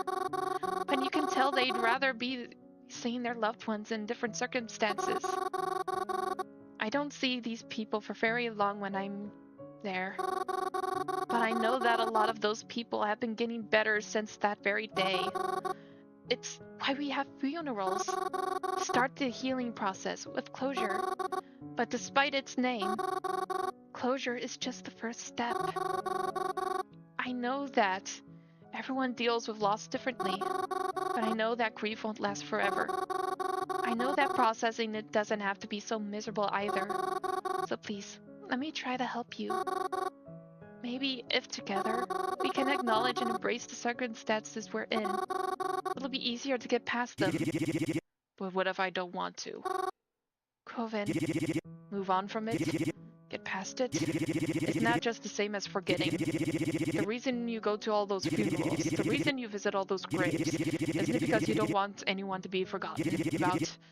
How hypocritical of you. Wanting to remember strangers, but forgetting the ones we care about most about. It's not forgetting! Crovin, just because they're gone doesn't mean we're going to forget them. You're right in what you said.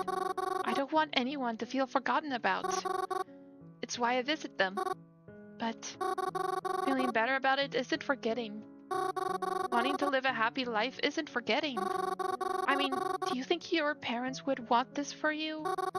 That Theo would want this for you? You can't be afraid of what happens when the grieving is over. Feeling better doesn't mean you forgot how much you miss them. It just means you won't feel as sad when you remember them. Mary? Yeah? You know I love you, right, Mary? Yes, I know.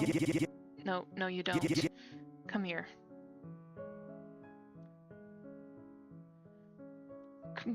Crovin motioned me with a lazy hug-like gesture, and I scooted over to him. Do you know the reason we started staying here? This old piece of crud cabin? No, I was always curious, but I thought it might be rude to ask. It's because... Crovin? We wanted to be closer to you guys. That's the only reason. You're joking! That's crazy! You had such a nice home in Howland City! Hey now, you know what all those old folks say about the difference between a house and a home? I know I've been a jerk. And I probably won't stop feeling like one for a while. I can't really explain all my feelings right now. But while you're here, I just want to say, after having lost so many people, I'm just glad I haven't lost you yet. Yeah. Hold on a sec.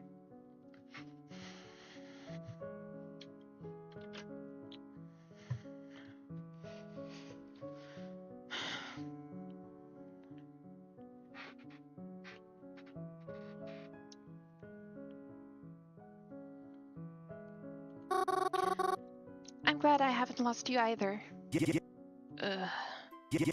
Look what you made me do.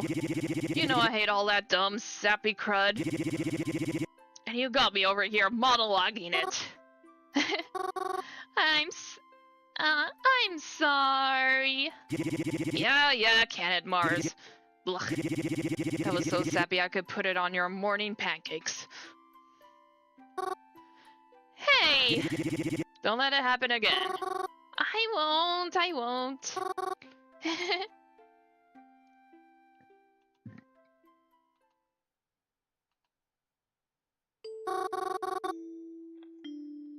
Please leave my family alone. That is not possible. We're getting better. And if my parents were still here, it'd feel almost like it did before. I'm afraid I cannot give you the same life you once had. But I can assure you things will be better after this all.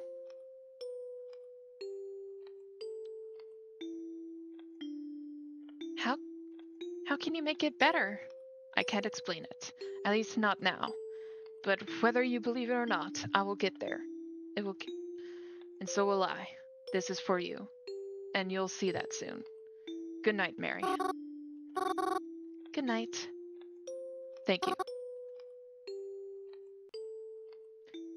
It's been a few days since then. Crovin seems to be doing a little better than usual. I think he's really trying extra hard right now. And he's been seeing Sapara again, too. I think that's nice. I think that's good for them. I'm happy to see them having a nice time together again. I had a nice day by myself, actually. Sometimes it's nice to just return to the cemetery for a normal day after so much chaos. I made sure I put at least one flower on every grave today, though I haven't talked to any of them. I had considered doing it, but, like others tell me, it's probably not a good idea to fall asleep in public places, especially if there is a killer on the loose. So I decided I wanted to do that today. But that's not what happened, though. I truthfully didn't mean to fall asleep. I didn't. But when I sat back against the mausoleum after being outside on all my feet all day, well, I was just so tired, I didn't realize I fell asleep. Until I woke up to the sound of rain. I was surprised to not have any strange dreams this time. This was a big problem. Only the roof trim of the mausoleum was keeping me safe from the rain. And it was pouring. And worse even still, it was night. The only light I could see was from the street lamps at the outside of the cemetery. Oh dear. How could I have slept this so long? Well, I couldn't stay hiding under here all night. I took a big breath and ran across the cemetery to the street. Luckily, the gate wasn't locked. Again, I was surprised, but thankful as it meant I would not have to find some other way out. Once I was out on the sidewalk, I noticed the street lights were the only lights on.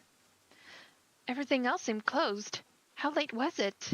I didn't want to pull my phone out in the rain to check, but by any means I had most definitely missed the last bus back home. I wasn't sure what I was going to do, but I had to find shelter first. I ran through the rain, trying to find anything that was open. It wasn't long before I felt my shoes filling with water. I'd get cold out here too long, and the rain showed no signs of letting up. But I knew there just had to be something, anything, open. And eventually I made it somewhere. It was the movie theater. Thank goodness.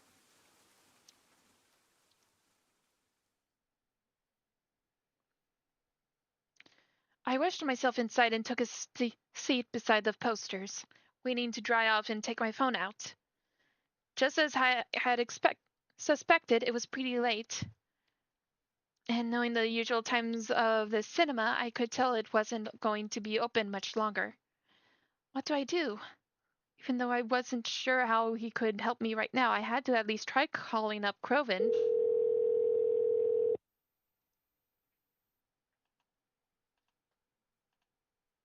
Why isn't he picking up? Mary? Oh, you picked up, thank goodness. I was starting to get worried. I'm having a bit of a problem right now. What is it? You see, I kind of fell asleep in the cemetery, and I only woke up a few minutes ago. And it's raining really bad out, and I missed the bus, so I don't know. I was hoping maybe you could help get me out somehow. No can do, Mary Moo. Didn't I tell you? Tell me what? Mary, I'm like not even home right now. I'm not even close. Huh? Where are you then? I'm like out of the frickin' city right now, Mary.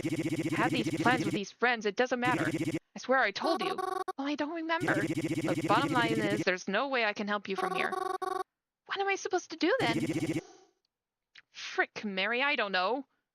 I heard his frustrated sigh through the phone. I couldn't see it, but I could tell he was pinching the bridge of his nose. Where are you right now? I'm at the movie theater. I think it closes soon. Alright, well, do you have anyone else you could call up? Maybe stay with them tonight? I mean, I guess so. Awesome, great. Sounds good then. Look, Mars, I really gotta go, okay? Call up one of your other friends. I'm sure that one of them will come get you. Alright, good. I heard the...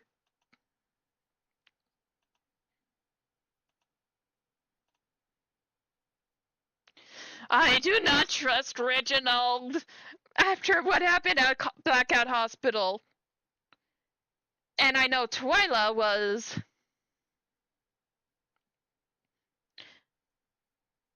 And I don't think I want to call the mist.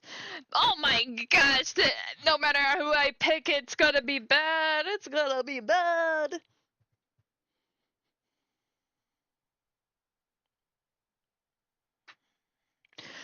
I do not trust Reginald. And I know Croven won't like me talking to Twyla and the mystery number for obvious reasons.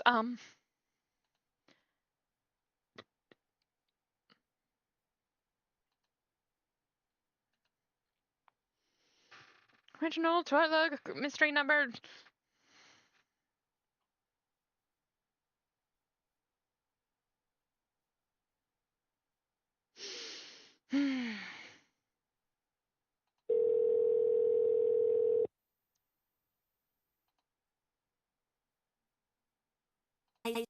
Mary? What are you calling me for? Don't you know what time it is? Yeah, I know. That's kind of my problem. It's a long story, kinda, but I missed my bus home and I need a place to stay tonight. I was hoping maybe... Are you serious? After all that BS you put me through? Yeah. Fine, but there's not gonna be any freaking nonsense, right? And you're paying me back big time for all I had to put up with you. Yeah, that's fine. Of course. I understand. I don't think you do. But I'm coming anyway, so you better be ready. I am. Promise. Twyla arrived at the movie theater to pick me up. I felt embarrassed having asked her to come get me, especially after I was convinced I probably wouldn't even see her again. I couldn't make myself look small enough as I crawled into the passenger seat of her car. She was fully dressed, but I couldn't tell if she changed out of pajamas just to pick me up. She seemed very annoyed picking me up, so I made sure to thank her profusely for her kindness. She didn't respond at all. That drive to her house was silent except for the rain. Luckily, there wasn't really anybody else on the roads tonight, and we got to her house safely. Even though it was terribly dark outside, I could see that her house was gigantic, to say the least. I felt a bit intimidated as we climbed up the many steps to her front door. What car did we drive here in again? Even though I knew I wouldn't be able to see it in the dark and rain, I couldn't help but try to look back towards it and see if it was something expensive. Don't frickin' turn around, you'll trip, dummy. I snapped my head back to the front and continued following her up the stairs, careful not to let the rain make it all the way more slippery. When we got to her front doors, I was so relieved to just be in somewhere warm and dry again. But Twyla didn't offer me a moment of rest as she grabbed my wrist and dragged me through her house. Before I knew it, I was in her room and she was digging through her dressers.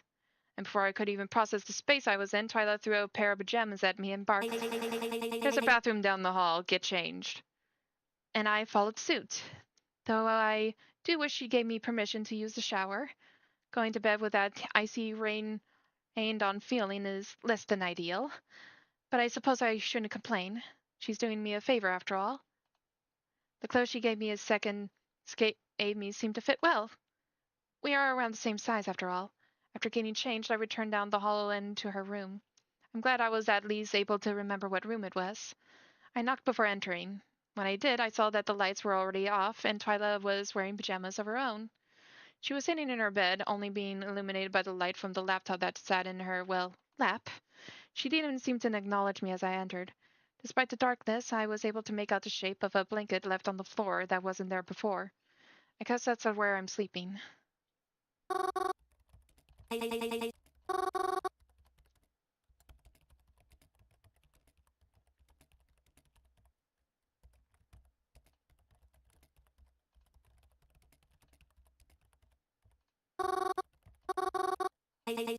Hey, if you're not going to sleep right away, I want to ask you something. Oh, yeah, sure. Say you can't help me because you've been so busy helping someone else lately. Busy with what, exactly? Who is it? Oh, I don't think I should say. Is it Croven? Perhaps I could have lied and said it wasn't, but I recoiled in surprise when she said it and definitely got the message across. Thought so. How did you know? I don't think I can think of anyone alive that hates me as much as that boy does. I'm sorry I tried to hide it from you. Why did you? It's just that Croven, well, he has such a strong distaste for you. I didn't know if you would react the same way towards him. No. I know I have my bouts of anger, but I'm much more matured than to react like that. Do you hate him also? I don't even know how you two know each other. It's complicated. You don't need to get into that mess right now. I see. Thank you again for letting me stay. Aren't you tired? Why don't you go to sleep? I'll be sleeping shortly too. There's just some business I need to take care of. Alright, yeah. Good night.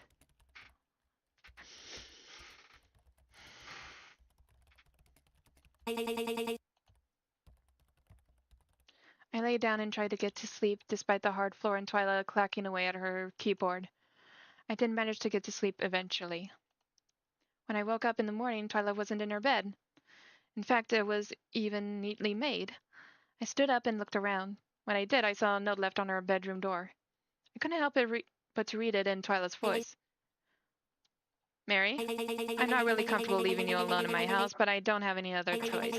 I got something important I've got to be preparing for, and I had to leave early. Still, you seem like the kind of person who would feel bad going against someone else's wishes in their own house, which is why I'm using this to my advantage. When you wake up, collect your belongings and leave at your earliest convenience. Thank you. Twyla. I see. It's not like she's wrong. Respecting her wishes, I got changed into my normal clothes and left hers folded neatly in her upstairs bathroom. I then headed downstairs and walked out the front door. I was still amazed by the size of her house. I never knew she had this much money. But maybe that was the intention. Regardless, it didn't affect me anymore as I made my way off of her property, searching for the next bus stop to use to head home. Or at least to be somewhere I could get some breakfast. I'm hungry. Covin's been pretty anxious lately. He would never admit it, but it's easy to tell. He's home almost all the time, but never relaxed. He's always pacing, itching, double-checking. He's almost always looking at his phone. Sometimes I see him go outside to talk on said phone. He yells at whoever it is that's on the other end. Even from inside, I can hear it. Inside. He's been asking me to stay inside a lot lately, too. He sounds just like my parents did back when this all started. I don't know why he asks me, but I do it anyways. Because whatever it is, it's making him worry himself sick. And I'm not going to add to that stress. I just wish he would tell me what's going on with him. But I'm not going to push either. I'll let him tell me on his own time. So as expected, I've been home all day. I haven't done much, though I'd like to change that soon. If I'm staying home anyways, I might as well be productive about it, right? Maybe I'll get a little cleaning done tomorrow. A clean home is a happy home, and it may help take some of the stress away. I just finished washing my face and brushing my teeth for tonight. I was about to change into pajamas and settle into bed when I received a phone call. So late at night? I reached over to my phone to check who it was. Twyla? I figured Tyler would be mad at me still. Why is she calling? Maybe she wants to call in those favors I owe her. But so late at night? I decided to pick up anyways. Mary? Twyla? She sounded like she was out of breath. Mary, thank goodness you answered. Please, I need your help. Huh? What are you talking about? Are you okay? I am for right now. Please, I need you to come get me. You're the only person I can rely on for this. I don't understand. What's happening? I don't have time to explain. My phone is low on battery and I don't know how much longer it'll last. But I'm in trouble and I need your help. Trouble? Why did you call in an emergency number? I can't. It'll make things worse. You have to believe me. Please. I know I haven't been the easiest on you, but I'm really relying on you right now. Okay. I think I can still catch a bus. Where are you right now? Do you remember when we met in the bathroom of that club? Yeah, I do. I'm near that building. I'm hiding in one of the alleys. Please hurry and find me. And whatever you do, don't go to the police. Promise you. Twyla? Her phone must have ran out of battery. I had to go find her. Griffin was sleeping in his room when I answered the phone. Even though he didn't really want me leaving the house, this was clearly an emergency. I had to go. I quietly slipped out of the house, making my way towards the bus stop. I hopped on the first bus that came and silently prayed that it didn't come too late. We were off to the city once again. Twyla sounded really bad. Like it was hard for her to breathe. Is she really okay? She told me not to contact the police or anything like that. But how am I supposed to help her? I don't understand. If she doesn't want the police involved, then I guess it's not something they're supposed to know about. Is it okay for me to get involved with then?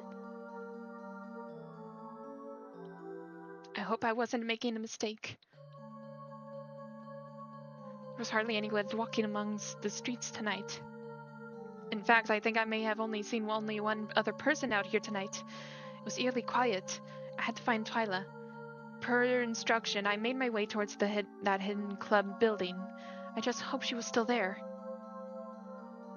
I checked between each crack and alley I could find, until... Twyla! What happened? Are you okay? Your head is bleeding! And your shirt! There's blood all over it!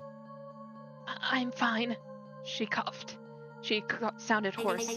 Don't be so loud, okay? I tried to quiet my voice, but it was difficult with the sight before me. How did this happen? I was attacked. Huh? By who? I don't know. I didn't see them. I was just trying to investigate, and suddenly something struck me in the head. I'm lucky it didn't knock me out cold. I somehow managed to get away, but I'm scared they're still looking for me. I shouldn't have gone in alone. Twyla, we should call someone. No, please don't. It's more trouble than it's worth. I don't think I'm in any shape to be interrogated right now. But Twyla, please. I just called you to help me get to the hospital. My car isn't far. On my leg, I think it's twisted. I can't make it there on my own. You want me to drive you then? No, I think I can do it. I just can't do it alone. Please, help me get to the hospital. Yeah, of course I will. Come on, let's get out of here. I kneeled over to help Twyla up. She threw her arm around my shoulder for support. Right as we were about to turn out of the alleyway, Twyla fell to the ground beside me. In complete shock, I turned to the source of the noise, only to be met with an even bigger shock.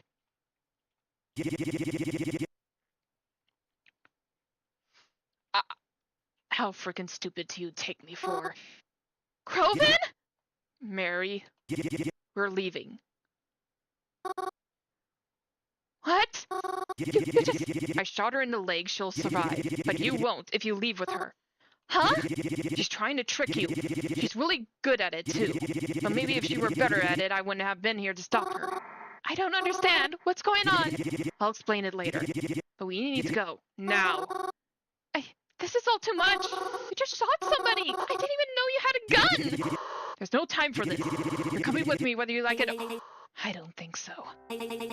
How freaking stupid do you take me for, huh? Do you think that's enough to incapacitate me? I couldn't get any words out. I didn't know what was happening. All I knew was that Twyla's arm was locked around my neck. I felt the cool touch of metal brush across my face. Now, unless you think you're a real freaking lucky shot, I'd put that gun down right now. You gotta be freaking kidding me. Did you go deaf? Put the gun down or she loses a freaking eye. Crow! You shut up! Tyler choked me harder. What's it gonna be? Do you like your chances?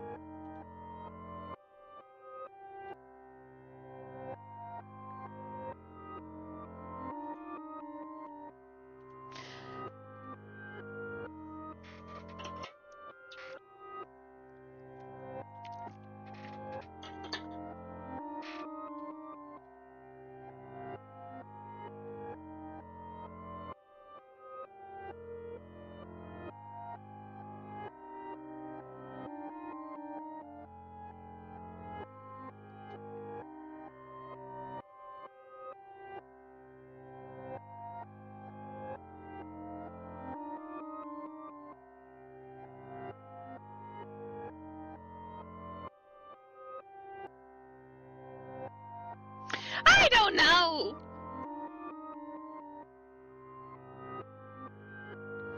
Okay, let's see what happens if I go with the first option.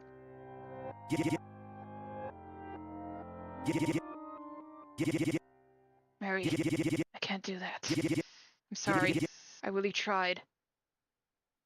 Coven pulled the gun on the ground.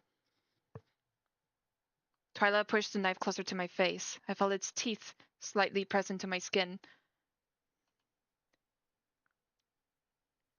Coven's eyes grew wider as he understood what she was getting at. He held up his hands by his head, defenseless, and took a few steps back. Twyla quickly drew the knife from my face. I'm just glad she didn't manage to scratch me in the process. Okay. I wanna...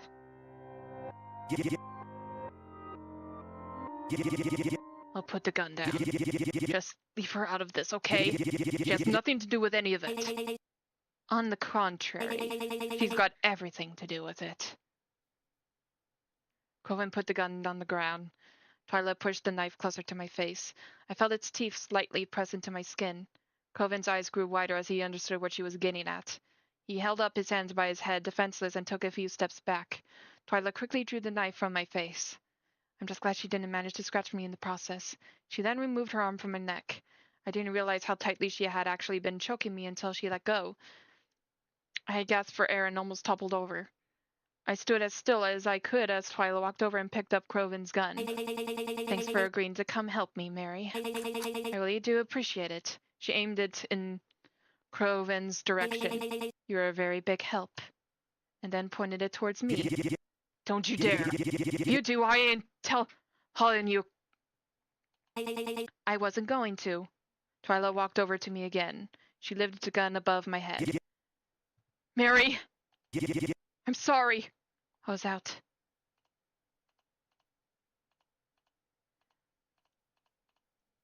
Yoo-hoo! Can you hear me?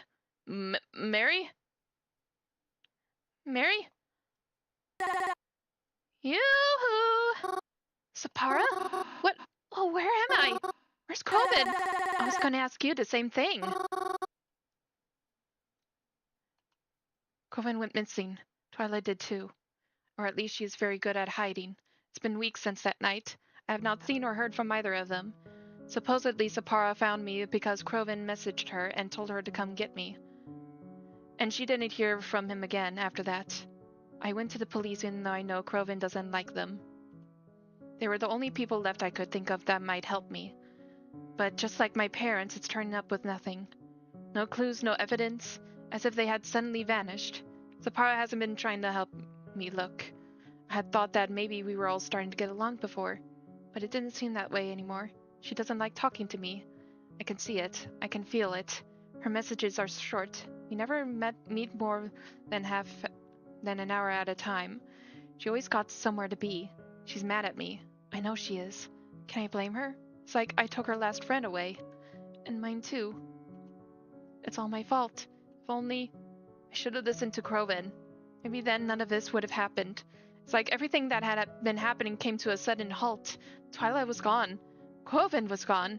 Even the mystery number stopped responding to me. Was this really it? Was this really the end? I still live in the cabin. I've got nowhere else to go.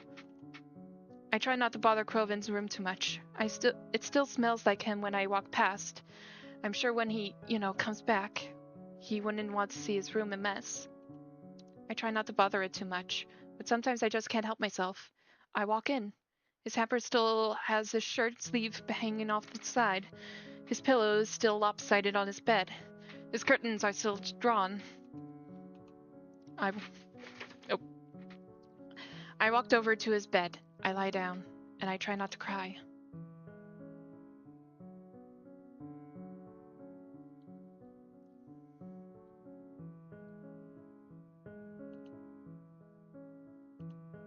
Okay, so I think this is where...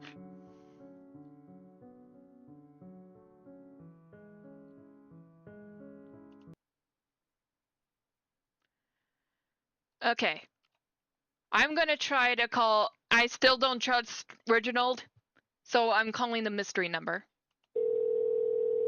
I attempted calling the mystery number. No one picked up. But I did receive a text immediately after. Why did you call me? I don't know. I'm stuck. Stuck? Where? I missed my bus home and it's pouring outside. I'm supposed to call one of my friends, but I'm not sure who to go with. I feel bad waking either of them. I see. Can you choose for me? Unfortunately, I don't know your friend, so I can't. But I think you can make that decision on your own. I guess I'll have to. Good luck. Alright, I'll call Reginald. I decided to call Reginald. I didn't want to bother him, but I don't think Twyla would have taken to me well right now. I heard the phone ring a few times and then he picked up. Mary? It's a bit late, isn't it? Is everything alright? Yeah. Well, actually, I kinda, missed my last bus home. And I was hoping maybe I could stay with you tonight instead. Yes, of course. Where are you now? I'll be right over. Thank you. I saw the faint outline of Reginald's old car pulled up to the side of the movie theater and I went out to meet him. Even though it was raining, he still got out of the car and held the passenger door open for me. I told him it was silly to do that. If I wasn't too late. You caught me in the middle of getting ready for bed, actually. And I wanted to get recharged. Didn't feel right to leave the home in pajamas. Oh, no, you're good. We drove off to Reginald's apartment amidst all the rain. Because it was so late, there were hardly any cars on the road, so it made the drive a bit safer. We pulled into a parking space next to his building, and he covered me with his jacket as we ran inside. So sorry I wasn't thinking. I should have brought an umbrella. I didn't mind. We stepped inside to the buzzing of fluorescent lights. Reginald led me to the stairwell, and we headed upwards. I had no idea he lived so high up. He told me that the elevator was broken and apologized for the inconvenience. I just felt bad for him. It must be a pain to climb all these stairs, especially after a hard day of work. Once we were in the proper hallway, Reginald began to lead me to his apartment. I tried to be quiet as we moved through the hallway, not wanting to disturb any of his neighbors. Before I knew it, we were entering his front door. Well, here we are. I apologize for the mess. If I had the foresight that you were coming, I would have cleaned ahead of time. I looked around Reginald's apartment. Is this what he considered a mess? Nothing even looked dusty. Thank you for having me over. I feel really bad having asked you to accommodate me at such a short notice. I'll try not to lose track of time anymore. Don't be silly. It's a pleasure to have you here no matter what. Oh, but don't worry about sleeping on the couch or anything. You can take my bedroom. It's right next to the kitchen. I'll sleep out here. Huh? Oh no, Reginald, I couldn't. You already drove out in the middle of the night to pick me up. I can't take your bed, too. Nonsense. I insist. You'll have a much better sleep. I'm sure of it.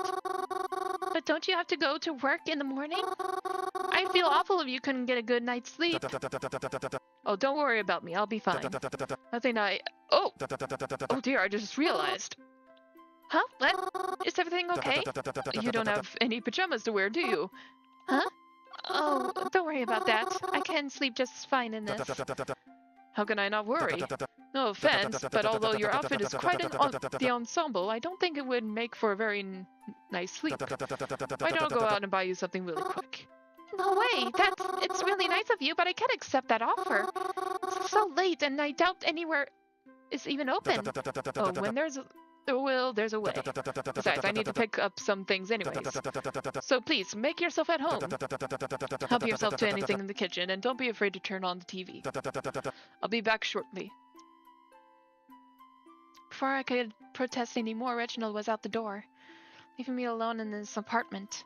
I guess all I could do now was wait for him to get back.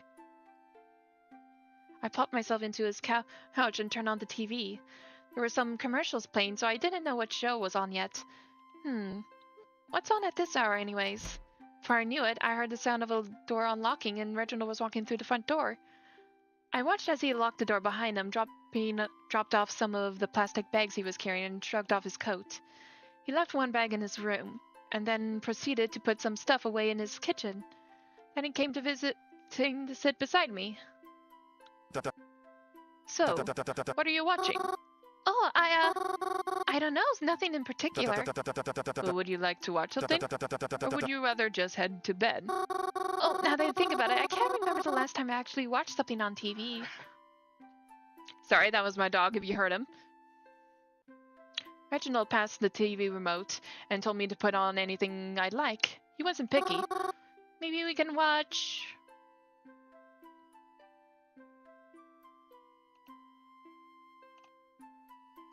Actually, she's not one for a horror, game show, sitcom.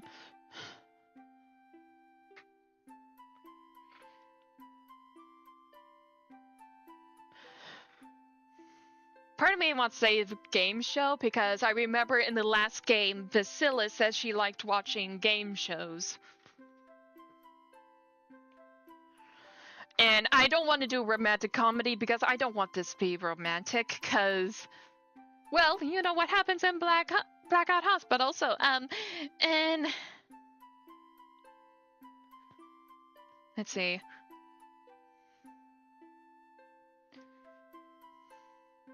Let's see, if it were me, I think I would lean towards a sitcom. I flicked through a few channels until I found this one. It was like a sitcom of sorts. Actually, this feels familiar. I can remember watching this as a little kid. But I can't say I remember any particular episode. I was too young to... Do I watch it? Yes. Oh wow, I haven't seen this show in ages. Used to watch this? Well, not particularly. But I do remember it. Hold on. I need to take a small break. I'll be right back.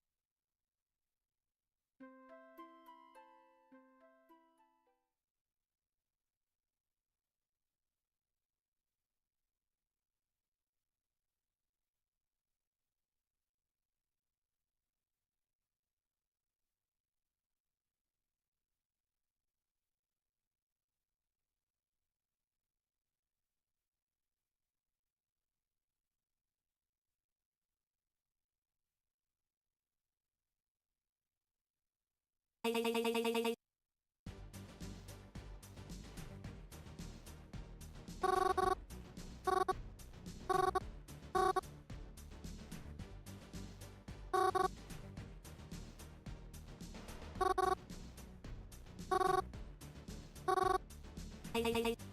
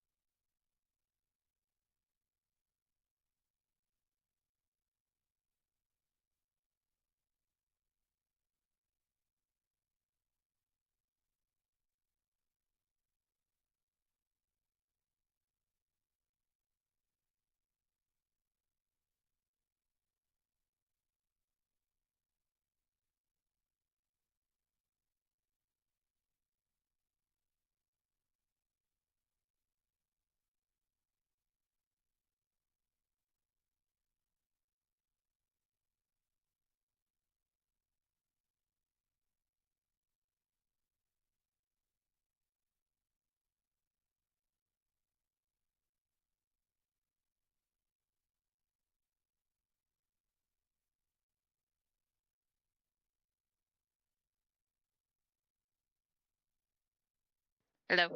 Okay, you can hear me now? Okay. Sorry, it must have been with my headset. Okay. So, long story short, um, let's see. Uh, okay, where to even begin with this? Okay, so, um, Mary, she currently lives at her aunt and uncle's cabin along with her cousin. Um, and let's see what else. Oh yeah, her parents are missing, and just recently her aunt and uncle also passed away, which just leaves her and her cousin living at the cabin.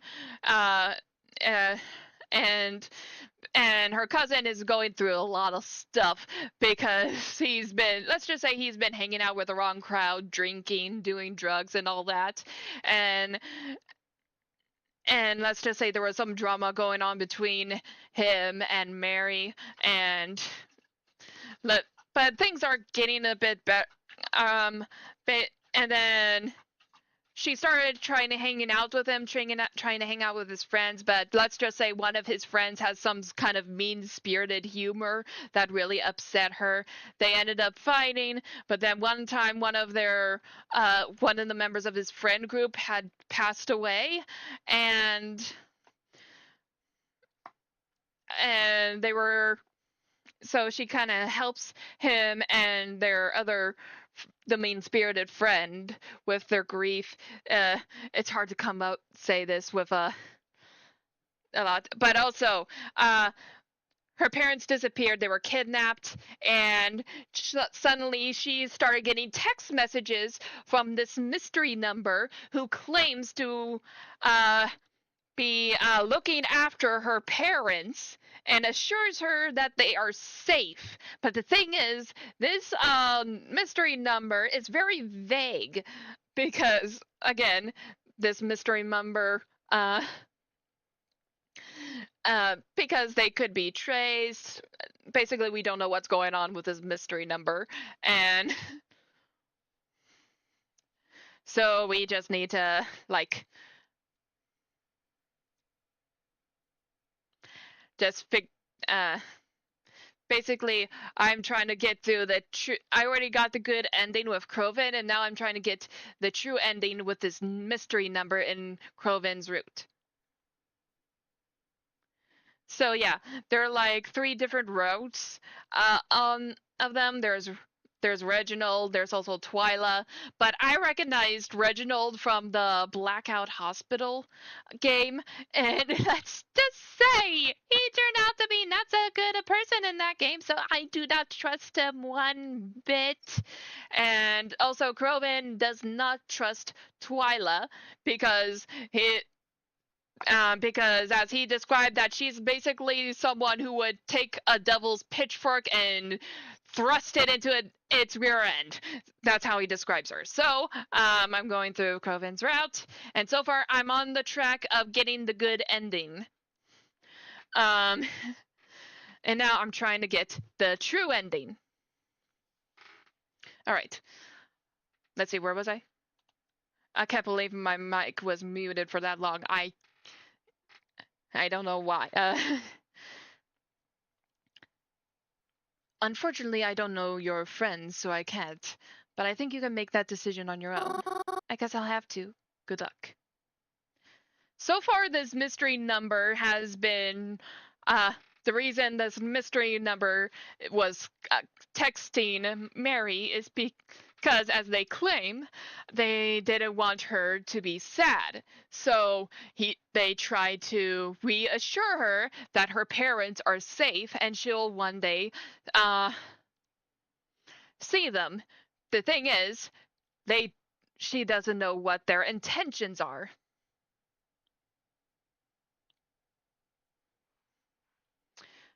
So I'm gonna call Reginald because Grovin has very negative feelings about Twyla. So I'm calling Reginald.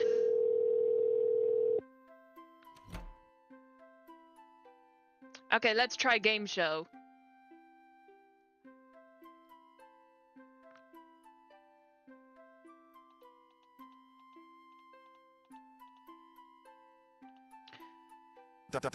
A game show? How charming. Yeah, I think they're fun. Even when people lose, they still look like they had a fun time. They certainly seem like fun. Though I don't think I'd ever want to be on one.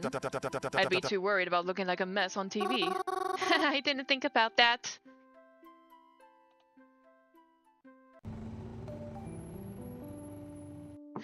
And in the good ending, basically I go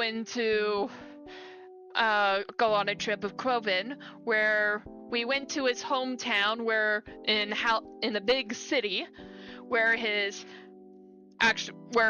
their parents live in a mansion, and in an earlier conversation he says the whole reason his family mostly lives in the cabin is because they like to be near Mary and her parents because, well, as he says, it's sort of like he says it takes more than a house to make it feel like a home, and to them that town with Mary and her parents feel more like home to them than in the big city.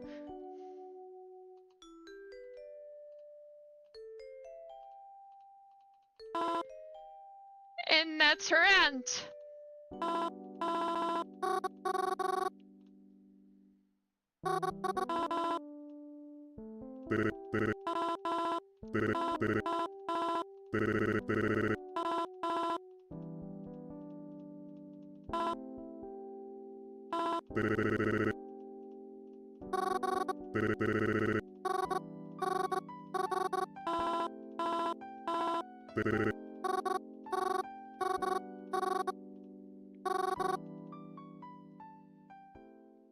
Okay.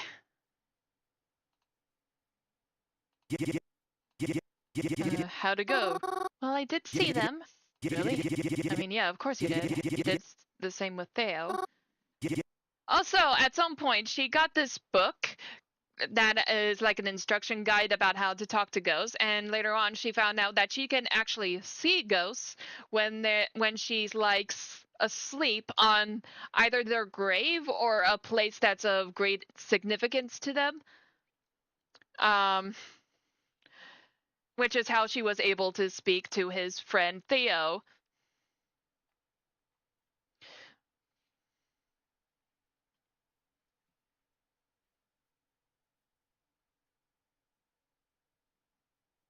Yeah, I understand that. Um, what did you talk about? Well, I didn't have a lot of time to speak with them much, but they wanted you to know more than anything that they love you and know you're going to do great. I know it's not much, and it's probably what anyone would be expecting to hear, but I know they really mean it, and yeah, most sisters would say something like that, huh? Couple old coots who can't think of anything original. That's just like them. I don't know what's going to happen in the future. I don't know where things go from here.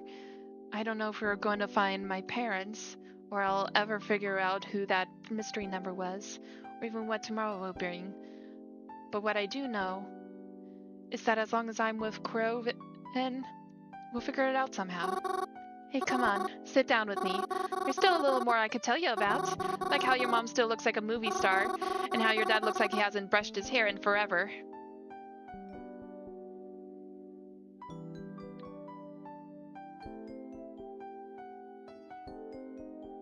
Okay. Alright, I should get the true ending after this. No, that's not quite right. That shouldn't be the conclusion I came to. I mean, not after all that stuff you did. Yeah, not after all that stuff I did! Maybe this end is enough to satisfy you, but it's not really how it's supposed to happen. So that brings us to a question. Do you want to see how this really is really supposed to end? Hold on. Let me save. Yes! I thought so. But in order to see how this really should have finished, we're going to have to go back. Let's rewind a little bit, shall we? It's been a few days since then. Croven seems to be doing a little better than usual. I think he's really trying extra hard right now. And he's been seeing Zapara again, too. I think that's nice. I think that's good for them. I'm happy to see them having a nice time together again. I had a nice day by myself, actually. Sometimes it's just nice to return to the cemetery for a normal day after so much chaos. I made sure I put at least one flower on every grave today. Though I haven't talked to any of them. I had considered doing it, but, like others tell me, it's probably not a good idea to fall asleep in public places. Especially if there is a killer on the loose. So I decided I wouldn't do that today. But that's not what happened, though. I truthfully didn't mean to fall asleep, I didn't. But when I sat back against the mausoleum we have, after being outside and on my feet all day, well, I was just so tired. I didn't even realize I fell asleep. Until I woke up to the sound of rain. I was surprised to not have had any strange dreams this time, but this was a big problem. Only the roof trim of the mausoleum was keeping me safe from the rain. And it was pouring. And worse even still, it was night. Only light I could see was from the street lamps at the outside of the cemetery. Oh dear. How could I have slept so long? Well, I couldn't stay hiding under here all night. I took a big breath and ran across the cemetery to the street. Luckily, the gate was unlocked. Again, I was surprised but thankful, as it meant I would not have to find some other way out. Once I was out on the sidewalk, I noticed the street lights were the only lights on. Everything else seemed closed. How late was it? I didn't want to pull my... Hold on. I didn't want to pull my phone out in the rain to check, but... Oh, wait! The bus! Here's the bus! I sprinted to the bus and tried to get to the driver to notice me. Even though I was wearing all black, the driver seemed to see me. Thank goodness. I apologized a gazillion times as I boarded onto the bus for having them to make them stop for me. But I was so very, very grateful they did. I have no idea how I would have gotten home had I missed the last bus. Thankfully, the rain didn't last too much longer. Or perhaps we just drove out of it. Either way, it was plenty dry when I got off the bus and onto that old dirt path. It was just a bit dark, that's all. Luckily, my phone still had enough battery to use its flashlight and help light my way, even though I'm sure I could walk this path in my sleep by now. The house was dark as I approached it. Had I not lived here for weeks, I'd even say it looked scary, like a haunted abandoned cabin in the middle of the woods. It was dark, so either Croven wasn't home or already asleep.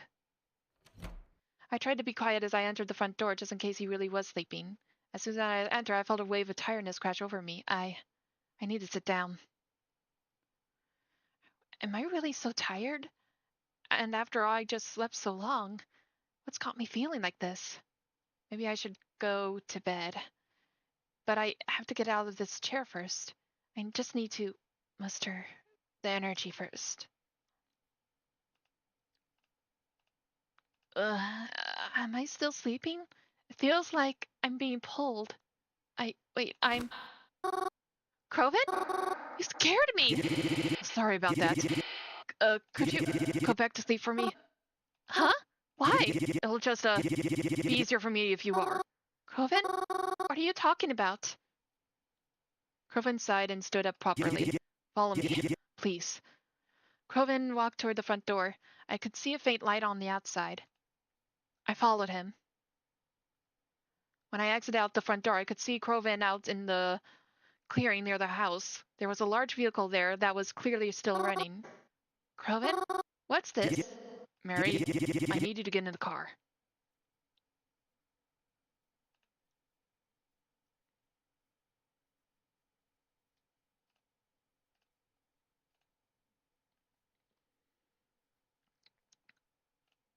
Where are we going? It doesn't really matter. That's not the important part. We just need to leave, okay?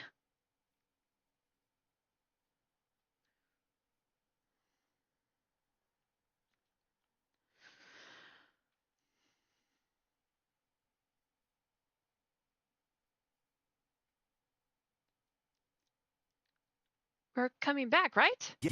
No. I don't understand. What is this? Did something bad happen? Listen, I'll try to explain it all later. For now, I just need you to trust me and come with me.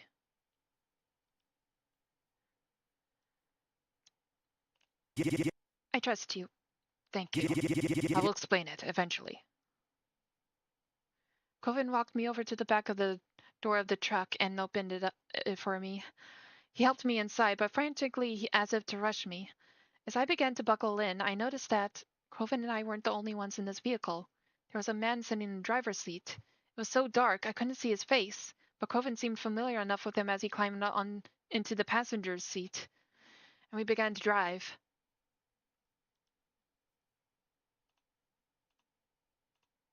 I wanted to ask Croven what was happening, but not in front of this stranger. Who is this? Do I even try to ask? Well, it certainly took you long enough.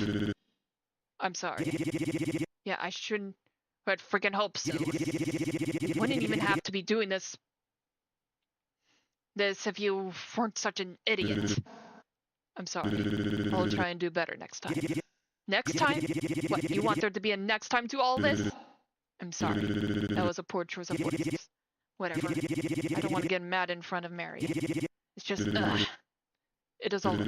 As long as we continue like this, things should be just fine. What are things exactly? You know, I hope you're right about that. Because if I have to worry over this a second longer, it's going to be your head. I am aware. But have I failed you before? Where are we going, if I can ask? Yeah, I'd say you have. I think that's a bit of an exaggeration. We've gotten this far, haven't we?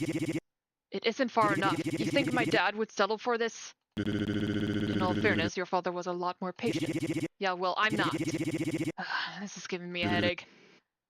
Likewise. It's fine. It's fine.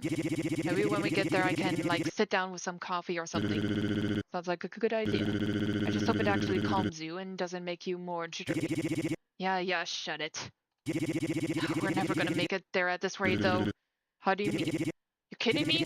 You drive like a frickin' snail. You wanna go any faster, maybe? It's safer to drive at this. It's dark and we've hardly traveled this path before. Come on, it's a straight frickin' line. What, are you worried about crashing into all these other cars around us right now? I have my reason. We'll get there regardless. Yeah, but it'll be sunrise when we do. Frickin'... Give me that! What the heck are you doing? Let me frickin' drive. Stop the car and let me drive if you're not gonna listen. Let go of the...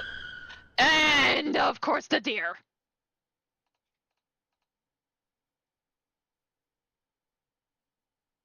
Frickin'... This was gonna happen.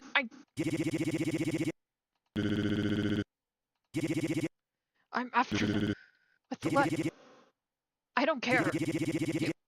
Where they're headed, right? Not let...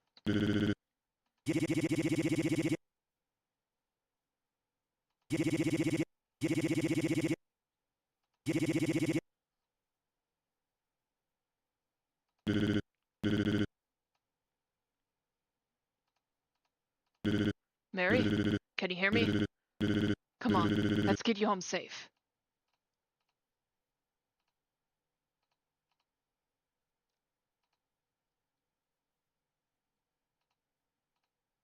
I'm in pain, but not a lot. Just very numb. Like being hit with a big wave on the beach. Slowly I could feel my senses come back to me. I'm pressed against something. I'm being held. But by who?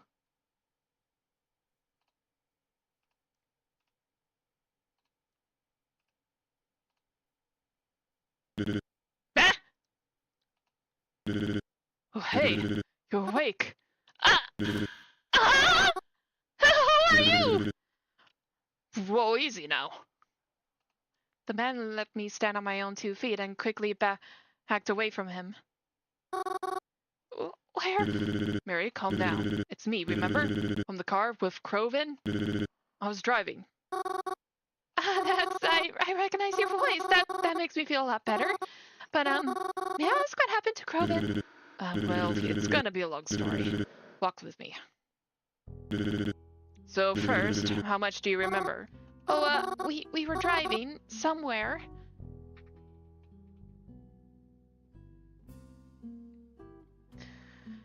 Crovin was mad at you. He certainly was, though he almost always is. So it's not like this time was any different. Then Crovin got really mad and wanted to drive the car himself, and we hit something or swerved.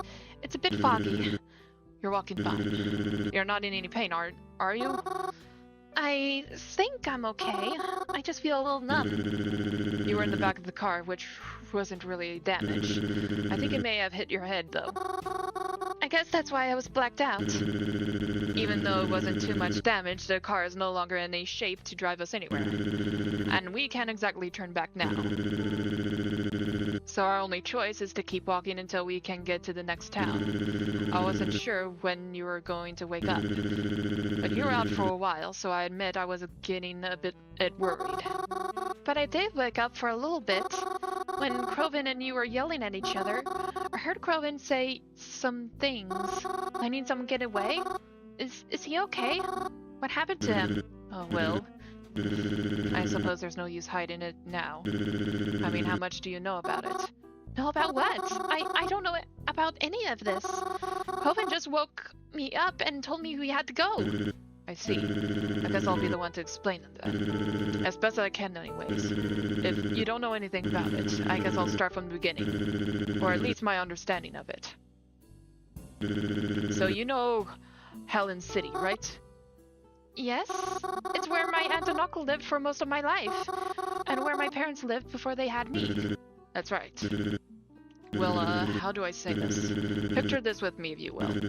Mob, gang, criminal organization, use whichever words please you. There were two of them, centered in Hallen City. The first we'll refer to as the Congress. The second we'll refer to as the Parliament. Hallen City housed two organizations, so it's basically like the Mafia. But it hardly had room for both. The two groups were always at war with one another, fighting over territory, money, whatever they could, even if it's just to make it so that the other group could not have it. I'll tell you this, because your uncle was the head of the Congress. You're joking! You can't be serious! Uncle Cross was such a sweet man! He wouldn't hurt a fly! Haven't you ever questioned why he wore that eye patch? It was from his time in the army. He was in a war. Oh. I see. Please continue. Eventually, the Congress had overpowered the Parliament. The Parliament was pushed to Blackwood. The Congress now had full control of Hallen City, and weren't worried about the Parliament interfering with their plans anymore.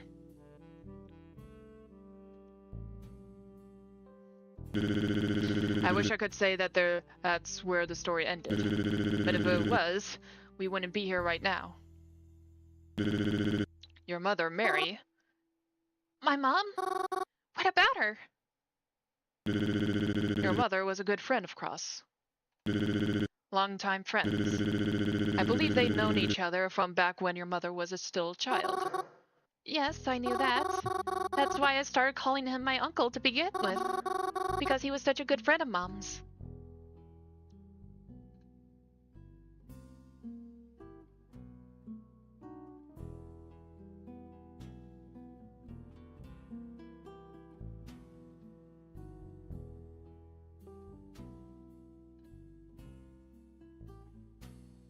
Did Mom know? Please tell me. Yes, she knew. And your father knew too. But they were never involved in any of it. Until recently. Huh? Let me finish explaining. After the Congress had complete control of Hallen City, your uncle, aunt, and parents lived there peacefully, more or less, for a while. But your mother had wanted to open her own restaurant, diner, eating establishment, and the perfect location she was looking for was in Blackwood. Your uncle and aunt begged her not to make the move. They were scared of the Parliament potentially targeting her, even if she was never involved in their business. But if she wanted that restaurant, it was her only option. Not to mention, she was expecting a child. And well, believe it or not, back in the day, Blackwood used to be a lot cleaner than Hallen City was. Even with the Parliament there. Tables certainly turn, don't they? So, despite their warnings, their parents moved to Blackwood to start their restaurant. And well, their family. Your aunt and uncle were still worried, but your guys actually seemed to stay pretty safe. And we didn't really have any reason to worry. They even felt comfortable visiting you guys from time to time. They'd even joke about how the Parliament may not even exist anymore. But they showed us that they were still alive and kicking soon enough. A few years ago is when things really began to spark again. We received reports of gang activity beginning to pick up in Blackwood. That alone may not have concerns as much, but then we started getting reports of enemy gang members parading themselves around Hallen City, calling themselves the Parliament. That really made our sirens go off. Then, out of almost nowhere, your aunt and uncle's home was broken into. They were unsure if it was related, but, well, it's not like they were going to take their chances. They shortly ended up moving into a safe house of theirs, you could call it. Even though it was closer to Blackwood than it was Hallen City, it seemed like the safest bet. Wait, the cabin? The cabin in the woods? The one you picked me up from? That's right. I I had always wondered why they moved there.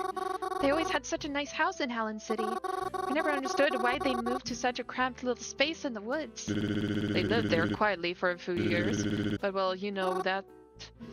Yeah, I was happy Croven was so much closer than before, but I didn't know this was why.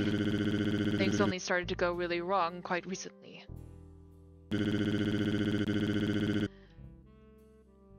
Your aunt and uncle, they came in contact with the head of the parliament.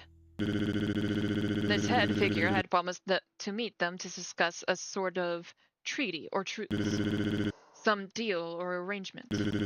Told them that they'd meet somewhere public so there was no worry of anything insidious.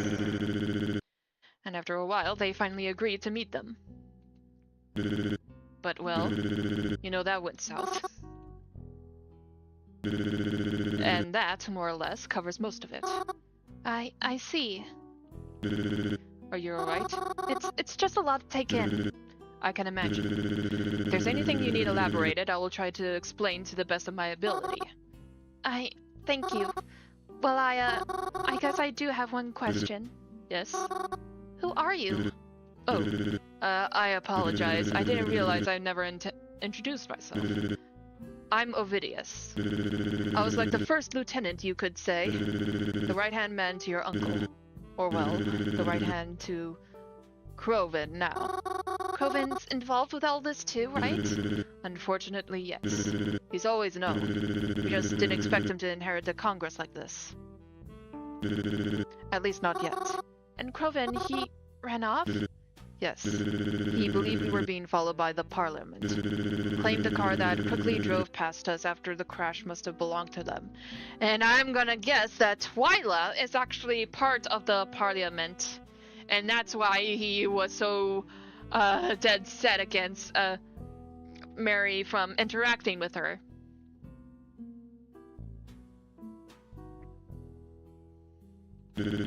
And he ran after it. I don't know any things that will help, but I couldn't go after him. My priority was watching out for you. Have you been in contact with him at all? No. As I said, my priority was in care of you. Maybe I should try messaging him. After everything you just told me, I don't feel comfortable knowing he's on his own out there. Oh! You should give me your number too then, in case you wind up separated somehow. Yeah, I'm gonna guess this guy right here is in fact the guy with the mystery number. Unnecessary. Huh? You already have it. I already have it? Wait a minute. And that means... hey! You are the strange number that I've been texting? The one I message nearly every night? Yes, that's correct. Why didn't you tell me that from the beginning? Or so, why were you so creepy over the phone? You scared the living daylights out of me. I apologize. I didn't mean to. Truly, I tried as best as I could not to come off malicious, but I see it didn't work. I'm just not good when it comes to cellular communication. Perhaps I should explain a bit more of why I'm even here. You see, back when gang activity first began to pick up again in Blackwood, your uncle assigned me the task of looking out for you. I was to make sure that you were kept safe from all this. Of course, I accepted this task. I made sure you were never involved in any of this. Until now, that is. Wait.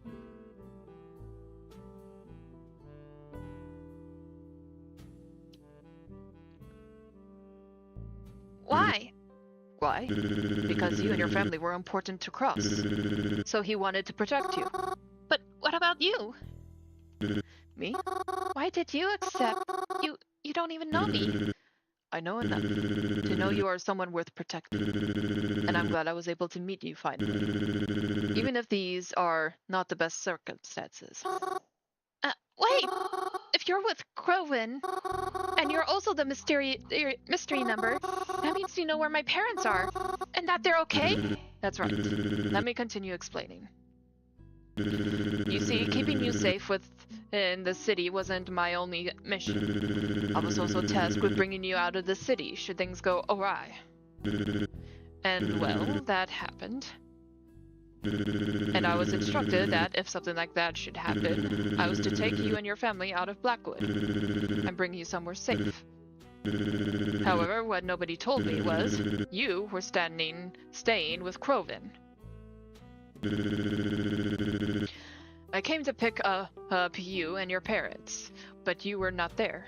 I never got news that there was a rumor of a murderer in Blackwood, so I had no reason to believe you might be staying somewhere else. Your parents only told me once I had arrived there. But by that point, I was already in a very dangerous position. The Parliament was clearly on high guard. If I moved around too much, I risked jeopardizing everything. There wasn't enough time and too much risk involved in going to get you, so I left with your parents. And I couldn't come back until we could be absolutely sure it was safe to take you away too. But if Coven really did see a Parliament car pass us by, then perhaps it still wasn't safe enough. Then where are they now? Why didn't I ever hear from them? We didn't want the Parliament potentially catching onto us. And we were afraid they may be able to track your parents' phone. So I confiscated them. My phone has been modified to be untraceable, and was why I was able to keep contact with you. But the same couldn't be done for your parents. I apologize for that. But believe me when I say that it was very hard for them not to contact you. It was the only way to ensure you are kept the safest you could be kept. I see. Are you alright? I don't know. Again, it's a lot to take in. I understand. It must be tiring to even hear about. But I hope you find happiness in knowing you'll see your parents again soon. Really? Yes, it's why I came to collect you after all. It's why we're heading out this way. But perhaps we should be a lot closer to them had the car not crashed. Right. Even if Crovin does appear a bit frantic right now, I request that you not be mad at him. He wasn't even supposed to be with us, truthfully, but he wanted to come to see for himself that you got there safely. And I'm sure he still wants to see that too, even if he's not beside us right now. Really? Really.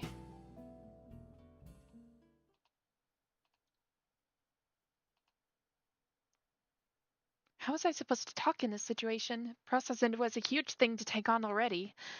I had tried messaging Crovin, but we didn't hear anything back. I didn't really expect to, but it was worth a shot. I did wonder where he ended up, though. I haven't seen a trace of him on this forest trail since all the time we've been walking.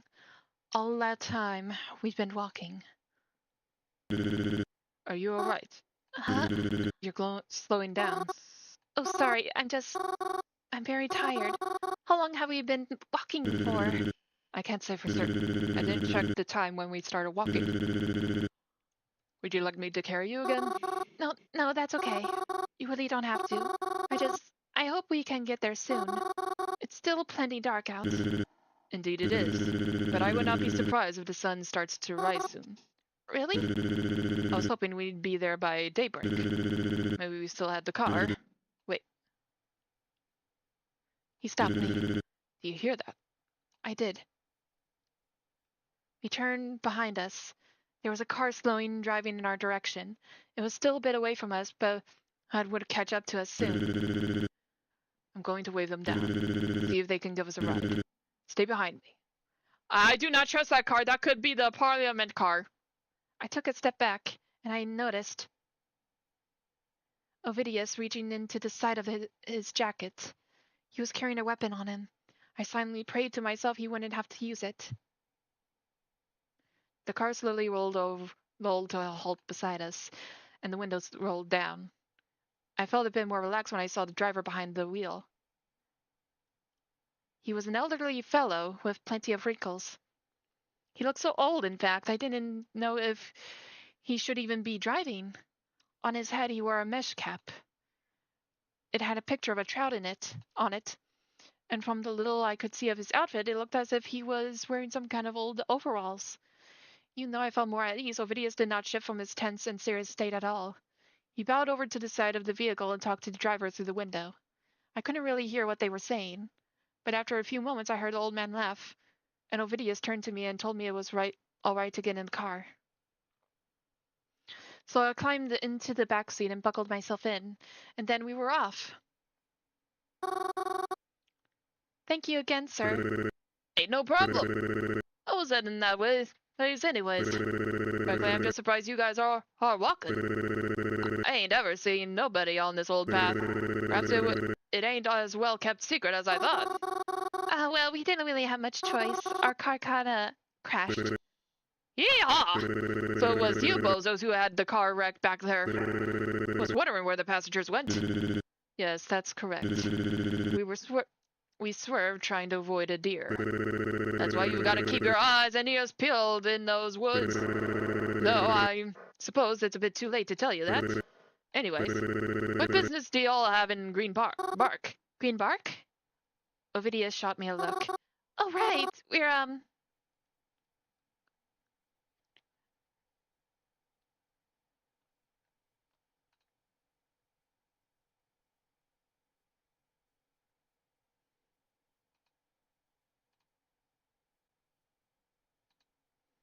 visiting a family.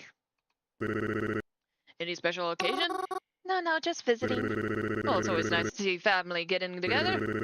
Most people take that for granted nowadays, I'll tell you what. So you two are family, huh? Well, not exactly. I am just a close friend, doing a favor. Oh, I see. Hope they're paying you enough to be a chauffeur. Yeah. After crashing a car, I thought I deserved much pay. But enough about us. What are you passing through Green Bark for? I was hoping you asked. See, me and my fishing buddies do this trip every other weekend, even though I don't live too close. But this shortcut helps me to make it every time. I'm usually the last to arrive, but not by much. We went on a boat and... The nice man continued to tell us about his fishing trips all the way to Greenbark. It sounded like he was really excited to be able to talk about it. I liked hearing about the fun times he shares with his friends. The sun began to rise right as we began pulling out of the forest. And once we were in Greenbark, Ovidius told the man to let us off at the corner of a sidewalk. I never did learn his name, but I made sure to thank him again for the lift. Lucky break for us. But let's not push it. Come on, let's go. Ovidius? Can we get breakfast first? Mary, we need to keep going. I'm sorry, I'm not really not feeling well. Are you alright? Yeah, it's all just a lot, you know? And I think it's all catching up to me. All the walking we've been doing. We really shouldn't stop moving. You're right. I understand. Come on. Huh? We'll get you something to eat. We'll just have to be quick. I'm sorry. Don't be sorry. Let's go. Ovidius tried to look for somewhere that may be open. The closest we could find was one of those chain diners that prides itself on pancakes and other breakfast foods. They seemed to be the only place open, anyhow. Luckily, they weren't packed at all, so we were seated right away. I was happy about that.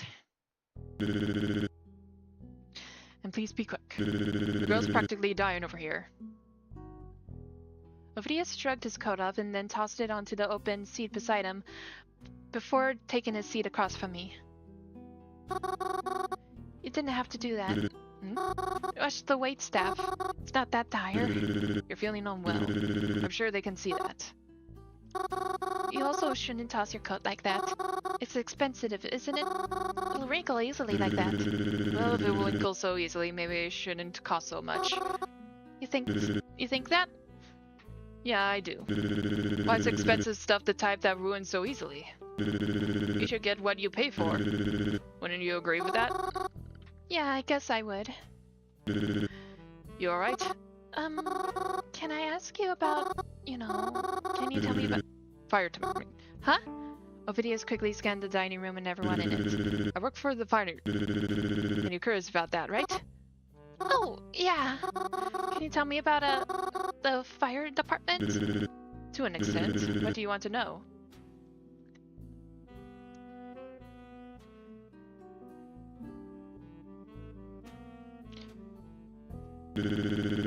You know, I don't think I could say for certain. It's almost hard to remember a time when I wasn't in this line of work. Is that sad? If I had to guess, I guess I would say it's been at least around 18 years. Really? That's a long time. Yeah, it is a long time. You know, when I think back to when I first received that text message from such a mysterious number, of all the potential candidates it could have been, I never would have imagined it would have led to something like this happening. Are you upset? No. I mean, I'm glad it was actually an ally. After all, I mean, how could I be upset with someone who's done so much for me? Someone who even risked their life for me and yet doesn't know me at all. I wouldn't say I don't know you. I mean, not anymore. We message one another almost every night, didn't we? Even though it might not have been much. I feel like I learned a lot about you. Besides, even though you didn't know me in return, you were always coming back to me, or looking to me when you were in trouble. I know that you're a bright girl, even if you don't think so, and bright enough to ask for help when you need it. That's something that can't be said about a lot of people. Maybe if I had been more like you, I wouldn't be in this position I am now. Oh, but no, don't take that the wrong way. I'm here anyways. And if I gotta be here anyways, then I'm glad it's with someone like you. Thank you. If I may, can I ask one more thing? Of course.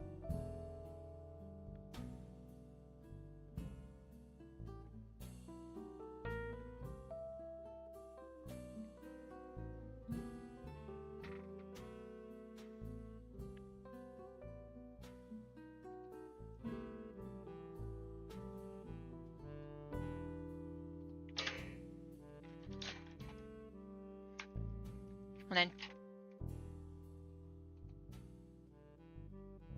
then... Yes, go ahead. My uncle in the fire department. You knew my uncle. You said you worked right beside him, right?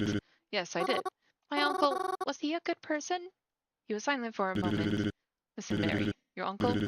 I owe my life to your uncle. And I'm sure many others do too. But just because I am loyal to him doesn't mean that he was exactly a good person either. Your uncle did a lot for me and for the rest of the fire department. But there is no such thing as a good firefighter. I guess I didn't realize how that sounded out loud. Thank you, Ovidius, for everything you've been doing for us. I don't know if Crovin ever tells you, but really, thank you so much. Of course. There's no one else I'd rather do it for. I felt much better after I was fed. Physically better, but I think the emotional toll was also a bit easier to digest. Come on, let's head out. Once we get past this point, we should be in the clear. Since we no longer had our own vehicle, Ovidius and I had to find a bus stop. We'd have to take a bus after a bus until we could make a path to wherever it was we were supposed to be going. That's okay, though. I was used to riding on a bus.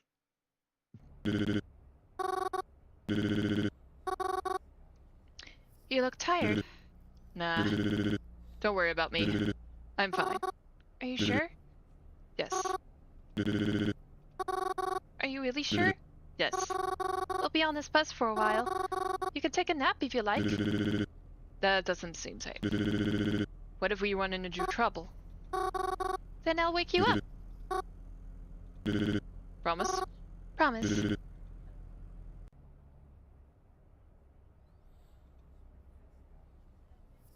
I checked my message is with Crovin. Still nothing. I can only hope that the reason he wasn't answering was because he was being extra careful, and not because something else was going down. Oh! We've got to get off the bus now. I don't think it'll be much longer. Is this it? Yes, this is it.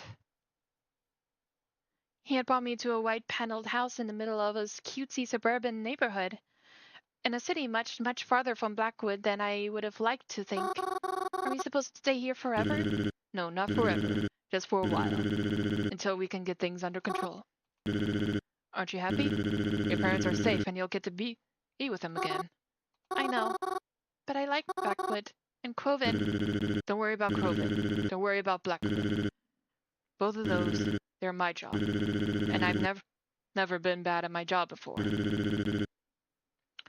I'm going to take care of it. I'm sure you'll be back in Blackwood before you know it.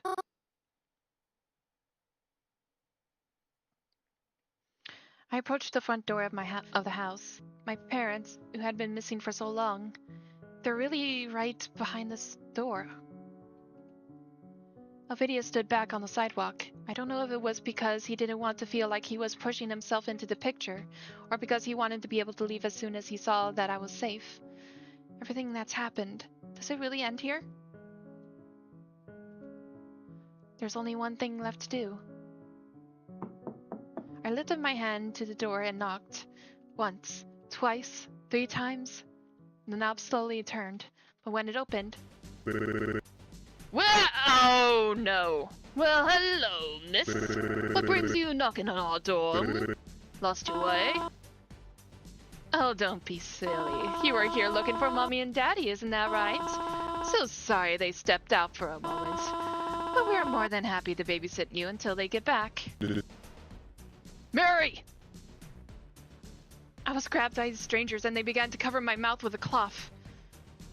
It smelled of something I couldn't quite recognize, but I already knew what was happening. I tried calling out to Ovidius, but my mouth was covered. You don't mind if we take her out for a little play date, right? Let her go. Yeah, I don't think so. And I wouldn't even try reaching for that gun of yours. Unless you're in the mood for a Bloody Mary.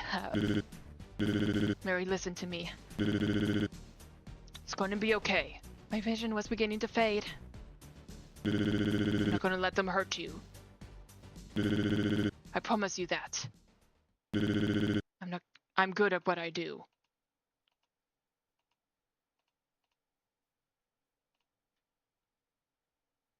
Huh? The movies? No, that isn't quite right. This is a movie theater, but it doesn't look like anyone I've ever been in before. The screen is massive, but nothing is playing. Not even any audio. Seats seem to stretch on for miles. I can't tell where they end, or even which row is closest to the screen. And on top of that, there's no one here. Wait, that's not true. Someone is here. It's... Groven! What's he doing here?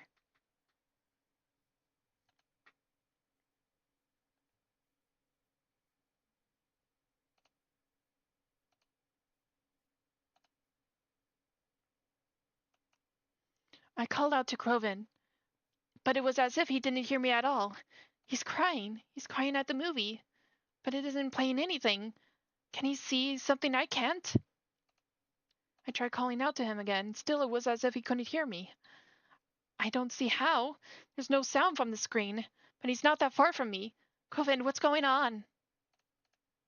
I reached out to Groven, except, wait, did I? I can feel my arm reaching out towards him, but I can't see it at all. I tried reaching towards him again. What's happening? Why can't I interact with him? Groven, please. I'm trying to help you. Please look at me. Groven! Groven! What's happening? Groven! What? Just a dream? Wait, where is this? I was kidnapped, but this place... Is this a jail cell? A real jail cell? I quickly look around the place. It seems to have been abandoned for quite some time, but they brought me here. Ovidius! I have to get to him. I checked my pockets. Of course they took my phone. Why wouldn't they? Okay, stay calm. We can find a way out of here.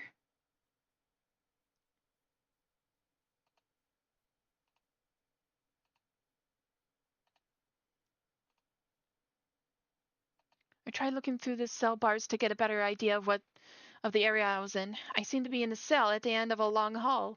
I couldn't see anyone in any of the other cells, but I didn't want to risk shouting out for anyone in case the wrong person heard me.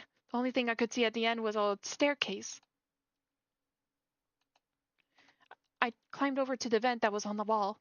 People escape through vents in movies all the time, right? Even though it was old and rusty, it wasn't going to give any time soon. There's no way I'd be able to open it on my own. I tried opening the cell door. It clanged and rattled. Of course it was locked, but I at least had to try. I tried checking around the bed in the cell. It felt as hard as a rock, and even the sheet was covered in a fine layer of rocky debris. I tried looking under it to see if there was any sort of hole or trap door I could sneak through. Of course there wasn't. I tried checking the sink basin for anything that might be useful. I remember playing old escape games, and usually the sinks would have something important in them, like a screwdriver or even a key. Not this time, though. Ew, I don't want to get anywhere near that toilet.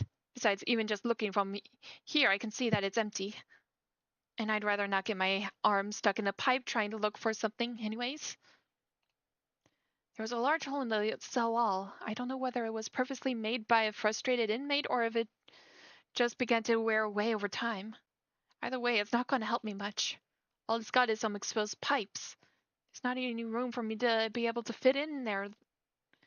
Even if I could, I have no place to go. That's everything? No, that can't be it. There has to be something else I can do. There isn't any way out. I'm trapped here. I can't do anything. I can't believe this. Coven, Ovidius, Mom and Dad, they're all in trouble. And for what? Because of me? If they weren't trying so hard to keep me safe, that's so stupid. They're so stupid. None of this would be happening right now. They just. Suddenly I heard a rattle against the bars. I thought I was finally done for, until I looked up. Reginald? Reginald was here, right in front of me. But how? He was knocking against the bars and gesturing over for me to come closer. Reginald, what are you doing here? I tried to keep my voice down as best I could. How is this possible? How did you know I was here? You're not working with these people, are you? Then I don't understand. How's that you're here right now? Am I still dreaming? Why aren't you saying anything? Suddenly I felt a pressure against my hands. Reginald was pushing something into my hands. Keys? Wait, are these the keys to the cell? I don't understand. I mean, thank you, but where did you find these? How do you know I was here? How do you even get here? It's just not making any sense. Huh? Without a word, Reginald stood up and turned around. He began walking towards the exit and waving back at me, as if he was saying goodbye.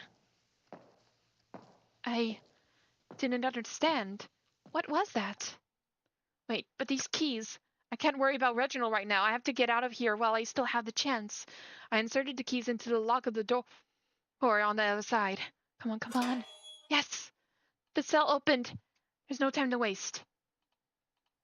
If only I knew where I was going. I didn't see Reginald after I left the cell, nor do I have any idea where he could have went. This place seemed so big and empty. But I knew that couldn't be the case. There had to be people lurking around here somewhere. I just didn't know where. I tried to listen for them just in case I needed to hide, but I couldn't hear anything. Just where is this anyways?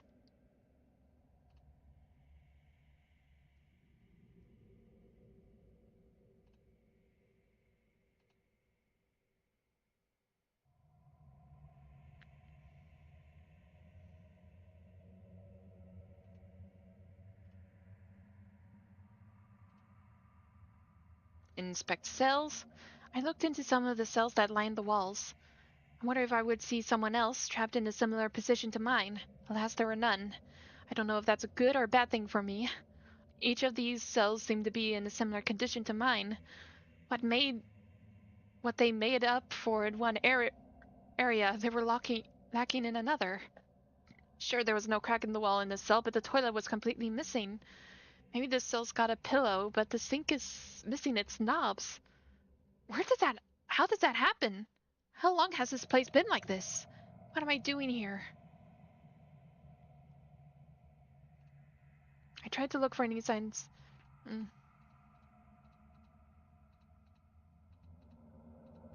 I'm kind of going to skip through this because, listen, tried listening for anything. Footsteps, talking, anything?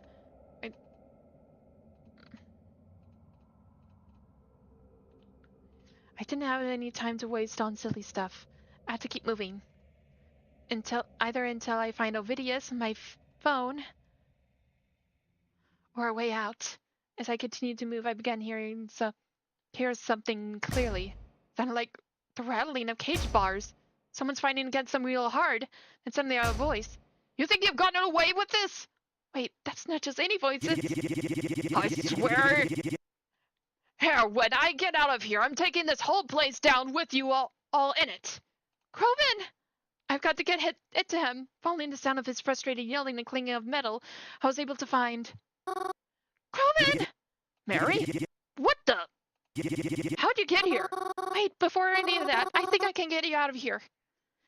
I used the keys Reginald gave me in the keyhole for Croven's cell.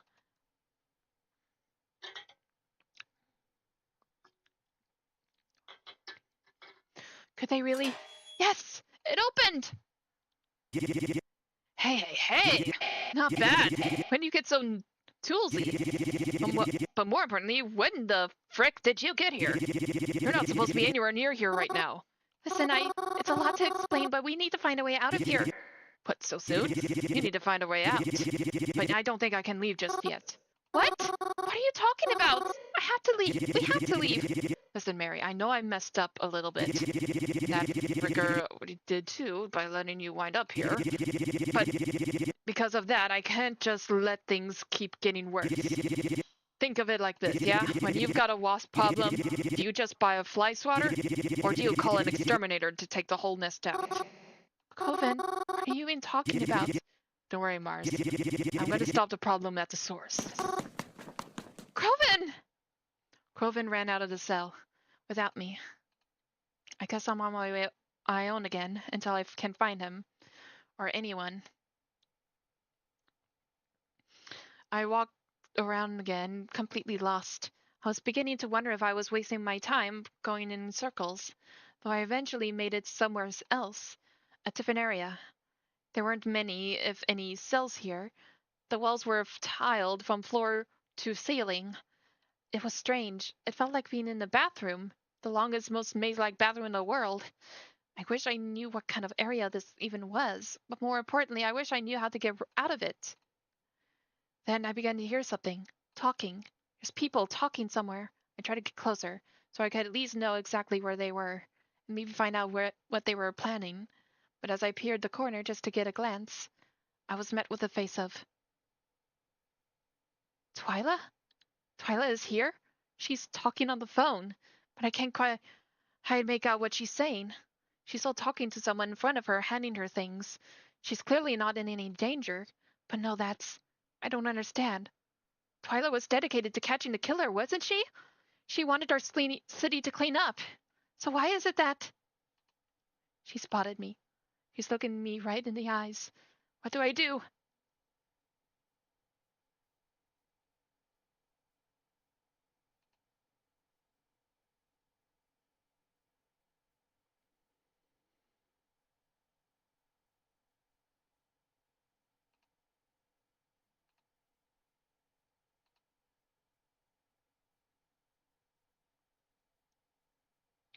Run.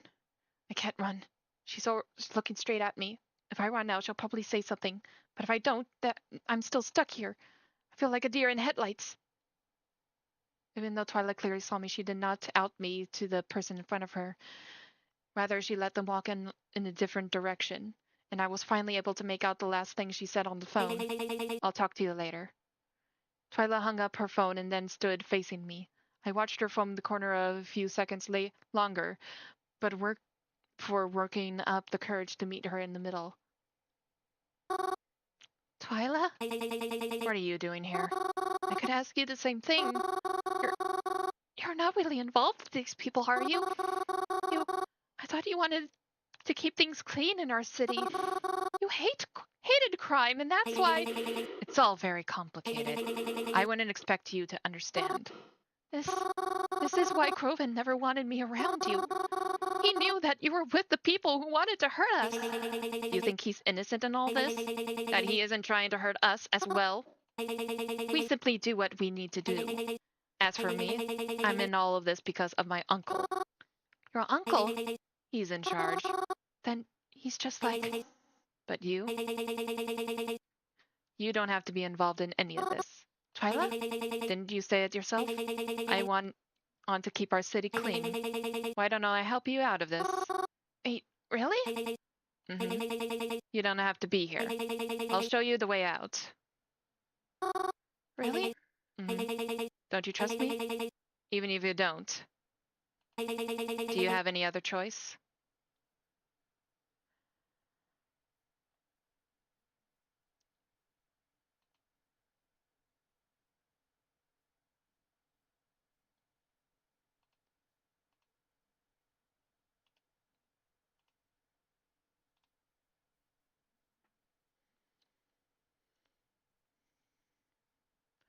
Okay, I just want to see what happens if I grab Twyla's hand. Before I could answer her, a gunshot rang out through the building. We both turned to face where the noise came from. Twyla ran in the direction of the noise, and I followed her. When we got to the destination without hesitation, Twyla slammed the door open, and the source of the sound stood right in front of us. Frickin' pizza! And that one's for Ma! Coven! What are you doing? What? What's the matter? I felt like I could throw up. The smell of lead already beginning to permeate the room. Come on, Mars, don't give me that look. You should be happy. Happy? How can I be happy over something like this?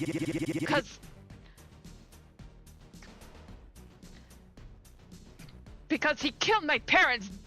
You can't take a life if you ain't prepared to lose your own. Oh. What the frick are you laughing at? Coven! It's nothing, I just...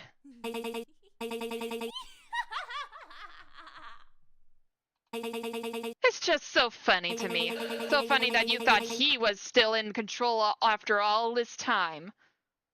And then Mary. I thought I had to Okay, I'm gonna load that previous save.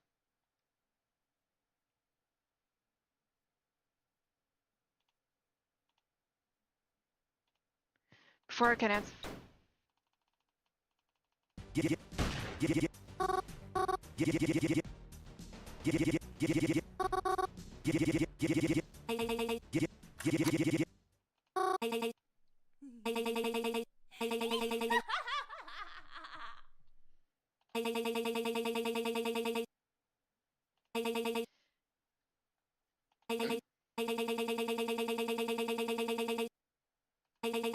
Turns out I don't even have to wait that long. It's hysterical to me.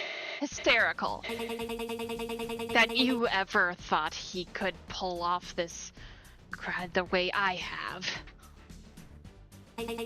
You think that taste of flesh could have ever had it in him to off your parents the way I did? It was her! This whole time! He was too much of a frickin' wimp to even attempt it. And you what the best part was? It was so frickin' easy. Even Mary's dumb as could have done it if she tried.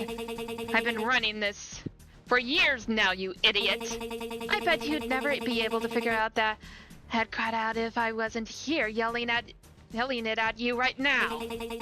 So hand over that friggin' gun and wipe that stupid friggin' look off your face before Mary's head becomes my new jack-o'-lantern for Halloween.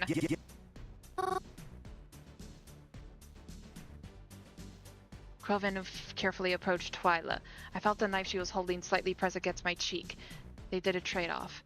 Me for the gun, and then she held it up to both of us. I bet you thought you really did something, huh? You know what? Yeah. I guess you did. Too bad it really doesn't matter. Keeping her eyes on us, Twyla pulled out her gun. She typed away on it, and a few moments later, someone stepped into the room. I need to take these guys back to their cells and make sure they don't get out again until I ask for one. Don't kill them, but you're more than welcome to rough them up if they get on your nerves. Yes, ma'am.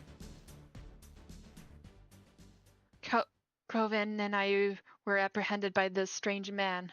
He led us out holding our arms together tightly. He shoved us through the halls, and we caught a glance or two from more of Twilight's goons passing us by. Once we were back into the area that held all the cells, the man finally spoke to us. Ovidius! I thought that was you! I'm so glad! Oh, crap. Hey, Ovidius. Yeah, hey. What the frick do you think you're doing? No, I don't even want to hear it right now. We're getting you out of here. All of you. All? Ovidius brought Chloe and I down a few cells further, and I could barely believe my own eyes when I saw... Mom and Dad! Are they... They're alive. Merely unconscious. We're getting them out of here, and we're all leaving now. Ovidius handed us our phones back. Had a feeling they'd like to see these again, also. Whoa, hold on! We're just supposed to... Who, frickin' leave? That isn't gonna help. COVID. You know what happens if we leave? They just frickin' take us prisoner all over again. We are outnumbered here, Crovin. Shut up and stop calling me Crovin. Ain't it supposed to be boss to you? What are you trying to do? Put everyone in danger? You told me my job was to protect them, right? Then that's exactly what I'm gonna do. Good. Then do it. Protect them for the moment. But I'm gonna ensure they won't need protection anymore. Crovin! God freaking damn it. That dang.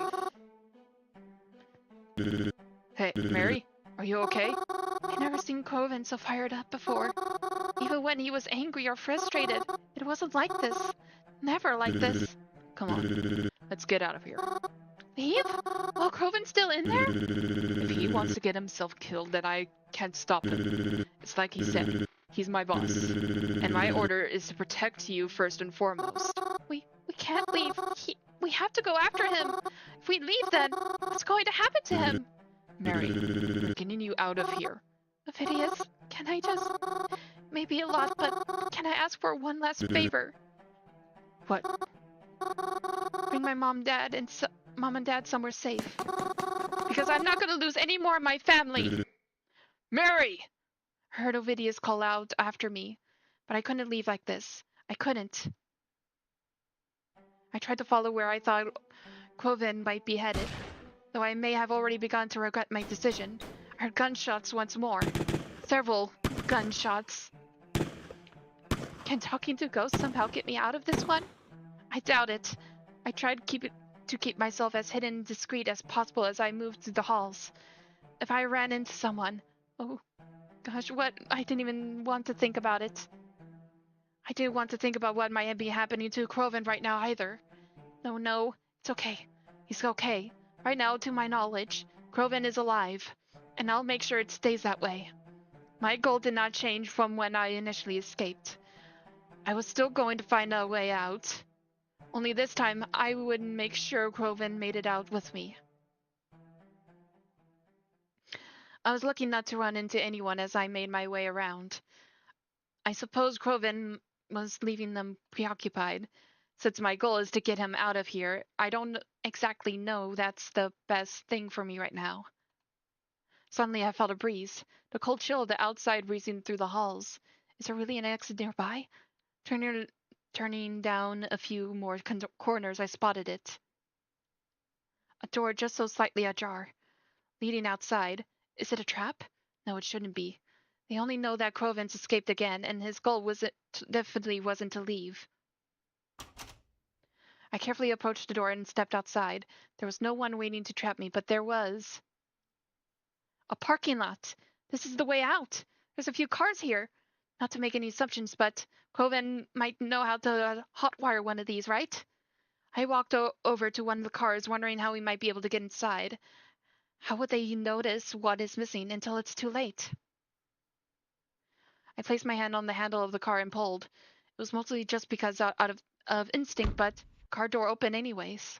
That's strange. Despite how odd I found it, I climbed into the front seat of the car. I'm really sitting in this car right now? The keys are still in the ignition, too. That's really strange. Or, well, maybe not. I guess if you're trusted everybody here or needed to be able to make a quick getaway just in case, then you wouldn't really feel the need to lock your car doors. Suddenly I heard a loud noise in the not so far off distance. It was the door, the one I had exited out of. Someone was coming to look for their car. I froze in place. Please don't be this car. Please don't notice me. Please just drive away. But despite my prayers, it seemed it was my fault for choosing the wrong car. I heard the door of the car click open, and I was met with a shocked expression of Twyla. Ah, freaking course! I think the both of us were too surprised at the sight of each other to say anything. After what felt like forever, only a few seconds at the same time, I saw Twyla look back towards the door and then back at me. Forget. Twyla began to climb over me and into the passenger seat of then. Shut that door and get driving. For I just sighed you weren't worth sparing. Not wanting to be shot, I did as instructed. And we drove off. She told me where to drive, and I followed her instruction best I could. Not back-talking, not saying anything.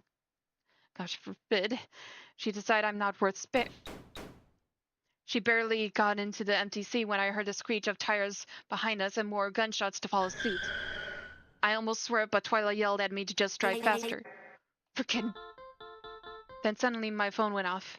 Of all times, why now? As soon as I did, Twyla once again yelled at me to keep driving. She buried her hands into my pockets and pulled out my phone. She declined whoever was that was calling and instead made her own phone call.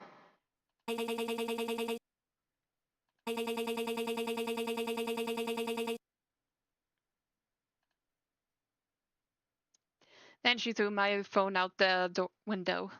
I looked into the rearview mirror. The car that was following us began to slow and then completely stop. And though it was far, I could have sworn I saw it was Croven who got out of that car. As I drove off, oh, I wish I could have been in that car, instead of the one I was trapped in right now. He drove in quiet, or at least I did. She just sat beside me, pointing that gun in my direction the entire time, barking in out of direction or lane change or turn I would have to make every now and again. The drive was incredibly dark. If it weren't for the vibrant streetlights that dotted the road every now and again, I might not have been able to see anything. I drove as safely as I could, with the little light I had, and with the ever-present threat of Twyla's gun.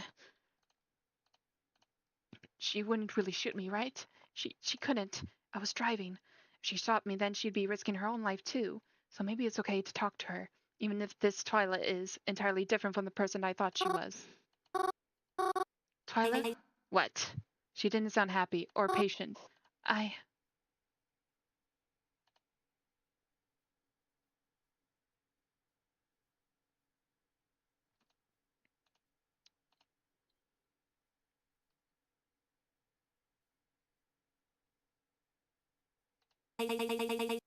What don't you understand? Use your words. You were lying to me this whole time. Yes, I was. No, now that that's established, do you have any other stupid questions? I can't even fathom. Why would you want to do something like this? Like what?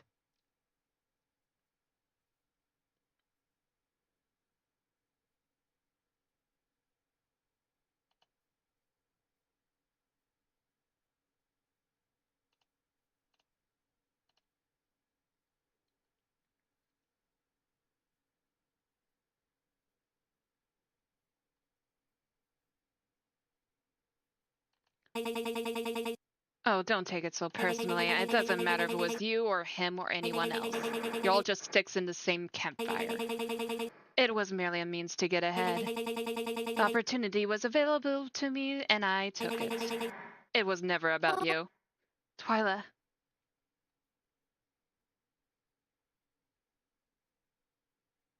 are you going to kill Croven? Turn at this right. I followed suit. The traffic light was green, so I just sped through before it could change again. I haven't seen a single other car on these roads. To answer your question, it was the plan. Wipe him out and then be done with it already. He's been causing so much trouble after all. Wouldn't it be easiest to just have him out of the way? But then I realized if I could control him, it'd be much more worthwhile than killing him. So I've kept him alive. Is that why you kidnapped him? No, it's why I kidnapped you. We continued to drive for a long, long time. As we did, I noticed the surroundings start to become more familiar. And before too much longer, I realized we were entering Blackwood once again. Keep driving until I tell you to stop. I did as she instructed. I drive slower, following her increasingly confusing instructions. Turn right, then left, then straight, then left again, until she had me park the car on an unfamiliar street. She then got out of the car, but pointing her gun at me the entire time. I guess it was in case I tried to escape. She opened my door and grabbed me by the wrist. Get up. As soon as I exited the vehicle, Twyla began running with me in tow. I found myself tripping over my own 2 feet as I struggled to keep up with her speed. I thought about yelling, but the threat of her violence prevented me from doing any of the things I would have liked to do. I couldn't exactly see where we were running to so quickly in the dark. Until we approached the gates. We're at the cemetery. I didn't say anything as Twyla dragged me inside and ran through. She moved with purpose. She had a specific location in mind, but she couldn't possibly be running towards the mausoleum. The one place in the cemetery I never had access to. But she does? I heard an unlocking sound. Come on. She grabbed me once again and began pushing me through the double doors, even though inside was an immediate staircase down. I heard her lock the door behind us and then hurry me down the stairs. When we got to the bottom, what is all this? Underneath the mausoleum was this strange bunker? But for how long? Was it always like this? Was anyone ever kept here at all? Twyla went straight for the computers in the back and I followed her. She typed rapidly and I couldn't understand what she was doing. The gun! The gun! But she also left her gun on the chair. She just left it. Did she realize?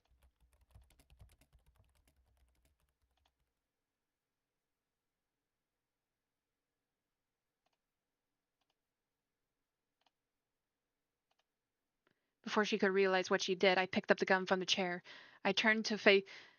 She turned to me as I pointed it at her. Oh, and what do we have here? Twyla, I can't let you do this. What's that? You can't let me do this? What are you gonna do? Are you gonna shoot me? If what? Come on, Mary. We both know that you never forgive yourself if you did. But if you insist, then I'll give you an open shot. Well, what are you waiting for? Go on then. Try it.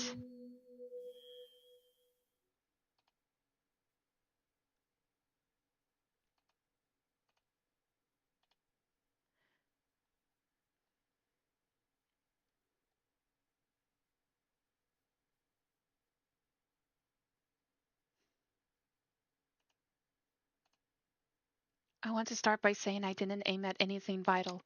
I would never ever do that. I aimed at her legs, and I attempted to pull the trigger. Nothing happened. I tried again. Still nothing happened. It was Anthony the full freaking time! She was bluffing her way this whole time!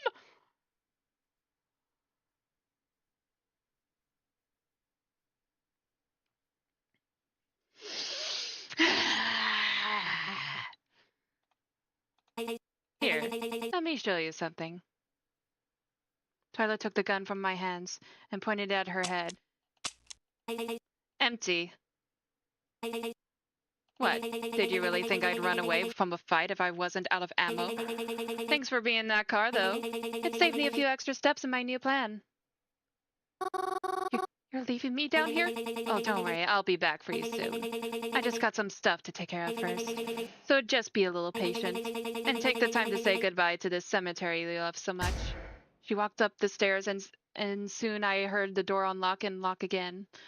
Should I have gone after her? Would it have changed anything if I did? I tried to get out, but to find anything that could help me, but it wasn't any use. The corkboard didn't have anything on it, so I stood. The computers were password protected, and those doors up there wouldn't budge even if I ran myself into them. Everything that happened just ended up with me getting trapped again. It didn't help anything in the end. I'm right back to where I was. Is this a sign? Should I just stop trying to do anything? Am I just only going to make it worse? I guess that's not so different from how it usually is, huh?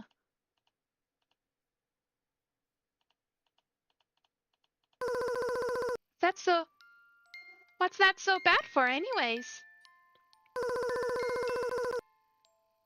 If they died, that just means they get to be with us. What's scary about that? That isn't the point. I know you're worried, but it seems like you... Oh wait, no. I know you're worried, but it seems like you've done all you can. Whatever happens, aren't you happy it'll soon be over with? No, I can't be. I mean, how do I even know what this is what the afterlife is really like? You're talking to us, aren't you? But are you even real? How do you mean? We wouldn't be if we weren't real. I guess so. I don't know. I don't want to come back here for a different reason than usual. Oh, you poor little thing. You don't belong here. You don't belong here.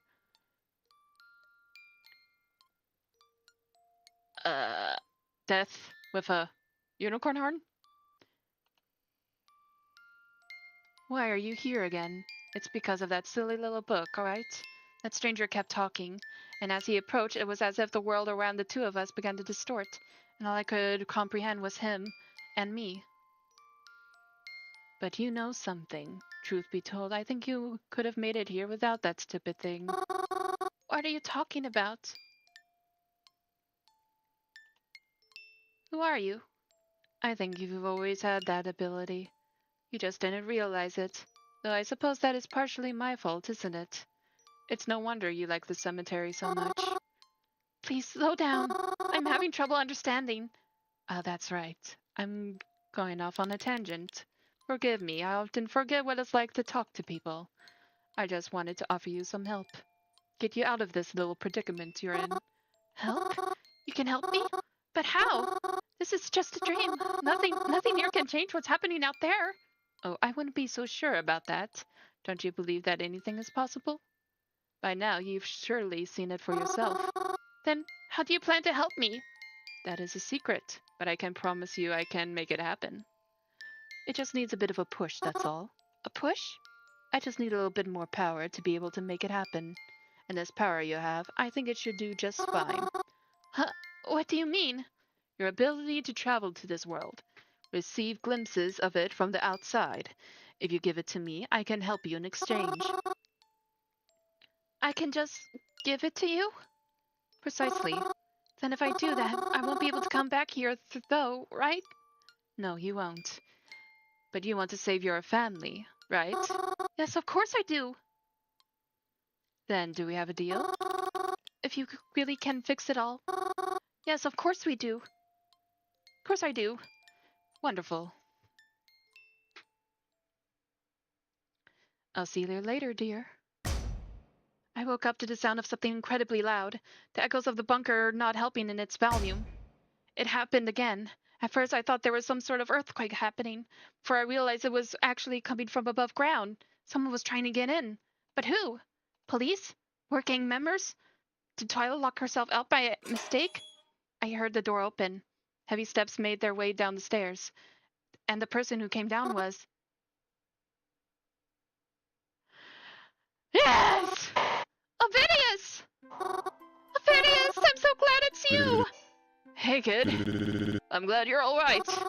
I'm so happy you're here! How did you even get here? What do you mean? How do you know how to find me here? Because you texted me texted it to me, remember? Texted? But my phone is... Wait! It's still too early to celebrate. Twyla, she might come back at any minute. I know. That's why we're getting you out of here. What's the good in that? I've been thinking about the things Croven's been saying. Isn't he kind of right? Let's say you get me out of here. Then what happens? Are they going to kidnap me again? And what'll happen to Croven? Mary, this isn't for you to worry about. How isn't it? I was always involved even when I didn't know it. How am I ever supposed to feel safe? Or feel as though I'm anyone as though anyone I like is safe? Croven and Twyla, neither of them would be in the position they're currently in, and if they weren't both adamant people. So how can we ever expect to feel safe until one side gives out? Ophidius, do you think we have to kill Twyla? It'd probably be the easiest way. But even with that option, I don't think Croven would ever be satisfied unless he was able to do it himself. But then, what are we supposed to do? Twyla would never let herself stay somewhere where she isn't armed or guarded. And if the Parliament threatens to attack our family, then Croven won't want to attack anyways, right? What do we do? You know, I think I may have a plan. Really? It might work. I need to make a call right now, though, if we even have a chance of pulling it off. What is it? Just this once. You can worry about it. Oh, what is this now? I thought I locked the door when I left. Have you been playing stupid with me this whole time? Or do you just know the cemetery even better than I thought you did? Really? You're trying to threaten me with that again? What's the point in that? I already know the gun is empty.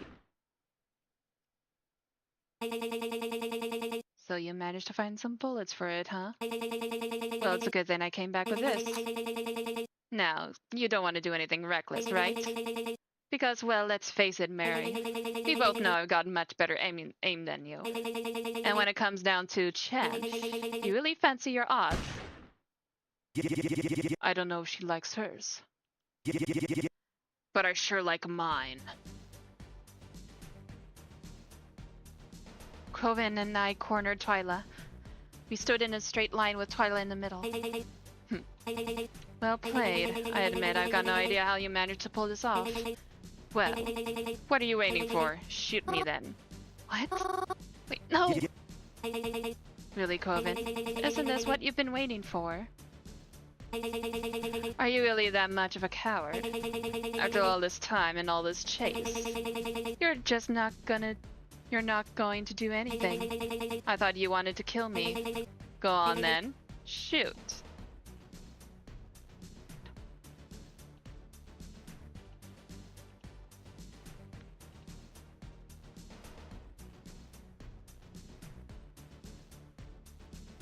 It's not worth it, Croven!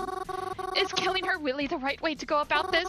You don't have to kill her. Please, I don't want to see you as a murderer.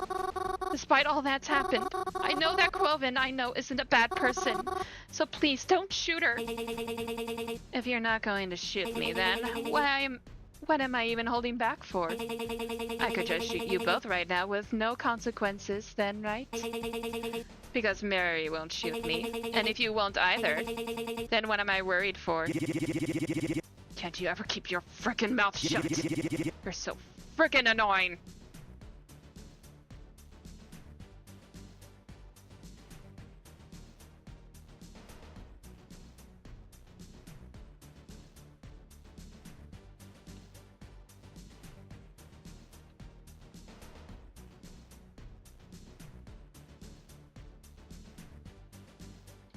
You don't have to be her. You hate her, don't you? So don't turn into her. Don't do something she would do. Are you really listening to her right now? Because if that's the case, then I'm really not cornered at all. What's to stop me from taking you both out? Just like with dear old Mom and Dad. They're easy, you know. Like throwing a rock at a bird's nest. One clear shot, and then they're gone. So tell me, what kind of bird do you think Mary is? Will it bleed when it hits? Will she take the whole nest down with her? And will she let out those same... Crovin shot the gun. Twyla ducked out of the way, so there was nothing standing between me and the bullet. I saw white, but I didn't feel any pain. I didn't feel anything, because I didn't get shot. Ovidius! Twyla ran off out of the cemetery, and Crovin followed her. I began to hear the distant shots of their guns as they ran off, but I was more concerned with... Ovidius!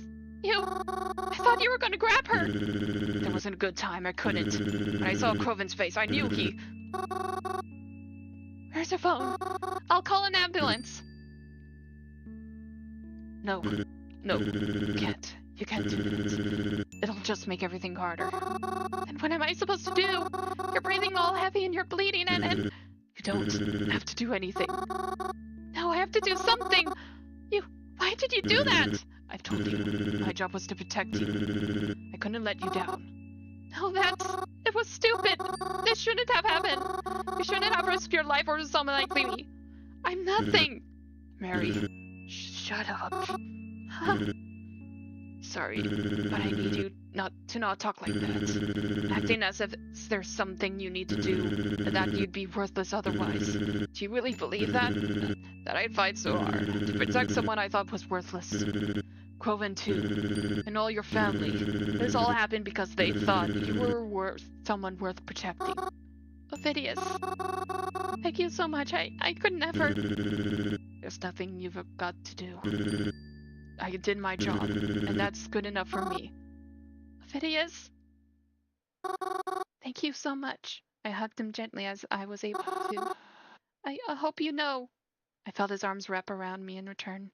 He gave me a pat on the back. I told you, I'm good at what I do.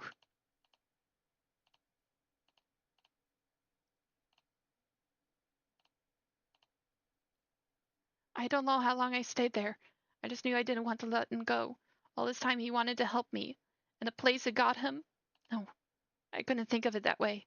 That's not what he wanted from me. And I won't disrespect his memory. The sun began to rise, and with it something else returned. I heard his limping footsteps down the sidewalk, a stomp, then a scrape, then a stomp and a scrape. The closer he got, the more I could hear the raggedness in his breathing. And as I picked my head up, I noticed the blood that stained him. Crovin?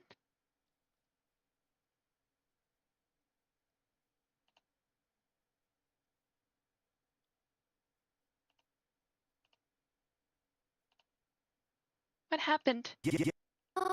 Please say something. So you didn't want to see me as a murderer, right?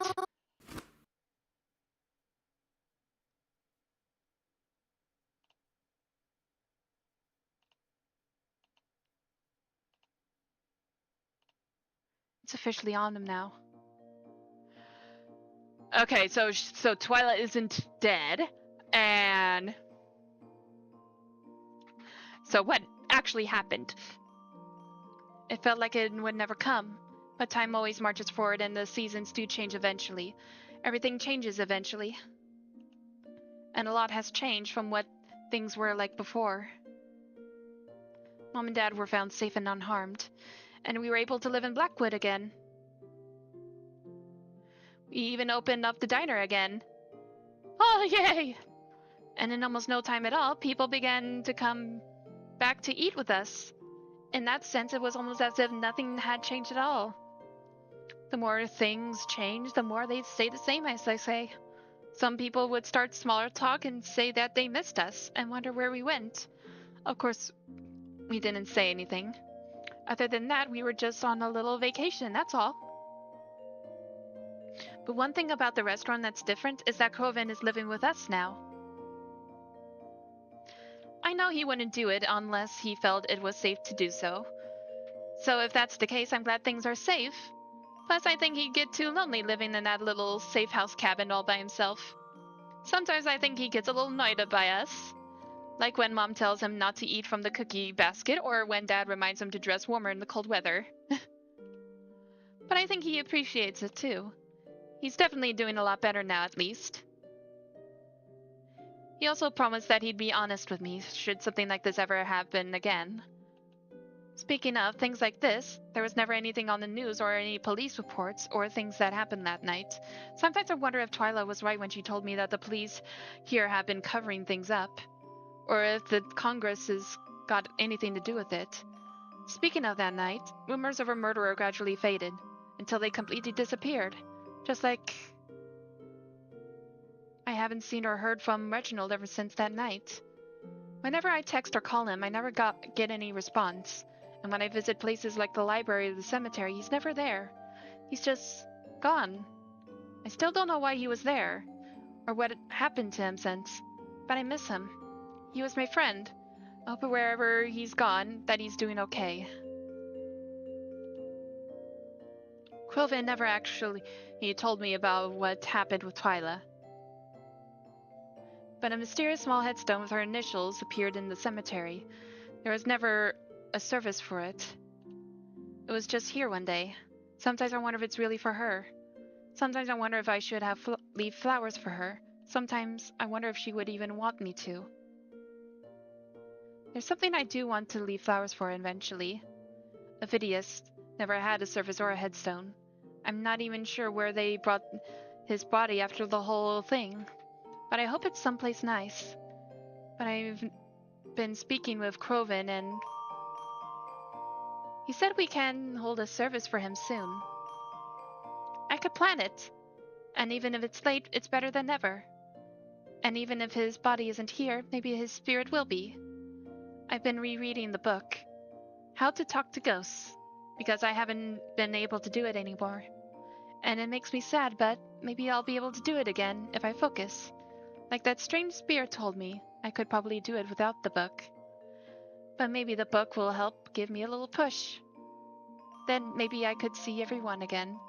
And Ovidius, maybe one day I'll be able to talk to him again, too. And I'll thank him even more for all he's done for me. I'd like that. And I think he would, too. My phone's going off again. Alright, my phone.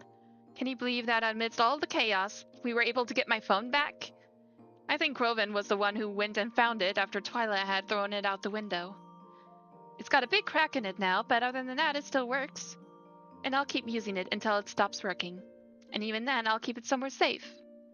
Because it's what was able to connect Ovidius and I.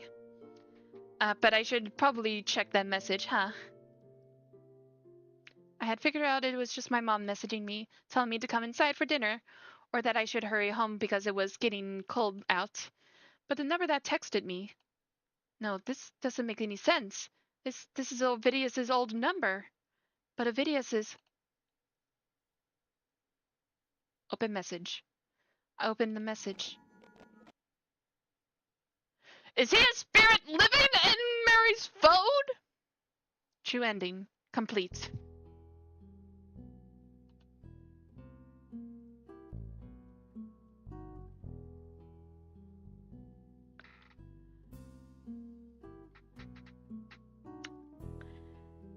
Wow.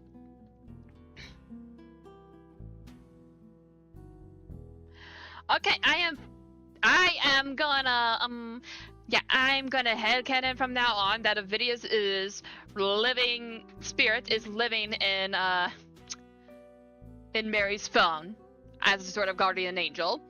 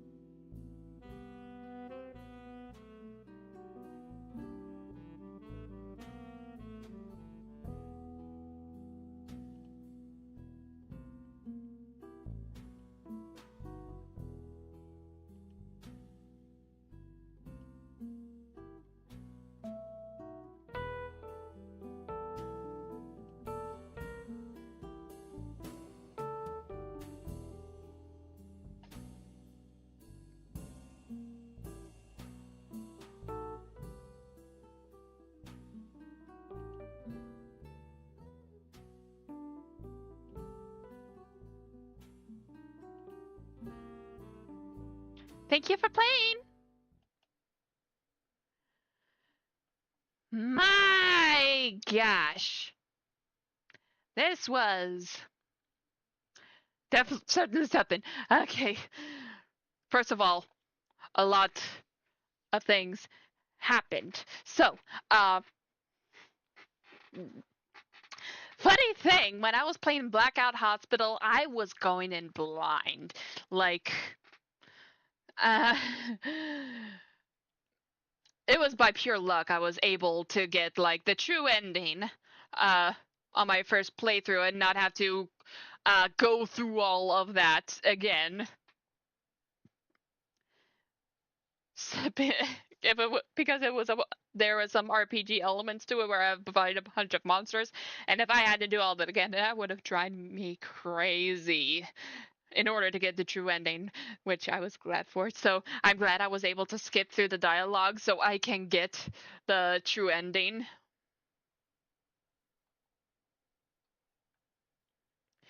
So yeah. So yeah, I quite like this. It was a lot of fun. I know it wasn't part like of the title. Hold on. Wait, can I change the setting in this?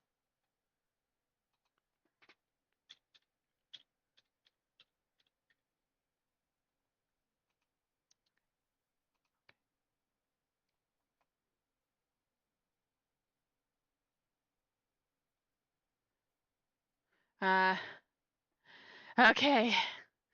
Well, it's pretty late, like 10 o'clock. Huh, it's almost 11 o'clock, so I'm gonna end things here. So, anyway, thank you all who have come to watch my stream, and don't forget to check out my Ko-fi page, where I do art commissions, uh, and with that, I wish you all a wonderful life. Okay? Okay. Bye!